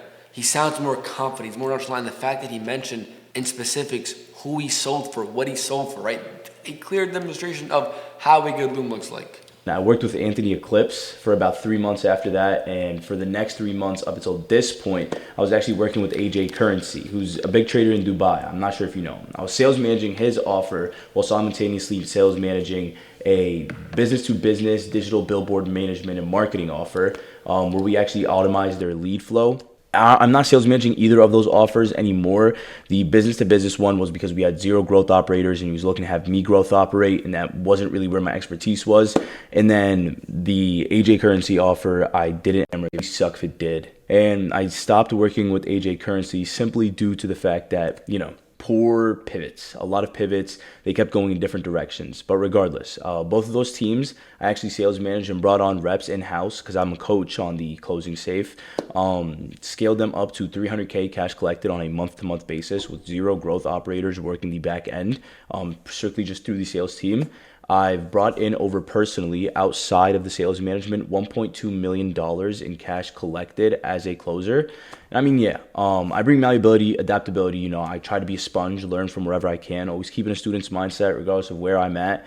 And, I like speaking. I really like talking to people. I think that's one of my biggest skills, my biggest traits. Regardless, words mean nothing. It's all about actions, and I'd be willing to hop on a mock and show you what I'm made of at any given moment. Send you over any call recordings or anything you might need out of me to really see where my validity lies. At the end of the day, I dropped out of college for this. I completely gave it up after my second semester. I said, I'm going to go all in with this and I'm going to make this work. And up until this point I have, and I'm looking to make it work with you guys. So look, I appreciate you for your time if you actually did end up watching this far, and I'm looking forward to working with you guys. Peace. Boom. A very, very good loom, right? As we seen here, very specific, very detailed on why he left those offers, on what he's done in this space, on the money he's made, on who he's helped, on everything around him. Like, again, it was almost 3 minutes long, which isn't a bad thing because this was a personalized loom. But the clear difference was we knew who he was, we knew who Amr was, we knew his experience, and lastly, we knew why he would have been the best fit. He said at the end, I dropped out of school for this. Right, like I heard that and I got chills, right? Because this is my boy, right? Like, I put him on Tactical Sales and he wasn't called dropped out just for this, and he's making it happen, bro. And it's like, this is what a great loom looks like, and this is an example of where you guys probably are to where you want to be, right? Like, the proof is in the pudding. This is my best friend Amr Wahba that I put on Tactical Sales a few months back, and he's doing a killing for himself. God bless him, and this is exactly the steps you're gonna take. Right? From learning the skill set, from making a loom to applying to offers. But besides that, that is all it is in terms of loom and outreach. God bless you, and I'll see you on Module 9. All right, let's get into it. We are in Module 9, CRM and managing your pipeline. So I already showed you guys what a CRM is early on. So if you forgot, just watch this because we're going to get into it. Again, CRM means customer relationship manager, managing your pipeline. Basically what it is, when people book into an application, they fill out a form, all their information goes to that CRM, right? Their number, their email, what they had put in the application, it's all there, right? So managing your pipeline, right? The reps making real money aren't even smarter, they're just more organized. The biggest thing when it comes to sales is organizing your work and putting your time to good use, right?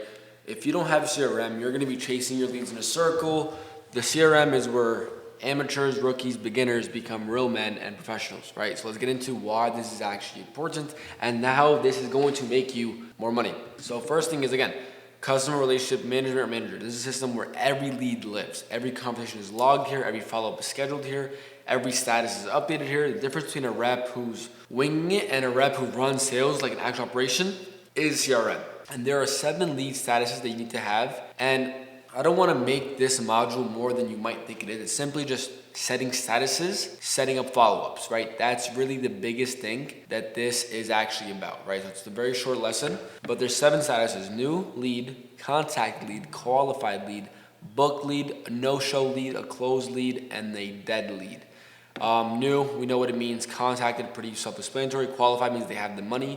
Book means they're ready for a closing call. No shows, they didn't show up at a closing call. Closed means they got closed in the program. And that means they're just not worth hitting up anymore, right? So here are the follow-up rules. Every conversation gets notes logged immediately. As soon as you're done setting a call, go and make notes about that conversation, right? And notes about important things, right? Like how much money they have, their biggest objection, their biggest limiting belief, or what are they scared of, what are they looking forward to, right? Anything that actually matters to closing the deal is what you want to have logged, right? And this is within 5 minutes of closing every single setting call. Now, when it comes to a follow-up, every follow-up has a specific date and a specific context, right?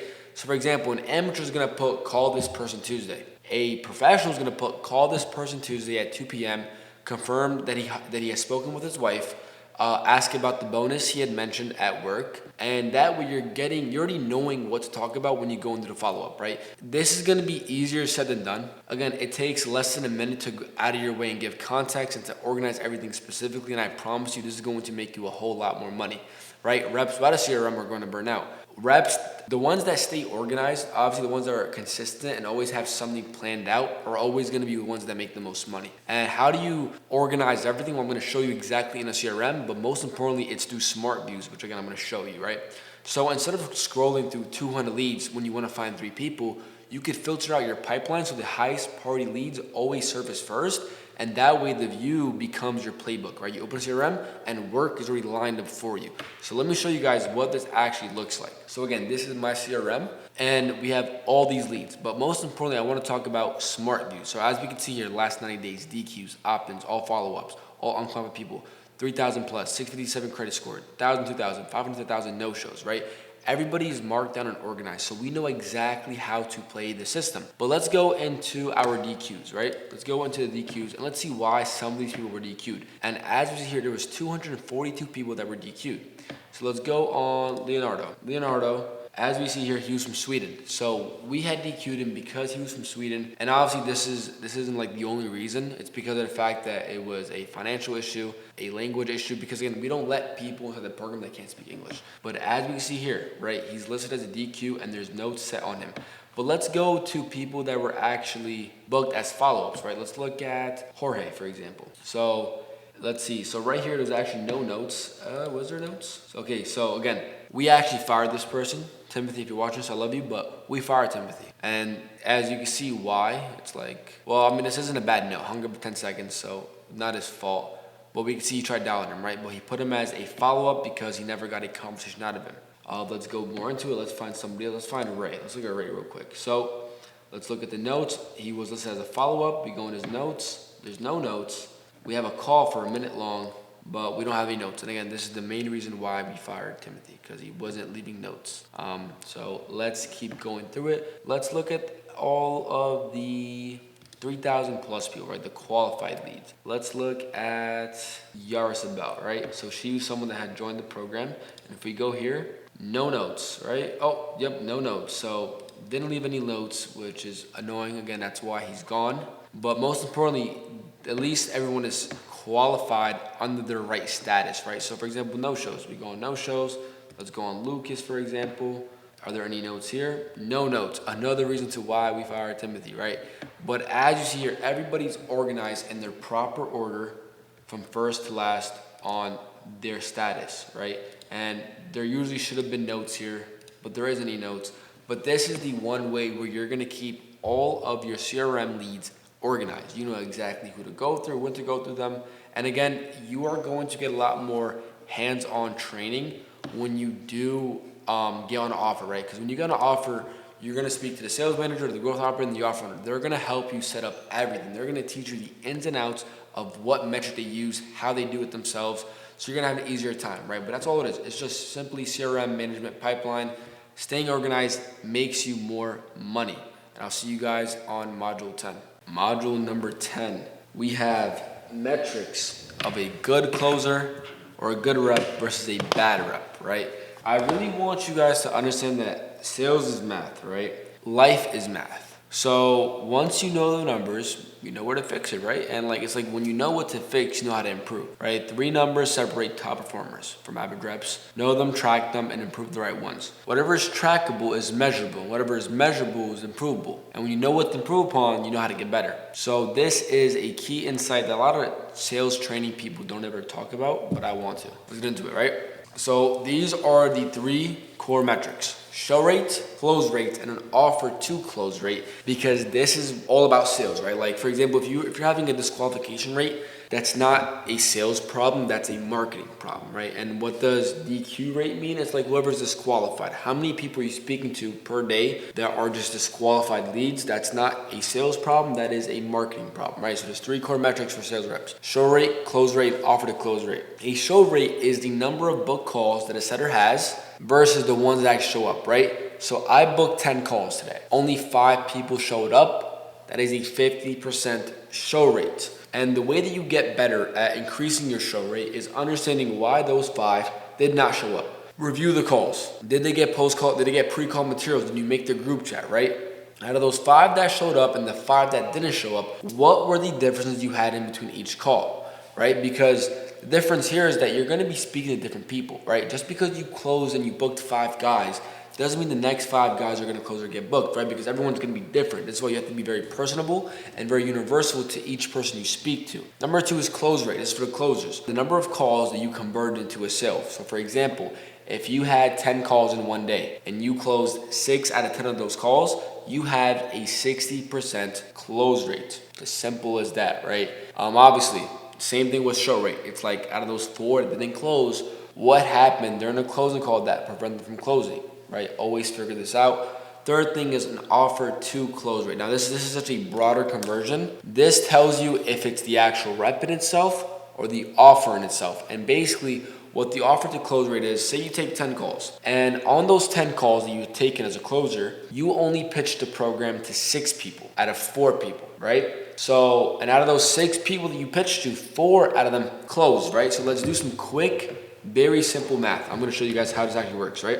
So the calculator. So remember, this is offer to close rate. So you had 10 calls booked in the calendar. You only pitched 6 out of those people, right? So we'll minus that by 6, that's 4. So 4 people did not get pitched to. And then we do 4 that closed out of those 6, divide that by 6, is a 66%. So times that by 100. Our close rate is 66% offer to close rate. Our close rate would have been a 40%, right? Times that by 100. So this is the close rate on all 10 calls, but on the 6 calls that you pitched, it's actually a 60% close rate, which is a lot better. Oh, you know what? Actually, that's actually wrong. I did the math wrong on that one. So, okay. So you pitched 6 people, but out of those 6, only 4 had closed, right? So we do 4 divided by 6 equals, oh yeah, no, I was right. I'm in my own head. A 60% close rate. So that's the difference between a close rate and an offer to close rate. And the reason why these metrics are very important is because of the fact that this tracks what you're doing wrong, where you're going bad, and what to improve upon. Because again, there's 3 ways to get better as a rep: tracking metrics, call reviews, and learning from other sales mentors and other calls in itself, right? And this is the diagnostic framework that I have, right? If your show rate is solid and your close rate is low, that means it's a closer problem. The conversation the closer is having isn't working. So what does that mean? Fix the discovery and fix the pitch. Now, if your close rate is really good, but your leads, which is your show rate, isn't high enough, that means it's a setter problem or a funnel problem. The nurture might be broken. Fix the qualifying process or the prep sequence. Now you're probably wondering, what does that mean, funnel problem? Again, I already showed you guys, whenever someone books a call, they see the video, they see all the student wins, and they have videos to watch after they book a call, which nurtures them. They get warmer, right? So that's what it means. Good close rate, these aren't showing. It's either a system marketing problem or a setter problem. Number 3, say both rates are decent, but revenue is still low. That's a cash collected per call problem. Now again, this is not a rep issue. This is not your job to fix. This is mainly for whoever you're working with, right? Because again, this all depends on payment plans, financing. Do they have that available? We don't know yet, right? But if you have financing, right, the only way that your revenue is low is because of the fact that some people might not have enough money and you're getting them in for a deposit, right? So it's something called an AOV rate, which is the average order value, right? How much money are we making per call, right? How much cash are we getting per call? So if you're not utilizing your payment plans, financing, deposit options, or different ways to collect cash, that is now a closer problem. And number 4 is all metrics suffering across the board. That is a team issue. That's an offer problem move on. No closer is good enough to save a broken offer, right? Because there are going to be times when you are applying to an offer and the offer just isn't good. And like my best friend Amr had this problem. He was on an offer for I think 3 months, and I kept telling him, bro, leave the offer, leave the offer, leave the offer. And he never left the offer. And he wasted months at a time trying to save a broken offer. You are only a closer or a setter, you're just a rep. There's not much and control that you have over offers doing good or not. Your only job is a sales process. If you're not making any money and it's out of your control, leave and move on. But again, very, very simple module. It's module 10 for you. I'll see you guys in module 11. All right, module 11, good closer versus bad closer, right? Just because you were a closer and you went through this curriculum that I've made for you does not make you a good closer. What's gonna make you a closer is how you actually act, live, and do your sales process, right? People can feel when they're being processed. The moment they sense a script, their guard goes up. Elite closers don't follow word tracks. They follow internal frameworks, genuine intuition, and belief, and have real conversations. There's a big difference, right?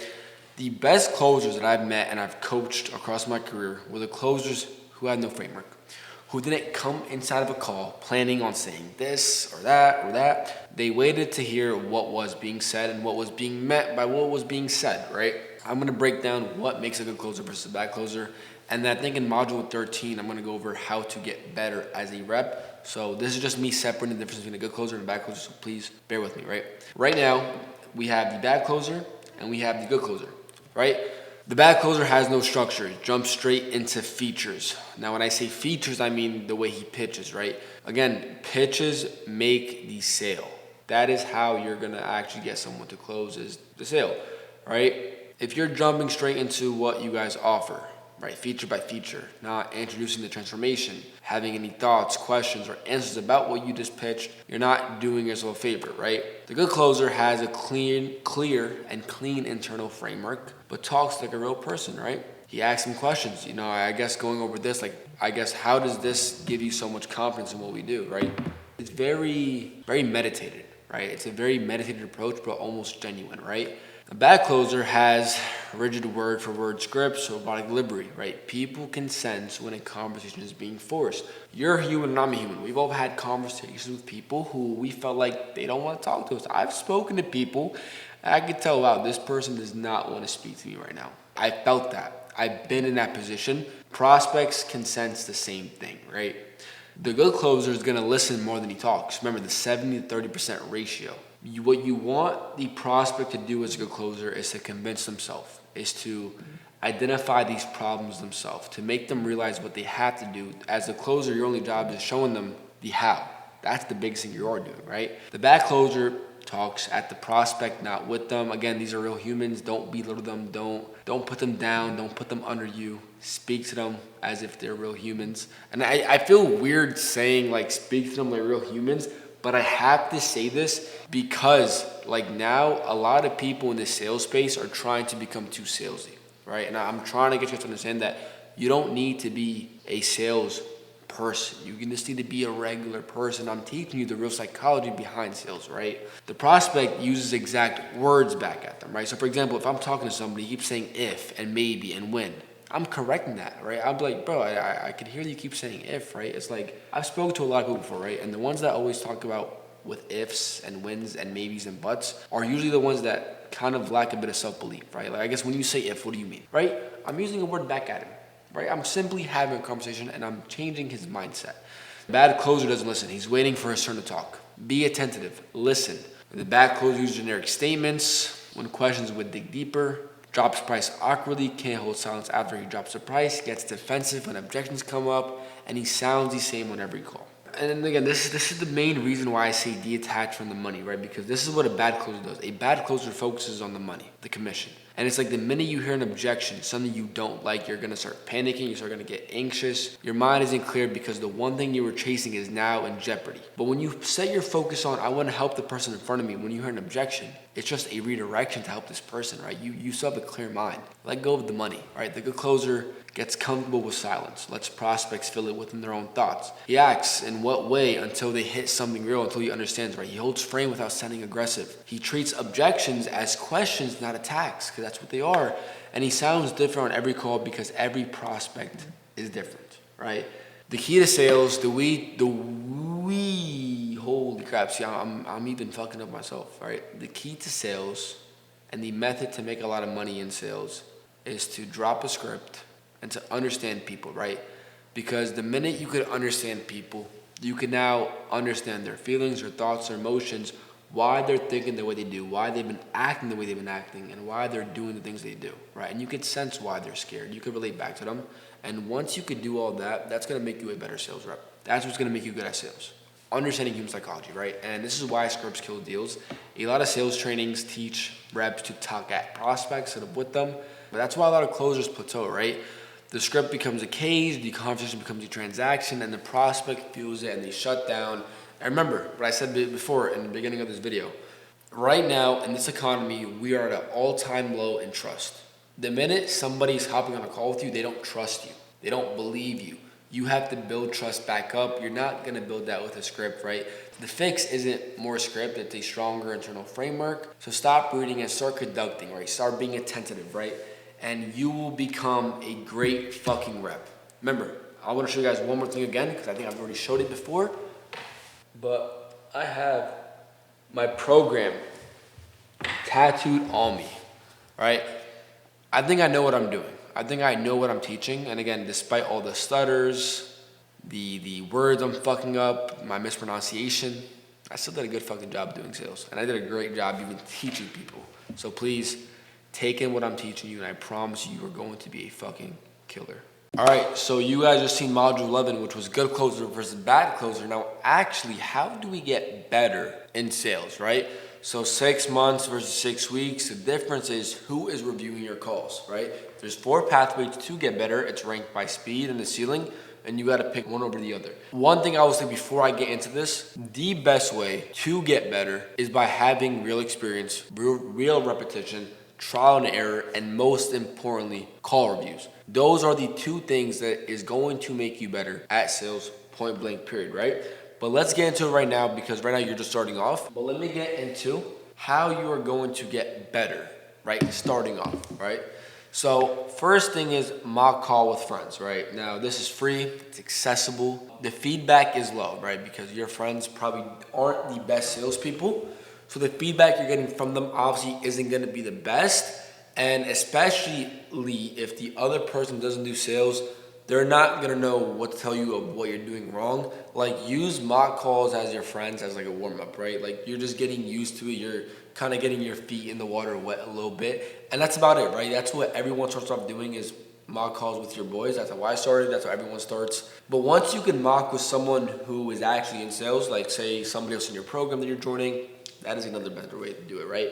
Second thing is AI mock calls. Now, the thing is with AI mock calls, it's also not the best way, but you could feed a framework into Claude or ChatGPT and you can make them run a specific scenario, right? So if you want to get better at certain objections, you could have AI replicate that certain objection, which is only going to make you better at that, right? The thing is with AI mock calls, like, you're not going to get better at tonality or, you know, just talking to, like, it's a robot, bro. Let's be honest, it's a robot.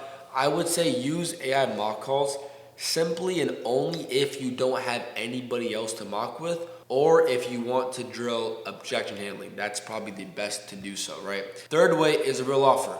Again, this is where you're gonna get better, and it's recording your sales calls, right?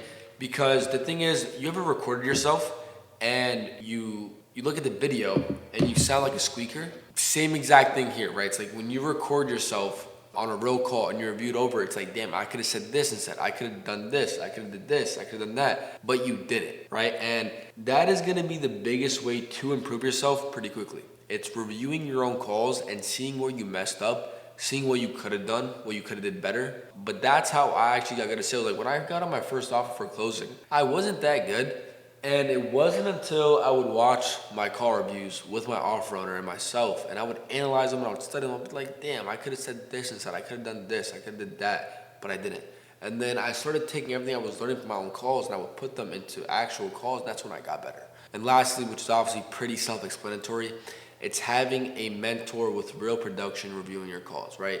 Someone who's already done it, who knows what they're talking about, who's seen everything in the book. This is honestly going to be the best way to get better as a sales rep, because this is the difference between 6 months, 6 weeks. You get your call reviewed, you get real feedback, specific feedback, and more importantly, the gap is gonna close a lot faster depending upon your skill set. Like, I tell all my students this, the best way to get better is to let me review your calls. Like, if you guys want to learn real sales, let me review your call, right? And I know you guys just watched the video or the clip of me reviewing Kareem's call and another setting call, and I bet you guys learned a lot from that, right? It's because we're now breaking down what's actually happened. We're breaking down real things, and we're analyzing, we're studying. It's like I'm no longer teaching you, I'm just improving you upon what you're already doing, right? So those are simply the ways to get better when it comes to being already a closer or a setter. Another thing that is honestly gonna get you better too, in regards to, is like, watch human psychology videos, right? Don't watch those nerdy sales script videos.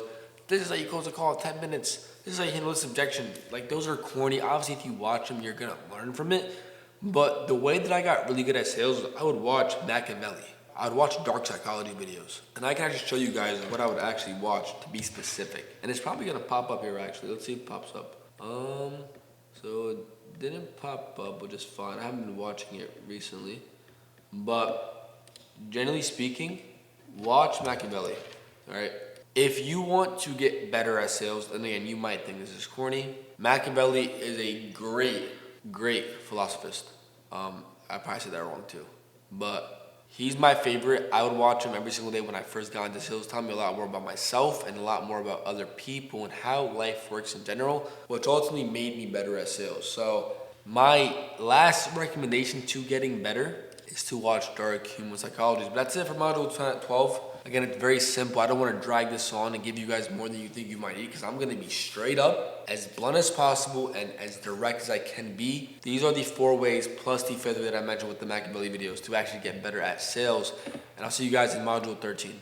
All right, it's 11 p.m. right now. I'm still in the same fucking clothes. We just got off some calls with students. We're back to this. Module 13, marketing funnels, right? This is where you're gonna learn what kind of offer you're selling for and just more about the back-end systems of the high-ticket sales scene, right? And if you don't understand what a lead has experienced before they get to you, this is basically what they're gonna walk through before they even speak to you or anybody on the team, right? And there's 3 main funnels. Each one creates a different prospect mindset, and each one demands a different opening. So let me show you exactly what that even looks like and what that even means. So there's 3 funnel types: a challenge funnel, a webinar funnel, and a VSL or call funnel. The most basic, and I don't mean to say basic as in bad, but the most general one is the VSL funnel, right? I'm gonna get into that real quick, but I wanna start from the challenge funnel, right? So basically, what the lead saw first was a multi-day live recorded challenge, right? Lead has invested 3 to 5 days of attention, right? Because it's a challenge funnel where it leads on for multiple days, and people get highly nurtured. Anyone that books a call from a challenge funnel is ready to buy. And basically, what a challenge funnel even is, right? So for example, Breast Scales is doing one right now. So let me show you guys what that looks like. So this is an example of a challenge funnel. What Brez is doing, he's doing a 5-day boot camp where he's teaching everybody that's in the live stream how to make money from scratch. So what he's doing in the next 5 days is starting from scratch and freelance brand scaling until he makes his first dollar within the 5 days, because he says that he can make money. If you're starting out at freelance brand scaling, if you do it his way, you can make money in 5 days. So what he's doing is he's showing people how to do it live in 5 days, right? So you could clearly understand, right? If you're a prospect and you're watching, you're probably thinking, no way. He's about to do it in 5 days. If he can do it in 5 days, then I can do it in 5 days. So everyone that books a call from this funnel is ready to buy, right? So if you're the closer, if you're the setter on that offer, just know you're about to print, right? You're about to have an easier time. People already seen the proof of the pudding. They just honestly want to know the ins and outs. So the quicker you can get them inside the call, they're more likely to buy. My bad, I'm stuttering. It's 11 p.m. I'm a little tired, but I'm doing this for you guys, right? So again, get your ticket to 5-day virtual boot camp, and he literally goes over what he's going to be showing in this boot camp / challenge funnel, right? So follow along and start over from rock bottom, starting with 0 clients, no results, no unfair advantages. And he's gonna show people that it's legit, that you could do it, right? This is marketing. This is marketing at its finest. But at the end of the day, without sales, marketing does not work, right? This is why people are always gonna need closers, setters, sales reps, managers for every step of the way, right? And about the boot camp, a 5 day boot camp, 100% online. You get access to a private event, live room links, community, and basically they're selling people on the dream of how easy it is to make money in just 5 days with freelance brand scaling, right? So Challenge Funnel is not always going to be ran, and I just realized that was actually a few months back. He's not running it anymore, so my bad, Pierre. But yeah, that happens every few months or so, maybe twice, maybe I think 3 to 4 times a year, right? That's not a regular funnel people are going to run. The second funnel is a webinar funnel, right? So basically what a webinar is, it's pretty much a live call that many people can register for. It's a call where everyone is registered to it and, but no showed the webinar. So these people get to raise their hand on the webinar. They get to ask questions live, right? It's basically a live stream, but going over what the person is actually promoting or selling. And inside like the closer's mindset, like if you're a closer, right, and the prospect watched a webinar, they're warm, right? If they didn't, then you want to start with more of a discovery and you want to pitch less. Basically, what a webinar does as well, it builds a lot of trust, right? And this is an example of how a webinar funnel looks like. We're just going to X out of it. So basically, again, what a webinar is, it's a free live training, right? People get a bunch of free value on this live webinar where they get to ask questions. And webinars are usually like 2 to 3 hours, right? So they learn a lot about the offer owner, his program, and his actual business model. And in their minds, right, they're building a lot of trust for the person himself and for what the actual program and business model even looks like. So again, if you're a closer or a setter and your offer ran a webinar, just know the leads that are coming in are going to be super, super nurtured, right? They're ready to buy. They just watch a live stream for 3 hours, right? And they're on that call. They want to buy. So again, this isn't a typical funnel, right? This is ran, I would say some offers run it once every month, right? Or once every 2 weeks. So this can be a common funnel.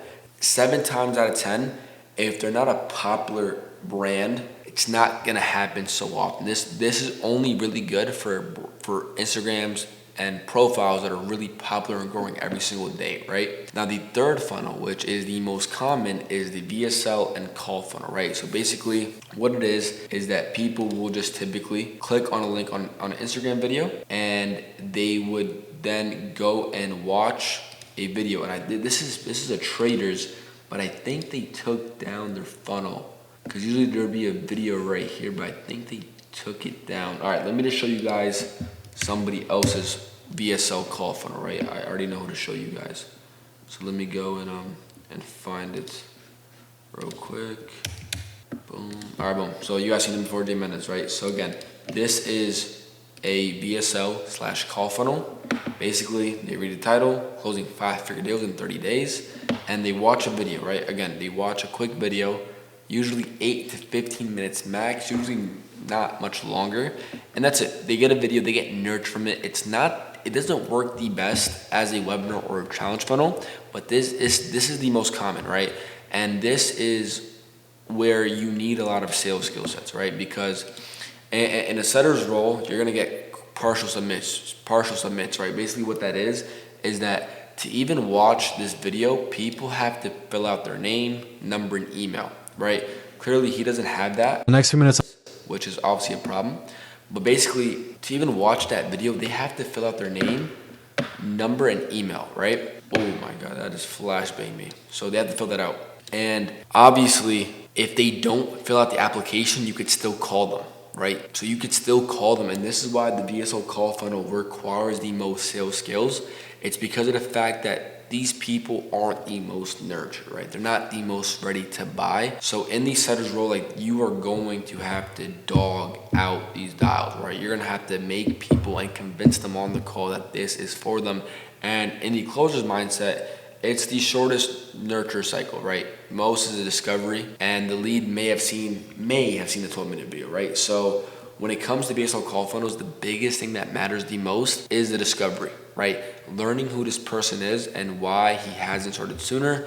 In the webinar funnel, it's typically mainly just a quick discovery and more logic. And in a challenge funnel, short discovery, all logic, right? Like people had watched this person for 5 days straight. They seen the proof that they know it works. They're ready to buy. And let me explain to you like how you could kind of spot a good offer and a bad offer, right? So bad offer signs are inconsistent lead flows week to week, right? Like if you're getting 100 applications one week and then 20 the next week, that's a bad sign, right? A good offer is obviously going to be good, consistent lead flow with a pipeline that stays full. A bad offer is product results are vague or non-existent, right? If you're selling a service where you know people aren't getting results, it's not your fault, but don't sell anything you don't have belief in, right? When I sold the fitness program, I had so much belief in the offer owner, like I knew that what he was selling, the fitness coaching program, was amazing. I even bought his coaching program, right? Like that's how much belief I had in it. And so when I would get on these calls, like bro, I had so many wins to show them. I just had so much belief within myself and what I was selling, which made it easier to sell, right? So if you're on an offer that you don't even believe in yourself and you know they're not getting people good results, that's already a bad sign that you shouldn't be selling for them. Obviously, a good offer is gonna be the exact opposite of it, right? Another bad sign is messaging. If the offer doesn't have good marketing, right? Like for example, as I showed you guys, like this is all messaging, right? This is all messaging right here. All these texts, this is all messaging, right? This is why you need to study what you're selling and who you're selling for. If they don't have good messaging where they're not being very direct, right? Or they're not pre-qualifying or nurturing your prospects early on before they even get on a call with you, that's a bad sign, right? Like that's a sign they're not taking these steps to do a better job for you, because ultimately what your team's job is to do is to give you the easiest time selling, right? People should be bought in before they get on the call with you, right? So if their messaging is constantly changing or it's not the best, that's a bad sign. Obviously, a good offer is going to be the opposite of it. Another bad sign is funnel sends unqualified leads to the calendar.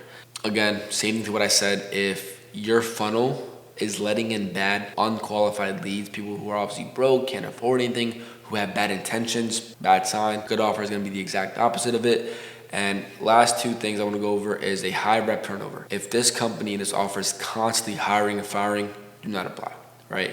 It's clearly something's wrong within the sales system, the team system, and the offer system, which is why people are leaving and they keep rehiring. And the last thing is sales manager.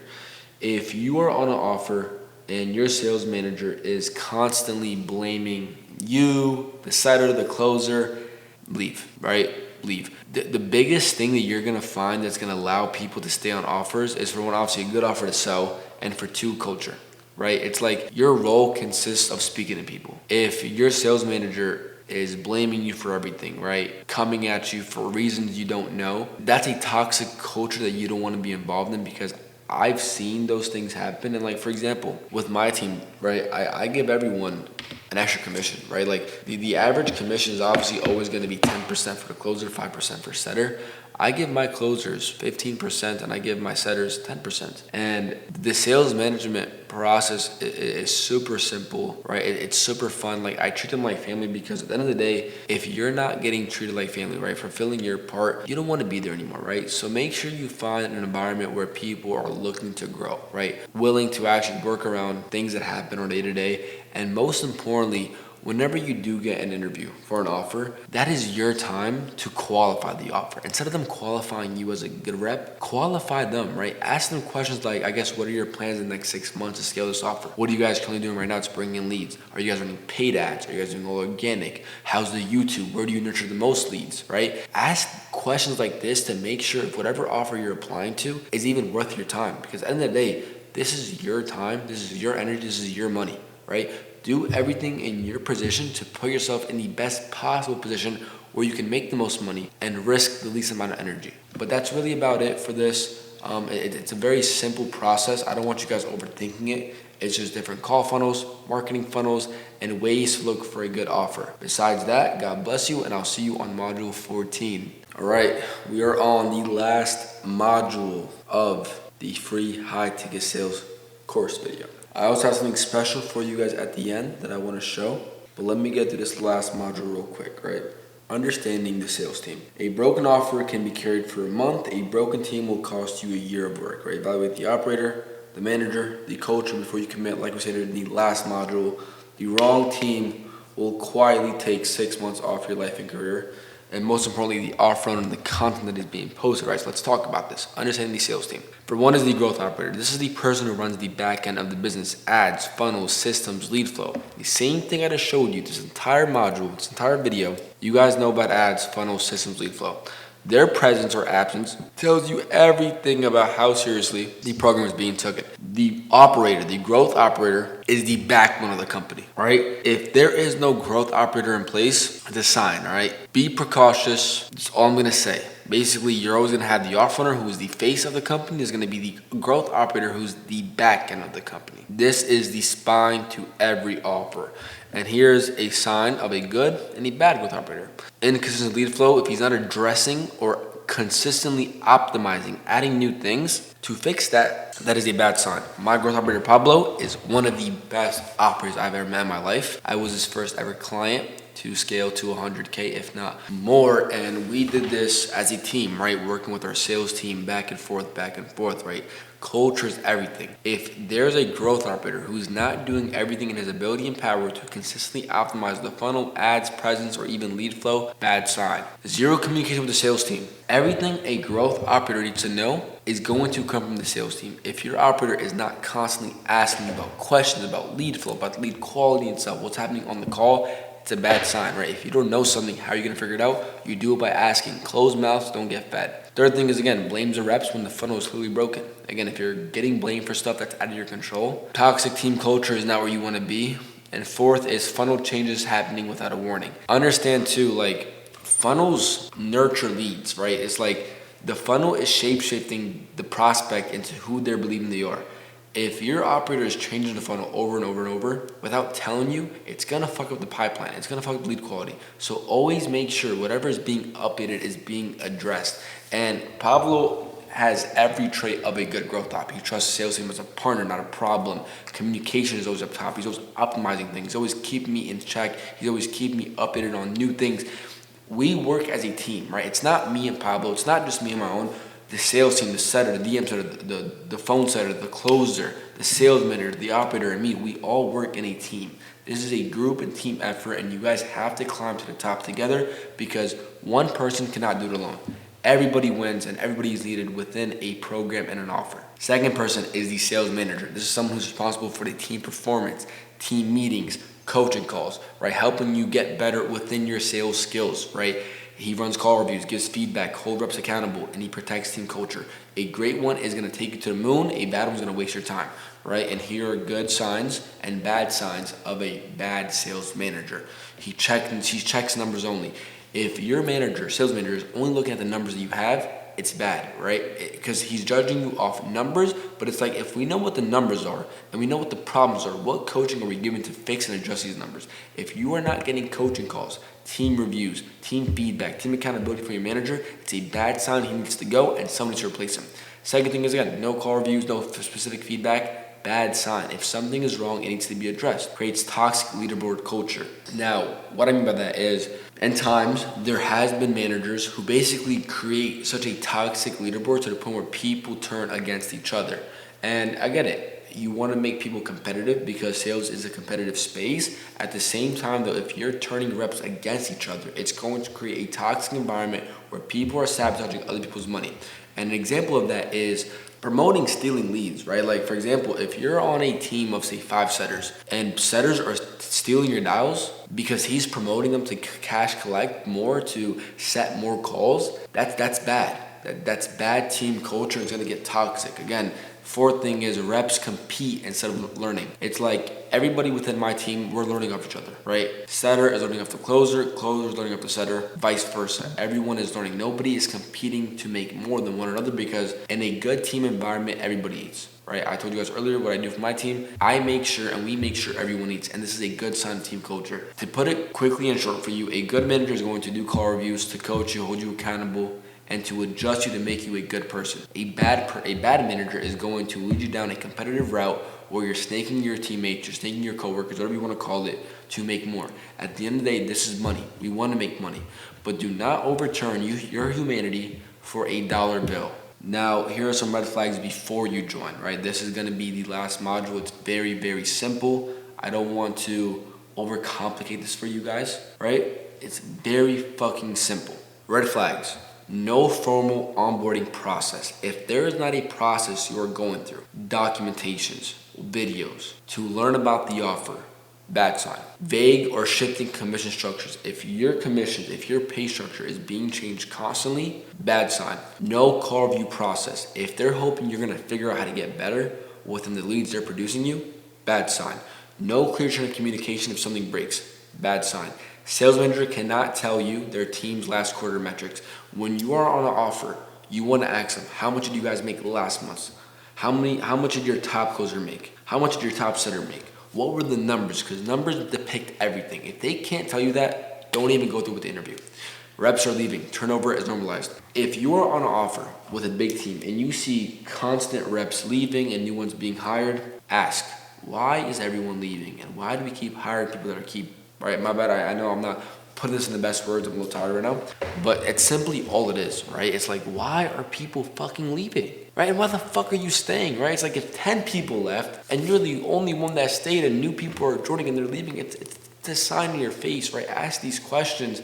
And lastly, lead flow is about to ramp up. This is the biggest problem that I see in high ticket sales, is that a lot of reps early on, right, like newer ones, and this is why I'm making this video so you guys can educate yourself, do not get trapped on a bad offer, right? A manager, a growth operator is always gonna tell you, yeah, leads are about to ramp up. We're about to ramp up right now. And they say this for 1 week, 2 weeks, 3 weeks, 4 weeks, 6 weeks, 7 weeks, 8 weeks, 2 months, 3 months. Leave, bro. They're selling you a dream and they want to keep you for as long as you can because they know they cannot hire anybody else. It's as simple as that. I don't think I need to explain it any further on. The more you get into the space, the more you're going to know about these things, right? Culture is the biggest thing you want to look for when looking who to work for, right? If the team is secretive, the team's not updating, the team's not communicative, if it's toxic, if it's firing reps, if the offer is always struggling, not getting lead flow, it's not a good offer, right? A strong culture always equals a strong, stable offer, right? If you, like when you're applying to an offer, talk to the current reps, right? Talk to their closers, talk to their setters. Ask them honest questions, right? And ask them, would you work on this offer ever again? And their answer should tell you everything you need to know, right? Don't fall into the idea of you can make this much, right? Because people will try to sell you a dream in this space, right? This is why I want to be as honest as possible because I've seen my friends go through it. I've seen my students go through it. I've been through it myself. People, offers, sales managers, growth operators, they will try to sell you a dream on what you could have, what you should have, what you would have been, but it was all your fault. But internally, it was never your fault. It was a bad fucking offer, right? So please, do your due diligence when looking for an offer and hopping on interviews. Ask them all the right questions because the last thing you want to do is waste your precious time when you gave it your all to become the best that you can and you're being used for nothing. That's all it is. And I just pray and I hope and I wish that you guys take everything I said, you wrote it down, and you learn more from it, right? There's only so much that I can go over within just 6 hours. And I just pray and I hope and I wish again that everything I said was written down. You guys took your notes and you guys are going to make something out of this for yourself. But I have one last surprise for you all, right? If I could do this, then you can too, right? This is the same skill, the same playbook.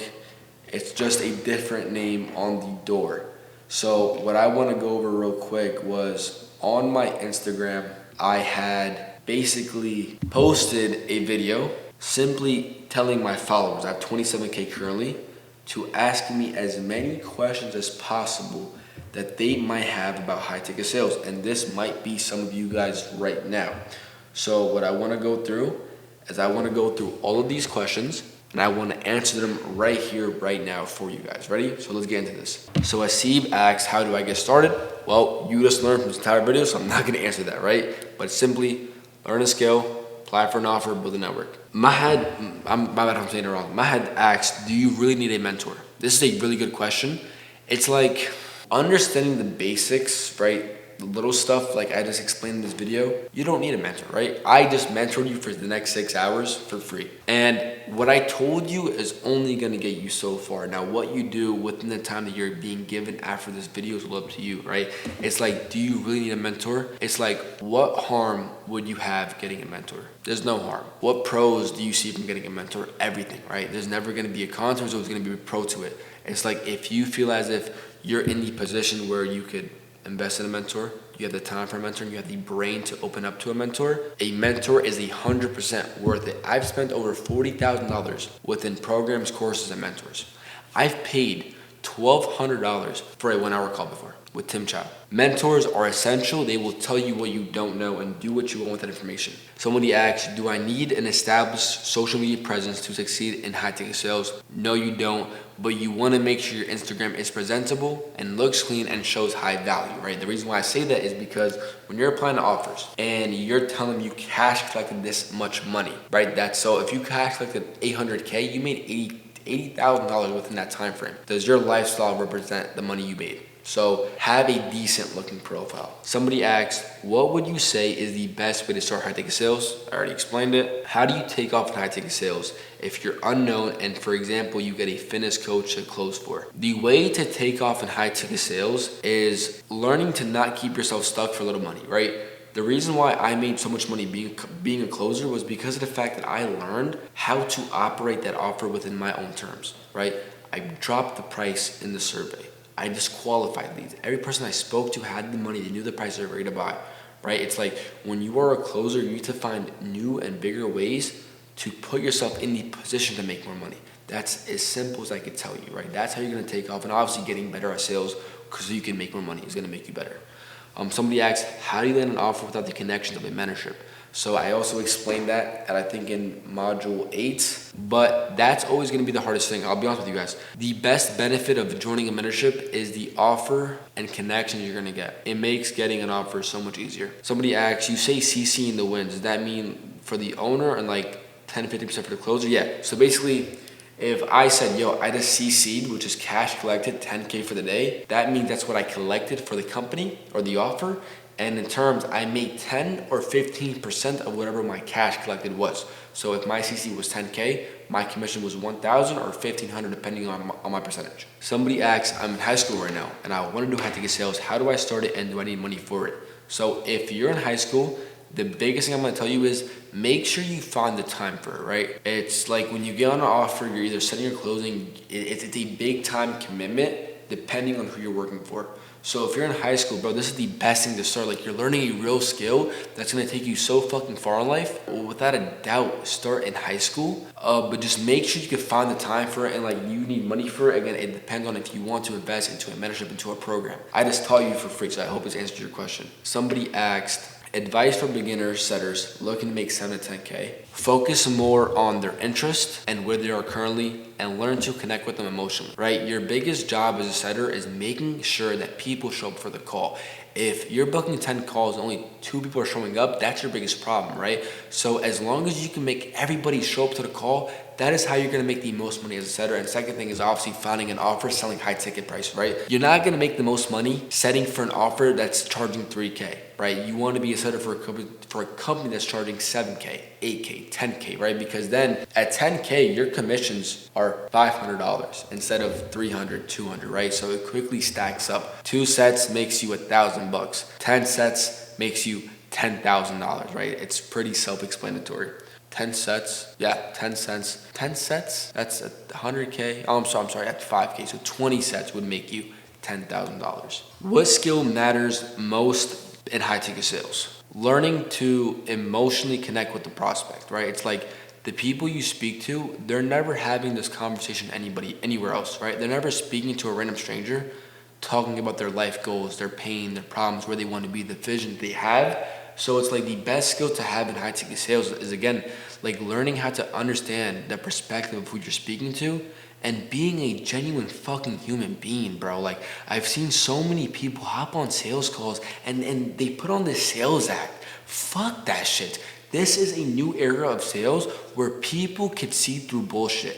The best skill in sales is to speak and be a human. Understand emotions, understand thoughts, understand feelings and ideas, and learn to give back reassurance, relatability, comfort, and most importantly, confidence. If you could convince somebody that they're so confident, they're gonna fall in love with you. What do you think of Impact's framework? I'm not gonna talk about that. I think they suck. What are the products or services being sold the most in high ticket sales? Anything AI, anything technical, anything TikTok shop or YouTube related, anything fitness or real estate? The way you find what's gonna sell the most in high ticket sales is what's longevitable, right? What's gonna be here 5 years from now, 10 years from now that AI is not gonna take, and that's what you wanna sell. Somebody asked, we should actually get roles that do not, I don't know what he's asking actually. Okay, I don't know what that person's asking. Somebody else asked, is a mentorship generally worth it? Again, it depends on what you're looking for. If you're looking for community, network, connections to offers, advanced training, it's 100% worth it, right? And that's actually all the questions that I have. A lot of them are just bullshits. But I hope that this kind of gives you guys a lot of clarity on how high ticket sales actually works. We did it. We're done. We made it to the end of the video. And I thank you guys. And I want to show you guys one last thing to just give you that boost of confidence, right? To just really ultimately ensure that you have the confidence in yourself. Most importantly, this business model to take you to where you want to be, right? If I can do this, you can do this, right? And I want to show you some of my students, their real numbers, their real time frames, to just show you the fact that this is real, right? So if you guys don't know Tyler, my first ever student from Canada, he used to work at a pizza shop. First month, he had made $14,000, right? Now he's making over $10,000 consistently every single month. I love Tyler. He is someone that joined, and the first message he had sent me was generally about learning the passion of sales. Like, he was passionate about sales. He never was in it for the money, and he was rewarded, right? Amra, this is one of my best friends. Immigrant family, grew up with one brother, one mother. We worked the same jobs. We worked in Honey together. I got into high ticket sales. He was in college. I convinced him to finally just go the fuck in. He made $14K in 2 months. He supports his family. He still's in the closing safe, and he's also a coach for me as well. God bless him. And he's someone that I trained personally one-on-one, right, in the fucking college dorm. Kareem is a college dropout who was in pre-med. He went to Lehigh University, a almost Ivy League school. He quit pre-med, dropped out of school, made $18K in his second month. Now he's on pace for $15K consistent months. Minerva, this is my first ever female student. She had no sales background. She was 18 when she joined. She was in college and she was a hairstylist. She made $5,000 in 3 weeks, closing on a fitness offer. And now she is doing numbers I don't even know about, right? Like, I think she's making over $12,000 a month, working with some of the biggest companies like Breast Scales, Benny Lockhart, and Clover. Like, just she's doing her own thing. God bless her. Omar, a day trader. I knew him from way back when I put him on into high ticket sales. He made $13K in a month as a setter, bought an M240i in 3 months, and he came from a trading background. And he's someone that's seen my come up, right? Like, he knew me when I was a student because he knew my mentor, and he's seen my come up and he trusted the process, and he let me coach him. And now he's our 18-year-old from Canada again, high school graduate. He was a freshman in college when he first joined, made $11K in 5 weeks, and now he's doing his own thing, posting content, working with also a really big offer himself. He worked with Charlie the Trainer. They do over $1 million a month. And I'm just glad, and I'm very grateful for the success that I was able to bring upon so many people. And again, like, you guys gotta understand, right? Like, I have my mentorship tatted on me, right? Closing safe. I don't know if you guys can see it properly. I love sales. I love what I do. I love what I teach. And there's so many other people that are part of my journey that I can't even mention because the list goes on and on and on, right? And you guys know a bit about my story, right? I crashed my motorcycle September 11th, 2024. 3 days after my 19th birthday, this was the wake-up call for me, right? I crashed my motorcycle. And it's kind of funny because the reason why I crashed my motorcycle was I was on my way to sell it on Facebook because I was trying to pay for my college. I was trying to move into a dorm because I wanted to live the college experience. And I remember taking my last ride, and this is generally, I don't want to make this motivational, but this is when my life changed. And this is when I realized, like, my mind has the power to my current reality. When I was on the highway, right, I got on the highway, I white lined. Basically what white line means is, like, there's 2 cars right here, and I drove in between the 2 cars. And one of those cars was an ambulance. I drove past it. I'm doing like 120, I'm speeding. It's my last ride. right? School just started. I want to enjoy myself. I zoomed past the ambulance, and I slowed down. I'm probably doing 60 at this point, and I'm thinking to myself, all right, Hakeem, don't crash. We're about to sell the bike. We got to make the money. Drive normal. As I'm telling myself this, I look to my right. I see a red Alfa Romeo. Next thing I know, I look in front of me. Traffic, dead stop at 2 p.m. Slam my brakes. This was me on a motorcycle, right? Got horsewhipped off. Did 2 front flips off it. Landed head straight into the ground. Got impaled on my left hip, right here, and this is generally like when my life had changed, right? Like my life genuinely changed after this, and it's the craziest thing, right? Because this is when I realized, like, everything that I had thought about became a reality in that current moment, right? I was telling myself, don't crash, but somehow I fucking crashed. Like why? I was just telling myself not to crash. Like, how could I crash if I'm telling myself not to crash? And when I had crashed, I remember I got up, I ran to the side of the highway, I looked at my bike, it's in fucking pieces. I run back, I'm picking it up, I'm dragging it, guys are helping me out. And I remember I lose my hearing first. I can't hear shit. I can't breathe. I have the helmet on, my visor broke, I can't smell. And you know in movies, when they say, don't go towards the light, imagine not being able to hear, breathe, talk, smell, nothing, and all you have is a light. Like, this is generally what it looked like, right? It was a light just coming to my eyes. Like, imagine that, right? Imagine that. That's generally what my life looked like. And I passed out, fell into a coma for 2 hours. I woke up in the hospital, but when I woke up, I had thought I was dead. I kid you not, I woke up and I thought I was dead. My dad was there, my friend Abe was there, my brother was there obviously too, and I'm thinking this can't be real. There's no way I just fucking died, right? But before I went to the coma, all I thought about was, wow, my life went to waste. Nothing accomplished. I'm a freshman in college. My mom's out there working and hustling her ass off, working multiple jobs. My dad works as a fucking bus aide. We barely get by. And I'm leaving my family with nothing. I was my family's biggest investment. I just died.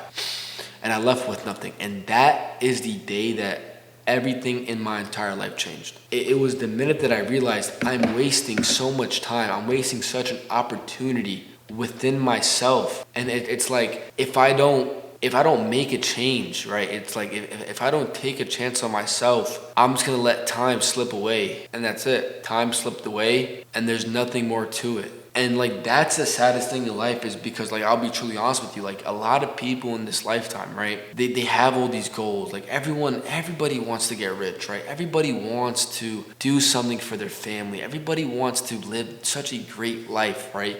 But 9 times out of 10 of those people, they don't. They don't ever live that great life. They don't ever get to see what their dream life looks like. And that's the reality that I was facing. Was I gonna be another statistic? Was I gonna be another person who just watches everybody else do what they thought they could do? And I'm sitting here watching it all unfold online while I'm stuck in college. While I knew I had these dreams bigger than just being a normal person, right? It's like, is that who I am? And that's when I just made the decision, right, to just go in with myself. I realized that there is nothing that I can't do, right? It's like, you guys know my story. I lived in a motel for 3 months in the 6th grade. My dad was paralyzed for years on end. My mom worked 3 jobs. We were under EBT, Section 8. We lived in my aunt's basement for 3 months. Like, as bad as life can get, that's how bad my life was, right? I remember taking trips to Jersey City, right, to the courthouse to fight our eviction notice because our shit was all out on the street. And like, all these things happened at a young age, right? Like, my life only changed about 1.5 years ago, right? Like, I've only been in this space for 1.5 years now. And I'm blessed to be in the position where I can make a video like this, right, talking about my story. Because I promise you, at the end of the day, the only difference between you and me right now is the fact that I started sooner, and is the fact that I made content. That's it. There's nothing different about who I am, about my story, about what I've accomplished. Nothing different from you and me, besides the fact that I took action sooner and I made content about it, right? So I don't want to prolong this. I don't want to make it as long as it has to be. I don't want to become motivational. What I really want you guys to do, right? Because you just sat through a 6-hour video, right? And it wasn't for no reason. It wasn't for no reason, right? Like, you generally have a vision of who you want to be, right? You have this vision. And I pray that you not only carry this vision into who you're gonna become, but into life that you wanna live. Because I promise you, the saddest thing in this life is wasted potential. And if you're someone that could wake up with a goal, if you're someone that could wake up with a dream, if you're someone that could wake up with a vision, to know that you deserve more, go out there and go get it done, right? I've seen so many people who I knew back in high school, I knew back in middle school, who see me now and they talk to me about how good I'm doing. And it's so sad to see that they're still stuck in the same position. And it's like, if you could sit through a 6-hour video, right, having me yap to you and explain to you why and how you could change your life with something like this, right? It's like, go after it. There's nothing in this life that's sadder than just wasting your fucking potential. And there's been so many moments throughout this entire journey where I've broken down and I've cried to myself, where I've cried about a life that I want to live, and I've cried about who I wanted to become, and I've cried about so many things in this life. And I'm telling you, I understand where you are. I understand where you're coming from. I understand your goals, your belief system. I know what it feels like, and I know what it feels like to be lost. I know what it feels like to be stuck, to be hopeless. I know what it feels like to feel like nothing is gonna go your way, but I promise you, at the end of the day, when nothing else matters and everyone dies, who do you have besides from yourself? Who do you have to believe in you when nobody's gonna believe in you? You have nobody in this world besides yourself. Everything you want out of life, you get to cause it, you get to create it, you get to make it. Everything bad that's happened in your life is your fault. Everything good is your fault, right? And I'm yapping now because I don't want to cry on camera, right? I'm not the type of person to cry on camera, but I genuinely, from the bottom of my heart, I pray, I hope, and I wish that all of you make it, because I promise you, there's nobody else on planet Earth that could understand where you are right now. I know what it feels like, and I want to show you guys one thing real quick. I want to show you my first ever piece of content I posted online. I want to show you guys, because I want to show you how confident I am. The minute you put your belief within yourself, your life changes, right? Look at my first ever video. My first ever piece of content that I posted about my journey of success. Watch this video.